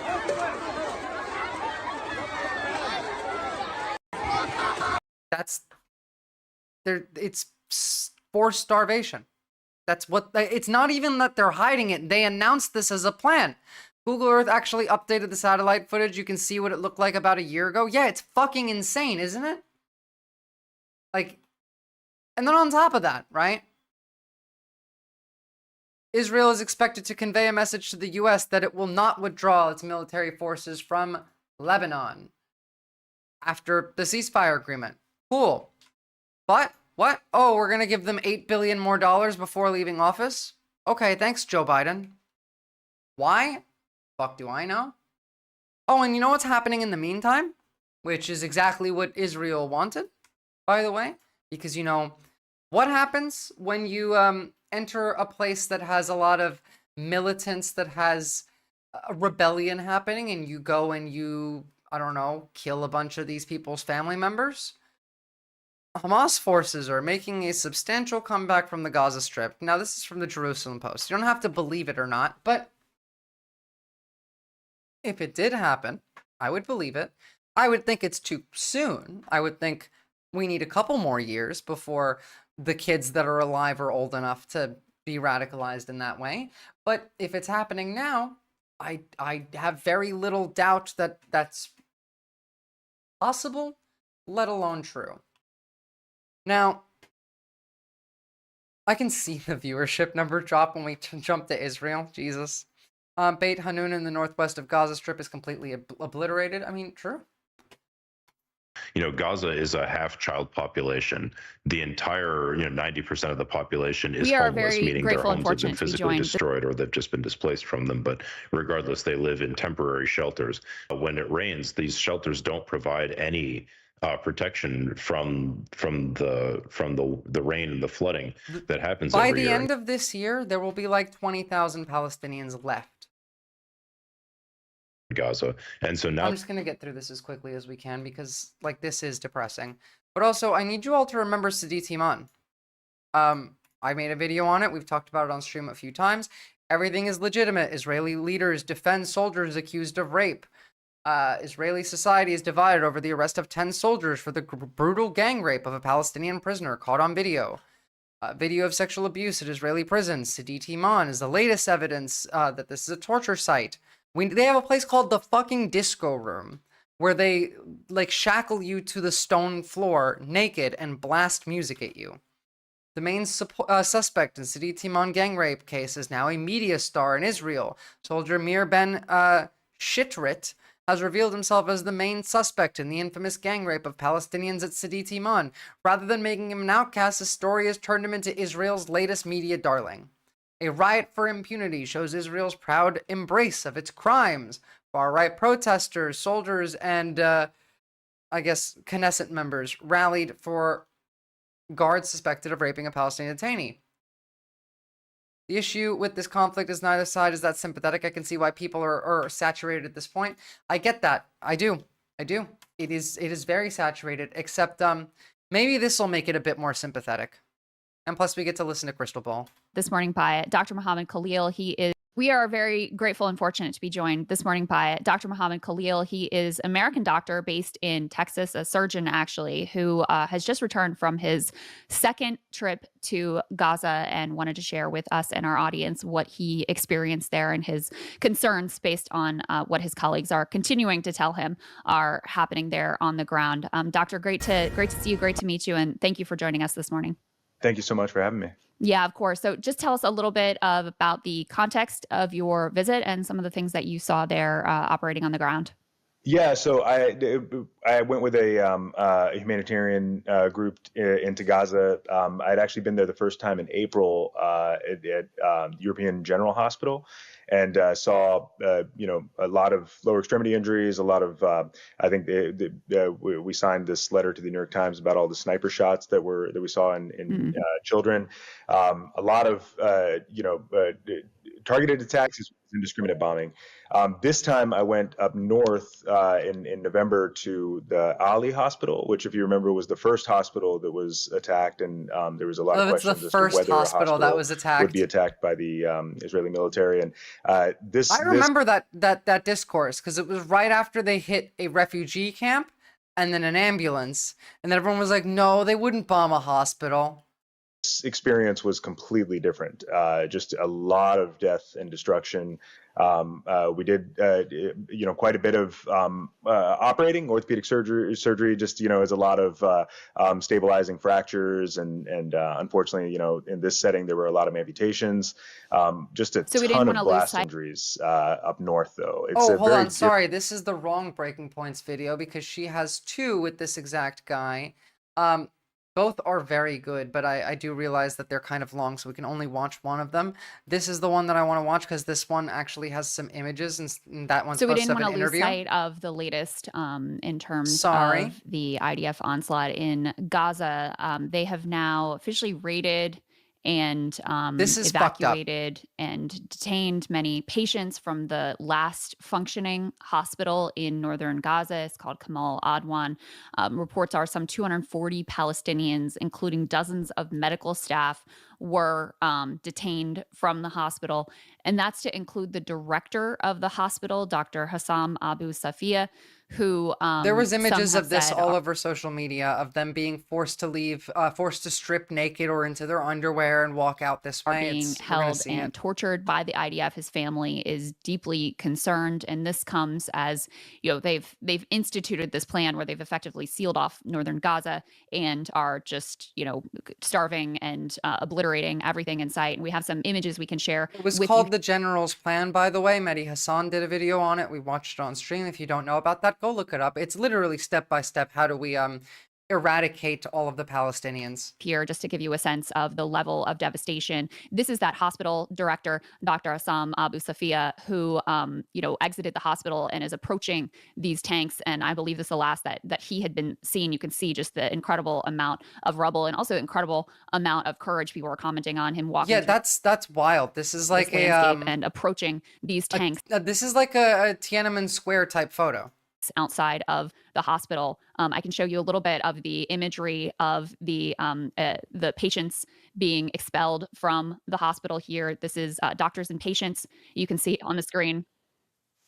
Stripped of their clothing. Many of the men were ultimately forced to strip down. The weather is, quite chilly now. In fact, we've had reports of a number of infants who have died at this point because of hypothermia and the freezing temperatures, who are already born likely malnourished because their mothers are unable to get sufficient caloric intake while they're pregnant. I can understand being oversaturated with news about genocide and being tired of hearing about it and being sad about hearing about it, but you do realize that's the point, right?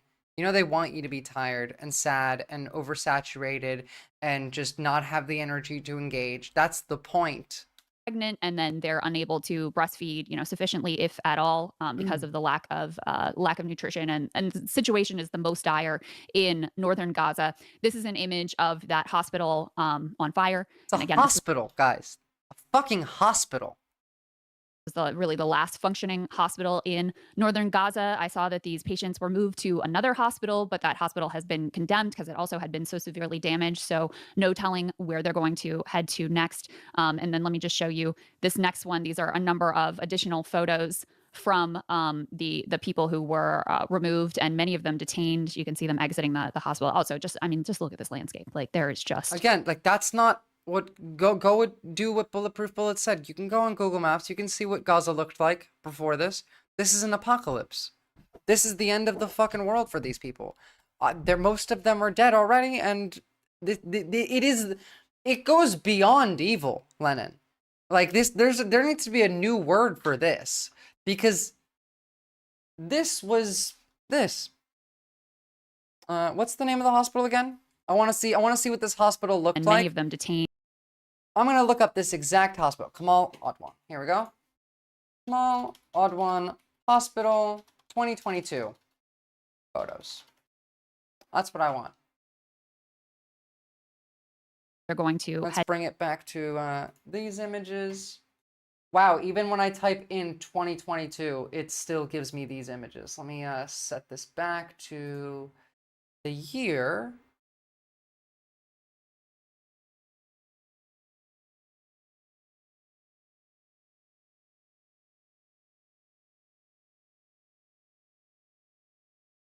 There we go.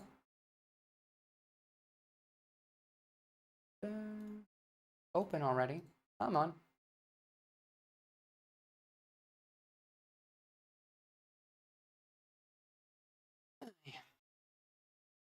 That's what this place looked like. That's what this was. Went from this to this.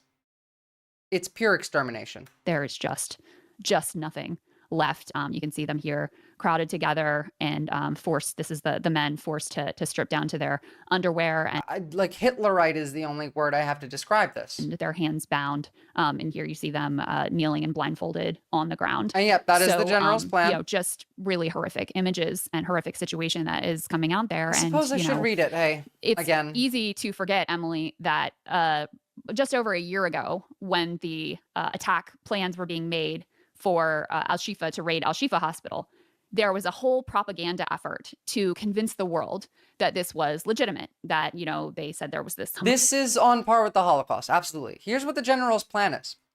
So the implementation. While the Israeli government stated that they had not officially adopted the full plan, there were indications of its partial implementation in military activities by early 2024. Israel had already launched military operations in such areas such as the Jabalia refugee camp, and the amount of humanitarian aid reaching northern Gaza was 0 after October 1st. Oh, sorry, 8 trucks entered during this period, which had an average of 60 a day. The plan involved drawing this arbitrary line in the Gaza Strip. Everything to the north of this line is now a kill zone. Everything above this, if you are in it, the IDF has the right to just shoot and kill you. They wait for it. We covered it last week. They run and try and fight over who gets to kill the Palestinian that's in this area. Now, what else is part of this plan? Well, according to CNN, the Israeli military adopted a modified version of the plan early in October. The plan was proposed by Einland-led Forum Reserve of Commanders and Fighters, intending to implement the full blockade and mandatory evacuation of the entire civilian population of northern Gaza. Above this line, there was 400,000 people that lived there. Schwarzburg, I believe the propaganda before Al-Shifa. That was the turning point for me, though. After that, I couldn't stop deluding myself. Well, I'm glad you came on over. I remember, like, being at the protest in my city during Al-Shifa. Now, what happened when they implemented this? Again, 400,000 people above this line. Evacuate the entire civilian population at penalty of death for any resident or refugees who remained in the area. Any 400,000 people had to fuck off or they die. They gave them 1 week. On the 6th of October, Israel designated actually 6 days, not even a full week, all of the northern Gaza Strip, including Jabalia, as a combat zone and ordered the entire civilian population to evacuate. What is the current death rate? There was like 7 Hamas, Karen. The current death rate is like 300,000. That's what we're looking at here, is that, like, the death rate that we're being given is not the real death rate. It's not unknown. We have We are very grateful and fortunate. The one that I started off watching, the Breaking Points video, was the one where they talk about it's likely at about 300,000 at the moment. I switched off of it because this one had images of what's going on, but we can watch that one too. It is just indiscriminate killing. In fact, we've covered IDF soldiers talking about how very few Hamas members there actually are. They're just killing civilians on purpose. And they're told to by their commanders, by the way. On October 7th, the IDF issued evacuation orders for all residents of Jabalia, Beit Hanun, Beit Lahia, and instructed them to travel southwards towards the humanitarian zone. By the way, what do you think that happens when this entire area is reduced to rubble? This line just moves down, and then this area becomes the kill zone. So, you know, there is that. Following these evacuation orders was made more difficult by Israel's ongoing bombardment, as well as drones pursuing and shooting at individuals attempting to flee. Surprise, surprise. Residents report being trapped in Jabalia with all roads blocked except the main highway leading out. However, they also stated quadcopters were firing at anyone attempting to leave, with one resident stating, "It's like hell, we can't get out." So, leave or you're going to die, and we're gonna openly and indiscriminately shoot you. But if you try to leave after we told you to leave, we're also going to shoot you. According to Israeli media, all these monsters. Okay, come on, that's a bit too much of a Fed post to keep on the screen, Lennon. Sorry, like not to say that like you're wrong, you're not, and also like you have religious freedom and all that, but this is Twitch and they do get mad at the tiniest fucking things.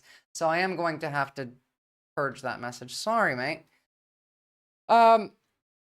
According to Israeli media, tens of thousands of Palestinians have passed through IDF security crossings at the Netzarim corridor to get to the southern Gaza Strip. On October 7th, however, UN spokesperson Stephanie Dujarric stated that many people in North Gaza were trapped.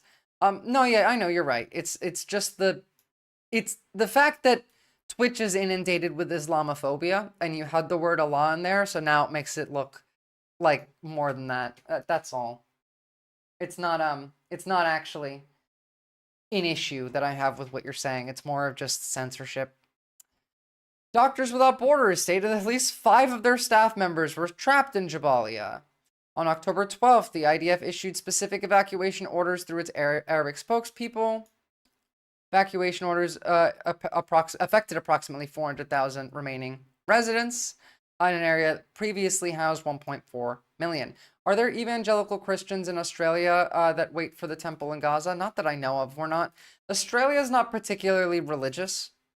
Like, there's religious folk in Australia, but not particularly. It's not a strong sentiment. Hamas lair underground, and they created this whole 3D imagery around what they would find there. Of course, they didn't find any of that there.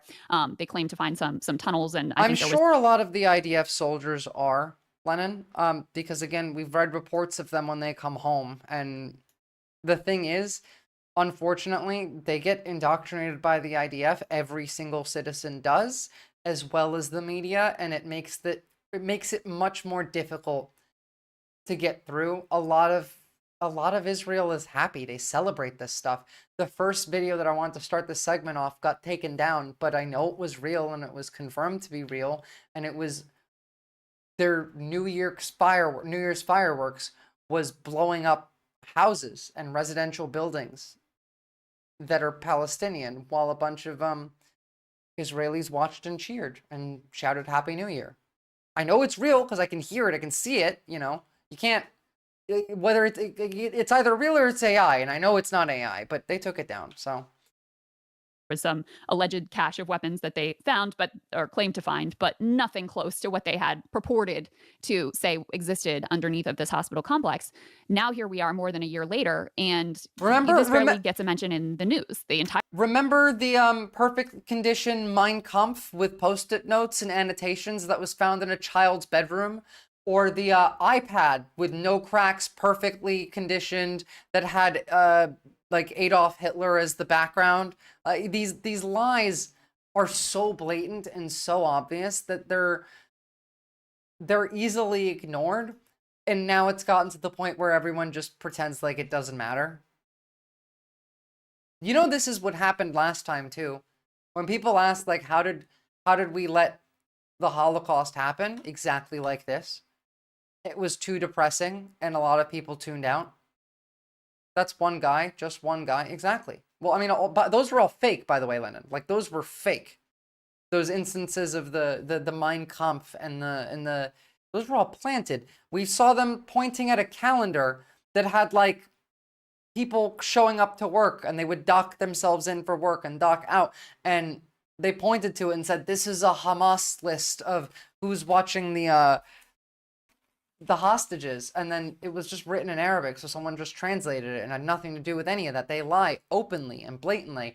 Remember the lies about children being stuffed into ovens when Hamas did October 7th? That was a lie. You know who did stuff children into ovens? Israel did it to Palestinians in 2007. They just lie. In northern Gaza, the entire healthcare system has been destroyed. And I feel like there's kind of no going back, not just with regard to Israel, but with regard to the world when you watch all of this unfold, and it's just allowed to happen. We allowed another Holocaust to happen. We didn't stop it. At least last time the world came together and, like, fought a war over it, we did nothing.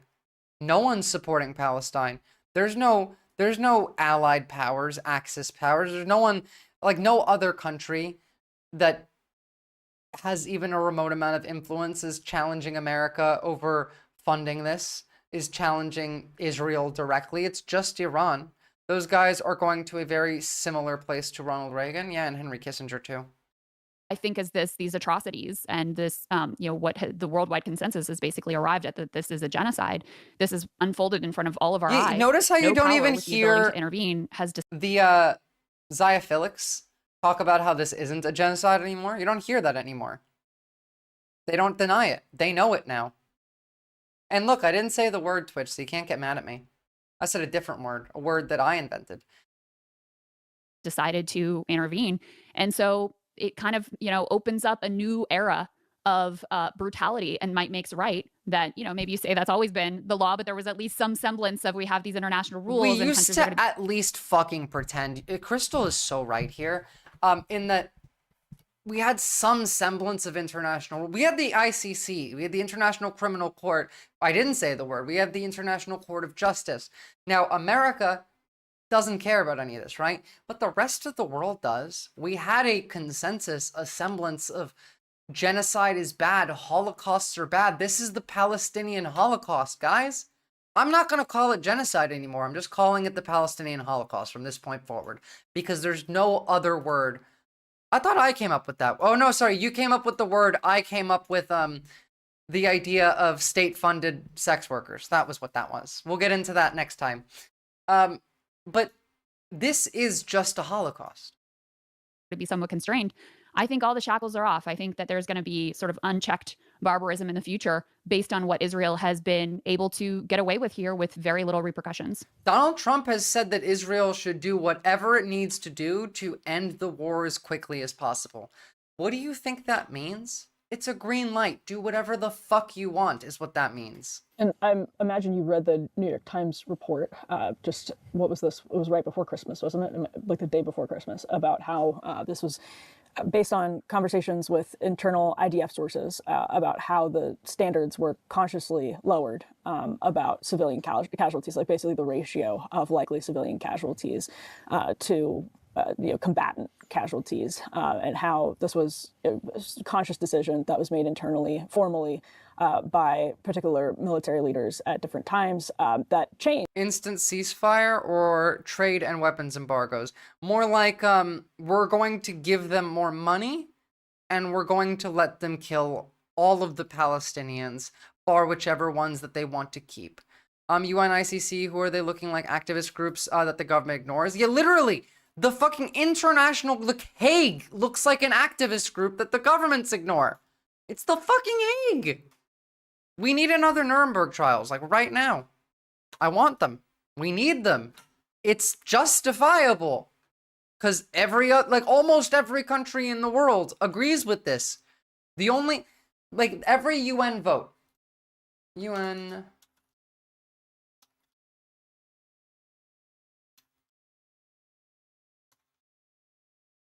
This was I believe the last vote that we had was November 15th. Was the vote on sovereignty for Palestinians. 159 countries voted to recognize permanent sovereignty of the Palestinian people and of the territory as Palestine. 180 something? Jesus Christ, my memory is that shot. 158. I was gonna say 85. What we have sort of been told over and over again were the very high standards in previous conflicts that the IDF, as their defenders say, held to. And so, Crystal, I think that does raise an interesting question of precedent about the sort of justification. Because I was curious when I was reading that article about how it would be defended by the people who have said over and over again that the other ratios were the defensible ratios and were the sort of best in the world. Right. And so, I mean, it's also, if Donald Trump comes in, and if right now what is happening with Netanyahu and Biden is that, we don't have a president with the mental faculties to even be negotiating something like a ceasefire. Donald Trump doesn't have the mental faculties, but again, Donald Trump's like, they might let him have Israel because he really wants a Trump Tower on the Gaza Strip. Elon's a bit too busy with Europe and Asia anyway, so maybe Trump does deal with Israel, and Iran, and Mexico, and Panama, and Greenland. Conflict, the primary foreign backer of this conflict, that as Israel said, that this conflict couldn't be waged without American military support. So if that is the case, and we're in this interim period between Netanyahu maybe hoping to have a ceasefire deal with the backing of Donald Trump, that looks differently than it would under the Security Council is dog shit. The veto power is dog shit. U.S., Russia, China are the main troublemakers. You're not wrong. The UN needs to be reformatted in and of itself. It needs a lot of updating, but so does all of our global institutions. The issue is, right now, nobody is interested in fixing global institutions. They're only interested in tearing them down entirely. Biden, it also sheds light on how those delays have enormous human costs, right? Mm-hmm. It's if you're delaying it for the sake of politics, we are very what happens in the interim is real, and people die, and it ends people's lives. And that's something that I've been thinking about as I've seen these images come in as well. Yeah, no, there's no doubt about it. And it has rendered human life so cheap too. The number of people killed and just the amount of pain and suffering and destruction of every sort of civilian infrastructure, it has rendered human life really cheap. And that has implications that, go far beyond Gaza and, spillover effects that will impact, the level of barbarism that people tolerate, that people think is normal, that nations think that they can get away with. Which we can see happening right now. Again, when we were talking about China and when we were talking about Russia, many more people were paying attention. We went to Israel, people tune out because of exactly this. It is normalized. It's okay. There's no issue with it. It's just fine. At this point, previously there was some possibility that because most of the upset over is the Israeli genocide in Gaza was coming from the left, which is part of the Democratic coalition, that there could be enough political pressure brought to bear on the Biden-Harris administration to force some sort of change in policy. That was an ongoing question. You saw at times, he would sort of bend to pressure. But then we found out that Biden's not making the decisions. Biden isn't. His staffers have been making all of the decisions. We've covered that on stream before too. There's news articles out about it. There's data out about it. There's almost evidentiated. It's very much true, though. The thing is, nobody cares anymore. Withhold this weapon shipment. You know what? Even Kamala Harris would I'm gonna go some pee. You comments guys that listen seemed to the lady that no one cares. Palestinian life, etc. So what she's saying. It was an ongoing possibility. And with Kamala losing and with Trump being totally committed to whatever Miriam Edelson and Israel wants him to do based on his first term in office and based on also how he's positioned himself this time around, that's over. Trump doesn't care what lefties on TikTok have to say about any of this. Trump doesn't care what students camped down on a college campus have to say about any of this.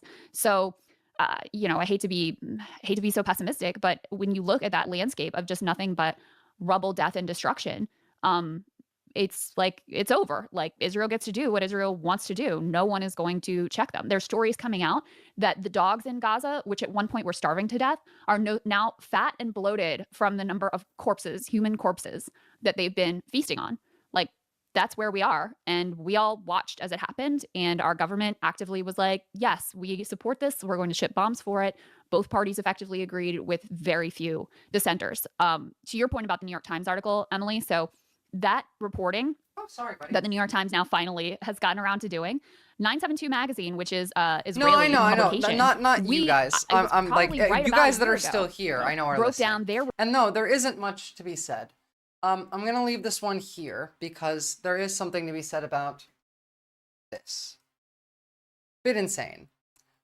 So Fox News is reporting this as, oh, what's up, back guys? Biden reportedly weighing strikes on Iranian nuclear sites. Now, that's not exactly what's being said here. This is Fox News.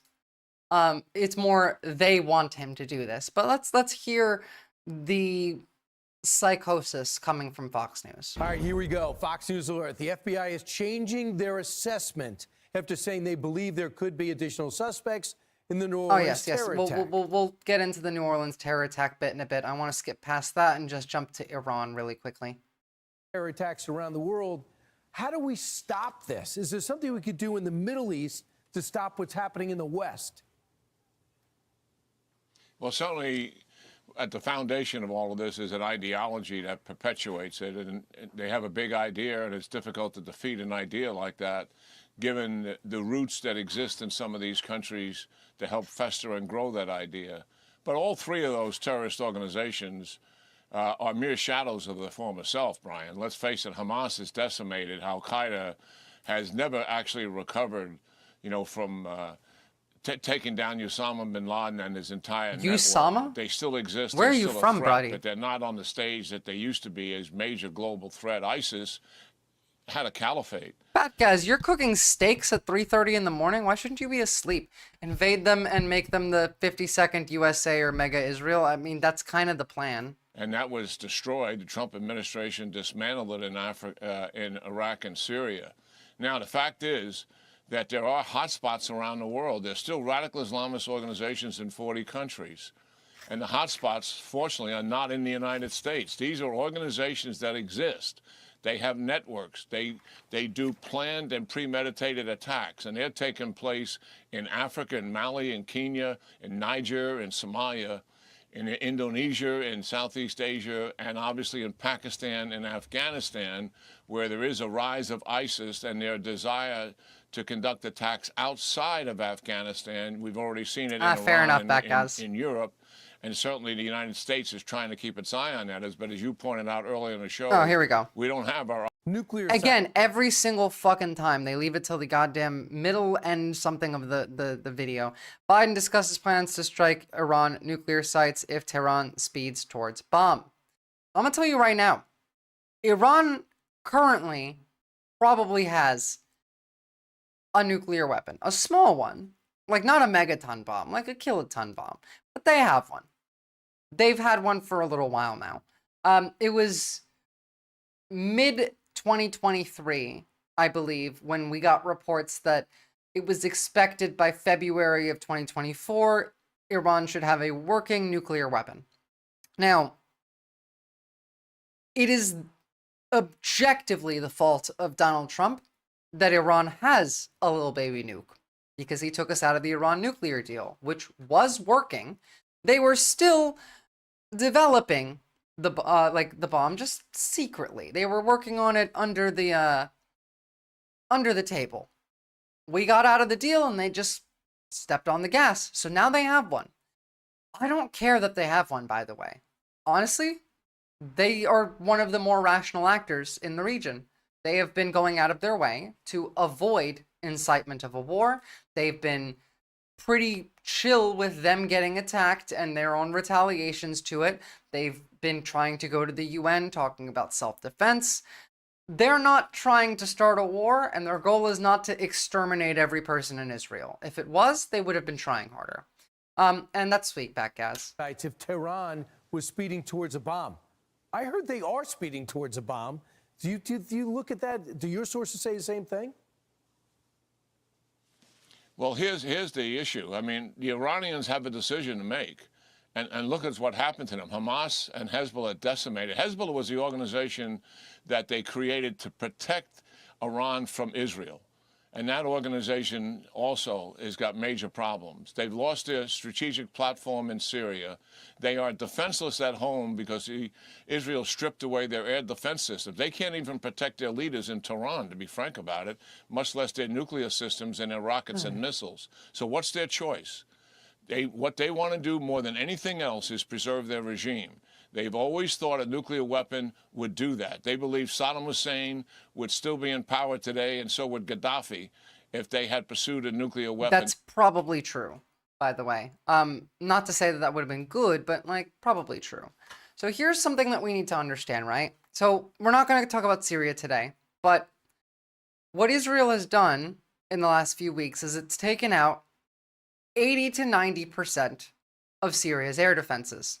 Now, Syria, at one point, had some of the most condensed areas of anti-air weapons in most places in the world. And most of these anti-air weapons are not a threat to Israel's F-35s, but they are a threat to tanker planes, refueling planes. And so now that this entire region has essentially no air defenses, if Israel wanted to conduct a preemptive strike into Iran, let's say Tehran, all around like specific coordinated areas, I'm sure we've all seen the map of where they have facilities, generally in the mountains or underground.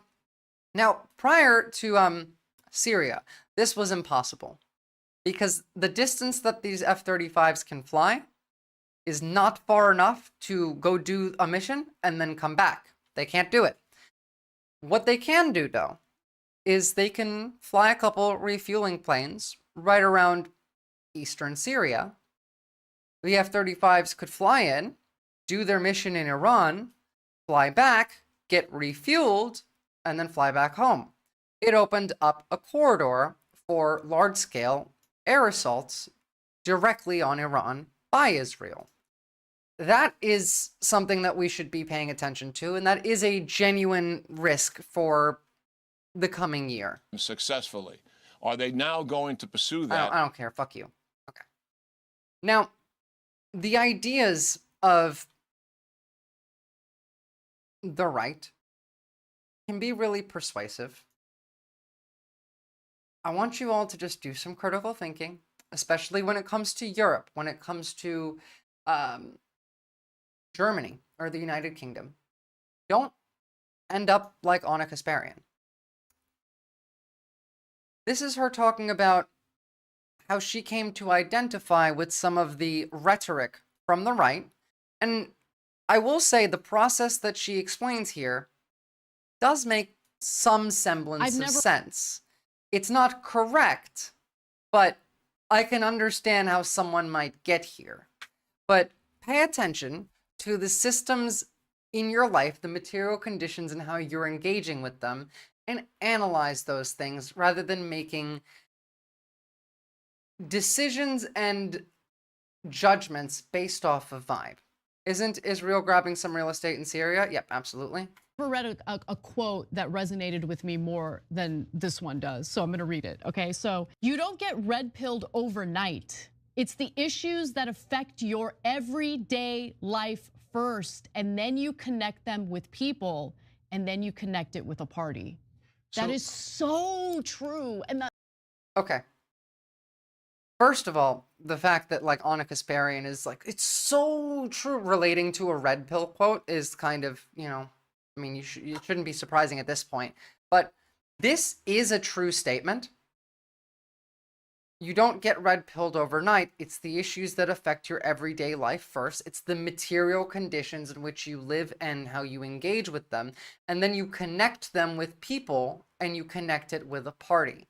This is what she's saying here, by the way. Like, I'm not to take it out of context. It's just her display of relation to the quote is what I want to point out there, not the fact that she's reading this, because she's making the same point that I am, in that this is why a lot of Americans do fall victim to this, but it's not just Americans now. The red pill is global. The right is globalist. They are the most globalist.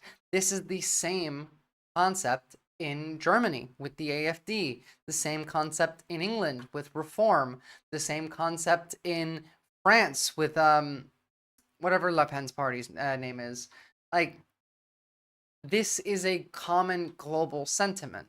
This is the feeling that a lot of people who are pro-Israel have. And then you connect it with a party.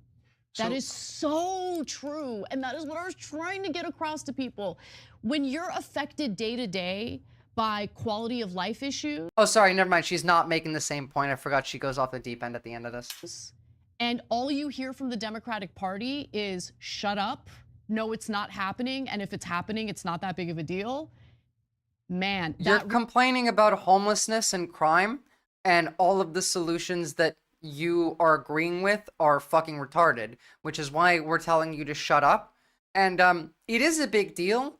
It's just not as big of a deal as several other things that also affect your problem that you're talking about. The issue is you frame this, Anna, in a way that feels like rich people complaining about having to endure the presence of the poor around you. Now, that's not what she's saying, by the way, but the way that she says it, that's the vibe it gives. Where she's getting the thoughts to say it from comes from that idea. Really does. Red pill people, it builds resentment toward the party. And I really think that Democrats need to pivot away from that, because they're going to keep losing. And now she turns into a Republican. Exactly. It's a very easy straight line you can follow. Don't do this. By the way, sounds pretty much exactly like what Dave Rubin said. I'm getting ready for the next Trump term already. He says under his administration, his next one, schools will teach students to love their country, not to hate their country like they're taught now. I gotta say, this one doesn't bother me so much. Because I think that, I mean, this is what I see when I see kids demonstrating, these progressives demonstrating for Hamas, the most illiberal people in the world, that, oh good, we're gonna give America its comeuppance, asshole America. They kind of have been indoctrinated. You need to go in the hole, my friend. Like, seriously, like you need to, I'll put a ladder in and you just need to climb down into that hole. Don't worry, we built a whole area of like nice couches and TVs for everyone that goes in the hole. 10,000-year sentence. And Chuck Schumer made a speech this week. He said anti-Semitism is a 5-alarm fire that must be extinguished. This is the highest-ranking Jewish. Yeah, no, Dems actually have to go more right-wing. It'll give you more votes. Literally what we were talking about with Starmer in the UK earlier. It never works. Go further to the left. We want to turn the woke up to 15. That's the only way. You gotta troll these motherfuckers. We've ever had in this country. He talked about when Jewish people here. See, this is the bourgeoisie class, not the retard socialists. Wipe us out by any means necessary.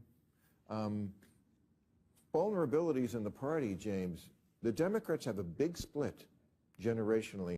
Give me Dave Rubin. There are a lot of tells them to be for. be with Israel. Well, the kids are with TikTok. They're with whatever TikTok tells them. I mean, true, Lennon.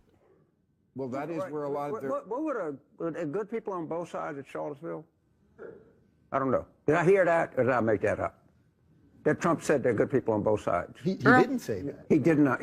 I have to say, I see old people freezing to death. I see the working class people being screwed over. I see people losing their jobs. No, that's not why. It's not because of national insurance. It's because of the companies that fuck you because they have to pay more taxes. Batcaz, you're falling for it again. National insurance going up does not mean old people freezing to death. National insurance going up means rich people pay more taxes. They're the ones cutting everything and making poor people and old people freeze to death. It's not Starmer. It's the companies. It's Musk. It's Musk. It's the people like him. It's the rich. The national insurance hike is a good thing. It's the corporations that are mad about it and are taking it out on you that are the problem. Point your anger up. not at Starmer. He's not the problem. He's a symptom of the disease of capitalism. If you have national insurance, you pay less. The rich pay more. The only issue is you lost your wage protections because of Brexit. And so the rich fuck you because they have to pay more taxes. It's not Starmer's fault. It's the rich. Blame the rich. Blame the wealthy. Blame the wealthy, like farm owners who are whinging about inheritance tax that will help the vast majority of farmers. Whinge about the fucking,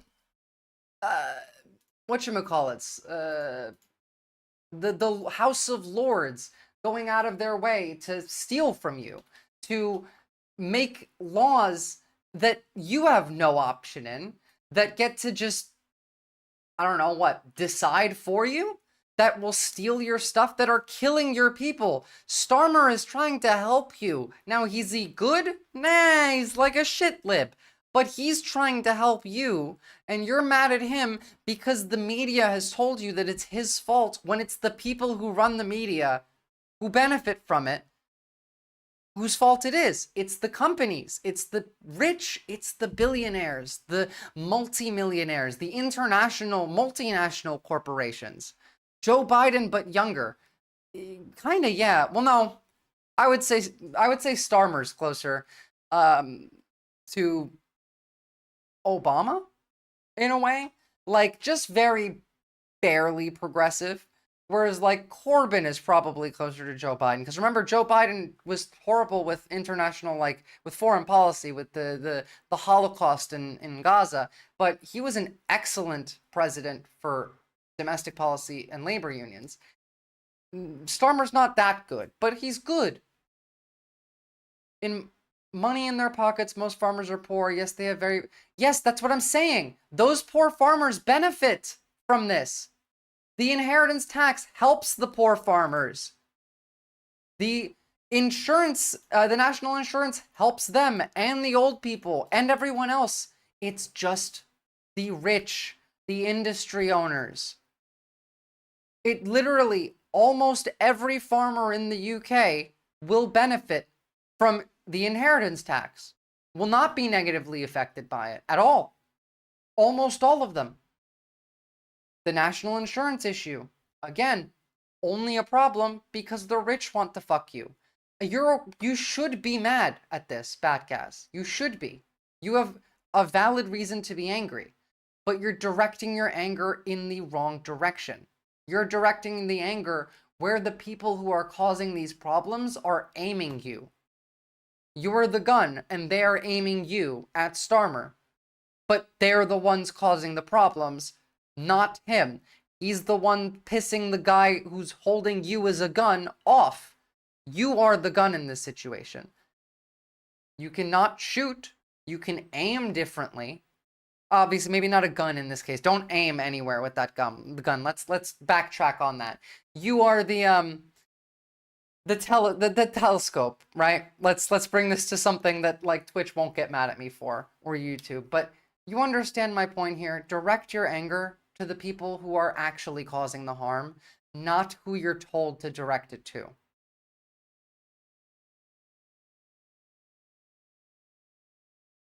He said it, but a sentence later, he said, I'm not talking about the white supremacists and the neo-Nazis. After you talked about every other person in that group, sure. It's like, you know, the three guys. It was badly phrased. I think we can agree on that. It was inelegant. Yes. Yeah, it was inelegant, right. What is your point about this? Well, first of all, the young people... Maybe, I don't know. I just don't become these people. Don't fall for that trick.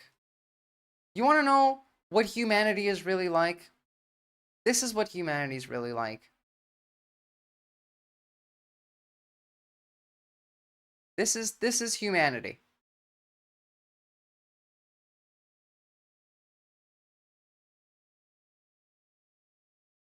Can you imagine any elected official I can imagine a few in America, but only a few. In the UK, doing anything like that, just winning something that they want and giving it to somebody for nothing because it's the right thing to do? No. No. Because the rich and the powerful hate you. They believe that you are property. And speaking of guns, I have one more thing to show you. If we were white, if we were Irish, if we were Jewish, if we were Poles, if we had, in fact, in your mind, a frame of reference, our heroes would be your heroes too. Nat Turner would be a hero for you instead of a threat. Malcolm X might still be alive. And everyone is very proud of brave little Israel, a state against which I have nothing. I don't want to be misinterpreted. I'm not an anti-Semite. But, even back in the day, the Israelis pick up guns, or the Poles, or the Irish, or any white man in the world says, give me liberty or give me death, the entire white world applauds. When a black man says exactly the same thing, word for word, he is judged a criminal and treated like one, and everything possible is done to make an example of this bad nigger so there won't be any more like him. This is obviously not the current situation that we have, but take a look at that and understand. Oh, sorry, I didn't see the bring the cat message, Len, but I'll get him in a second. You have to understand that this is the same principle of where we live now. You were allowed rights and you were allowed to advocate under certain circumstances as long as you fit in with the status quo. If you're outside of the status quo, they don't care. They're going to lie. They're going to make bullshit up. They're going to make you believe that things that are going to help you hurt you. They're going to make you blame the wrong people for the issues. So we need to get to a space of critical thinking regularly, questioning power, but also understanding that every single one of these assholes isn't there for you. They're there for the people who own them. That's why they're there. They don't work for you. They don't care about you.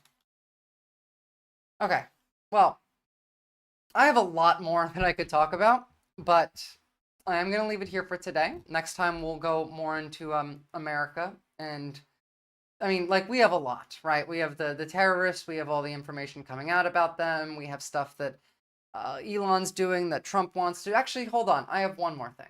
I remembered. This is one more thing that I want to show you. This fucking ow.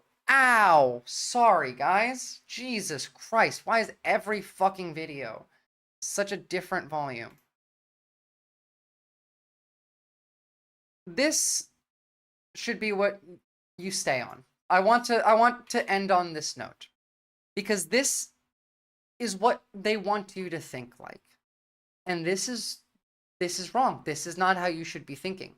But look at how he words his argument in a way that is in a conversation where he is objectively never going to be agreed with. CEOs are people too, and they deserve more respect. 100%.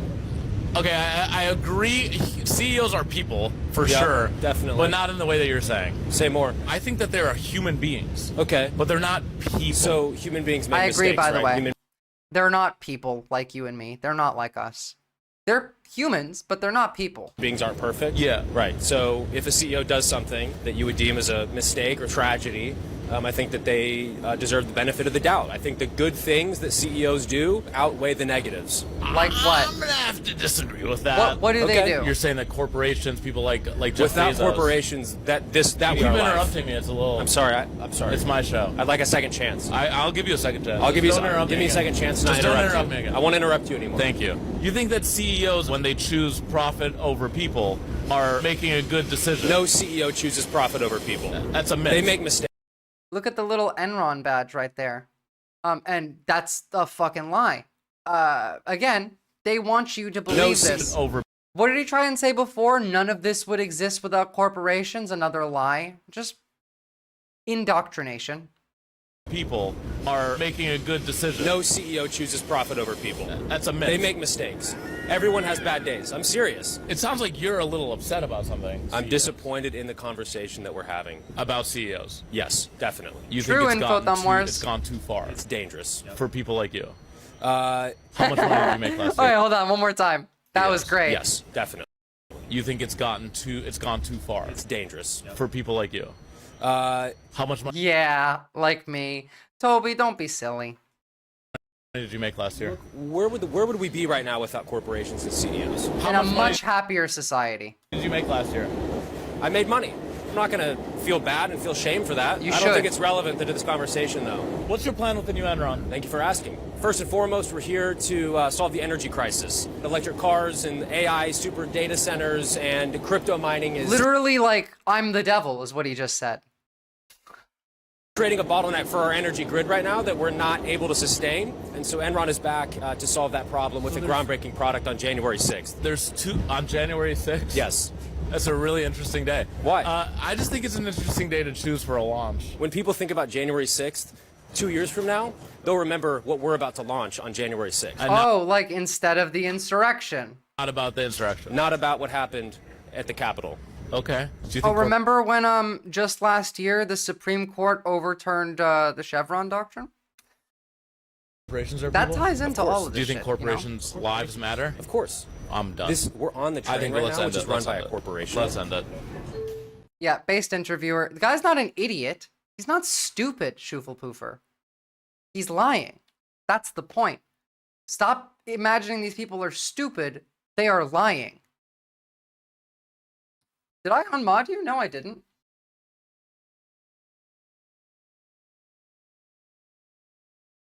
Oh, sorry. I guess when I, like, muted you for a second, it unmodded you. My bad. So, the January 6th launch is a dog whistle to Trump. Yes, it is. Absolutely. It's absolutely a dog whistle to Trump. But, again, it's not even about Trump. It's that they own everything. Trump has no power. They do. That guy we were just watching, he's in charge. His bosses are in charge. Donald Trump isn't in charge. Elon's in charge. Fucking Rishi Sunak is probably still in charge in the UK. He's the richest man in the country, isn't he? Gina Reinhart is in charge of Australia. She's the richest person in this country. It's the wealthy. Every time. It's just the wealthy. Don't be mad at the left or the right. Both of sides of the spectrum are getting fucked by the top. So, for the time being, aim your anger. Now, I'll be streaming tomorrow unless I can get in for a doctor's appointment early in the morning. So I'll find out. But in case you don't already follow me, follow my socials and the Discord, and you'll be able to see. Also, I do try and update the stream calendar on Twitch. Likely I will be, streaming tomorrow, but I do want to get in with that doctor, and I want to find out why I coughed up blood before too long, because that's kind of freaky. Thank you, Lennon. And thank you, Backcast. Thank you all for tuning in. And especially thank you all for tuning in to the difficult segments of this stream. At least next time we're going to have some more fun. Oh, don't worry, I'm fine, Schufel-Poofer. I've just had like a cough for a little bit. You just got to make sure, It's...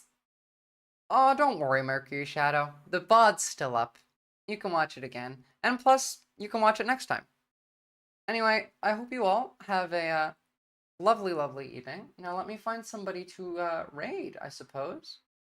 It's a good community building at this point. To just raid anyone that you can be, and plus, like, not only does it make everyone happy, but it is useful in community building.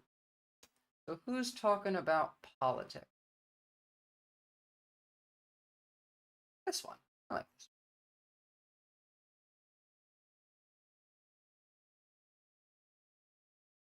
What's going on here? No, that's not politics.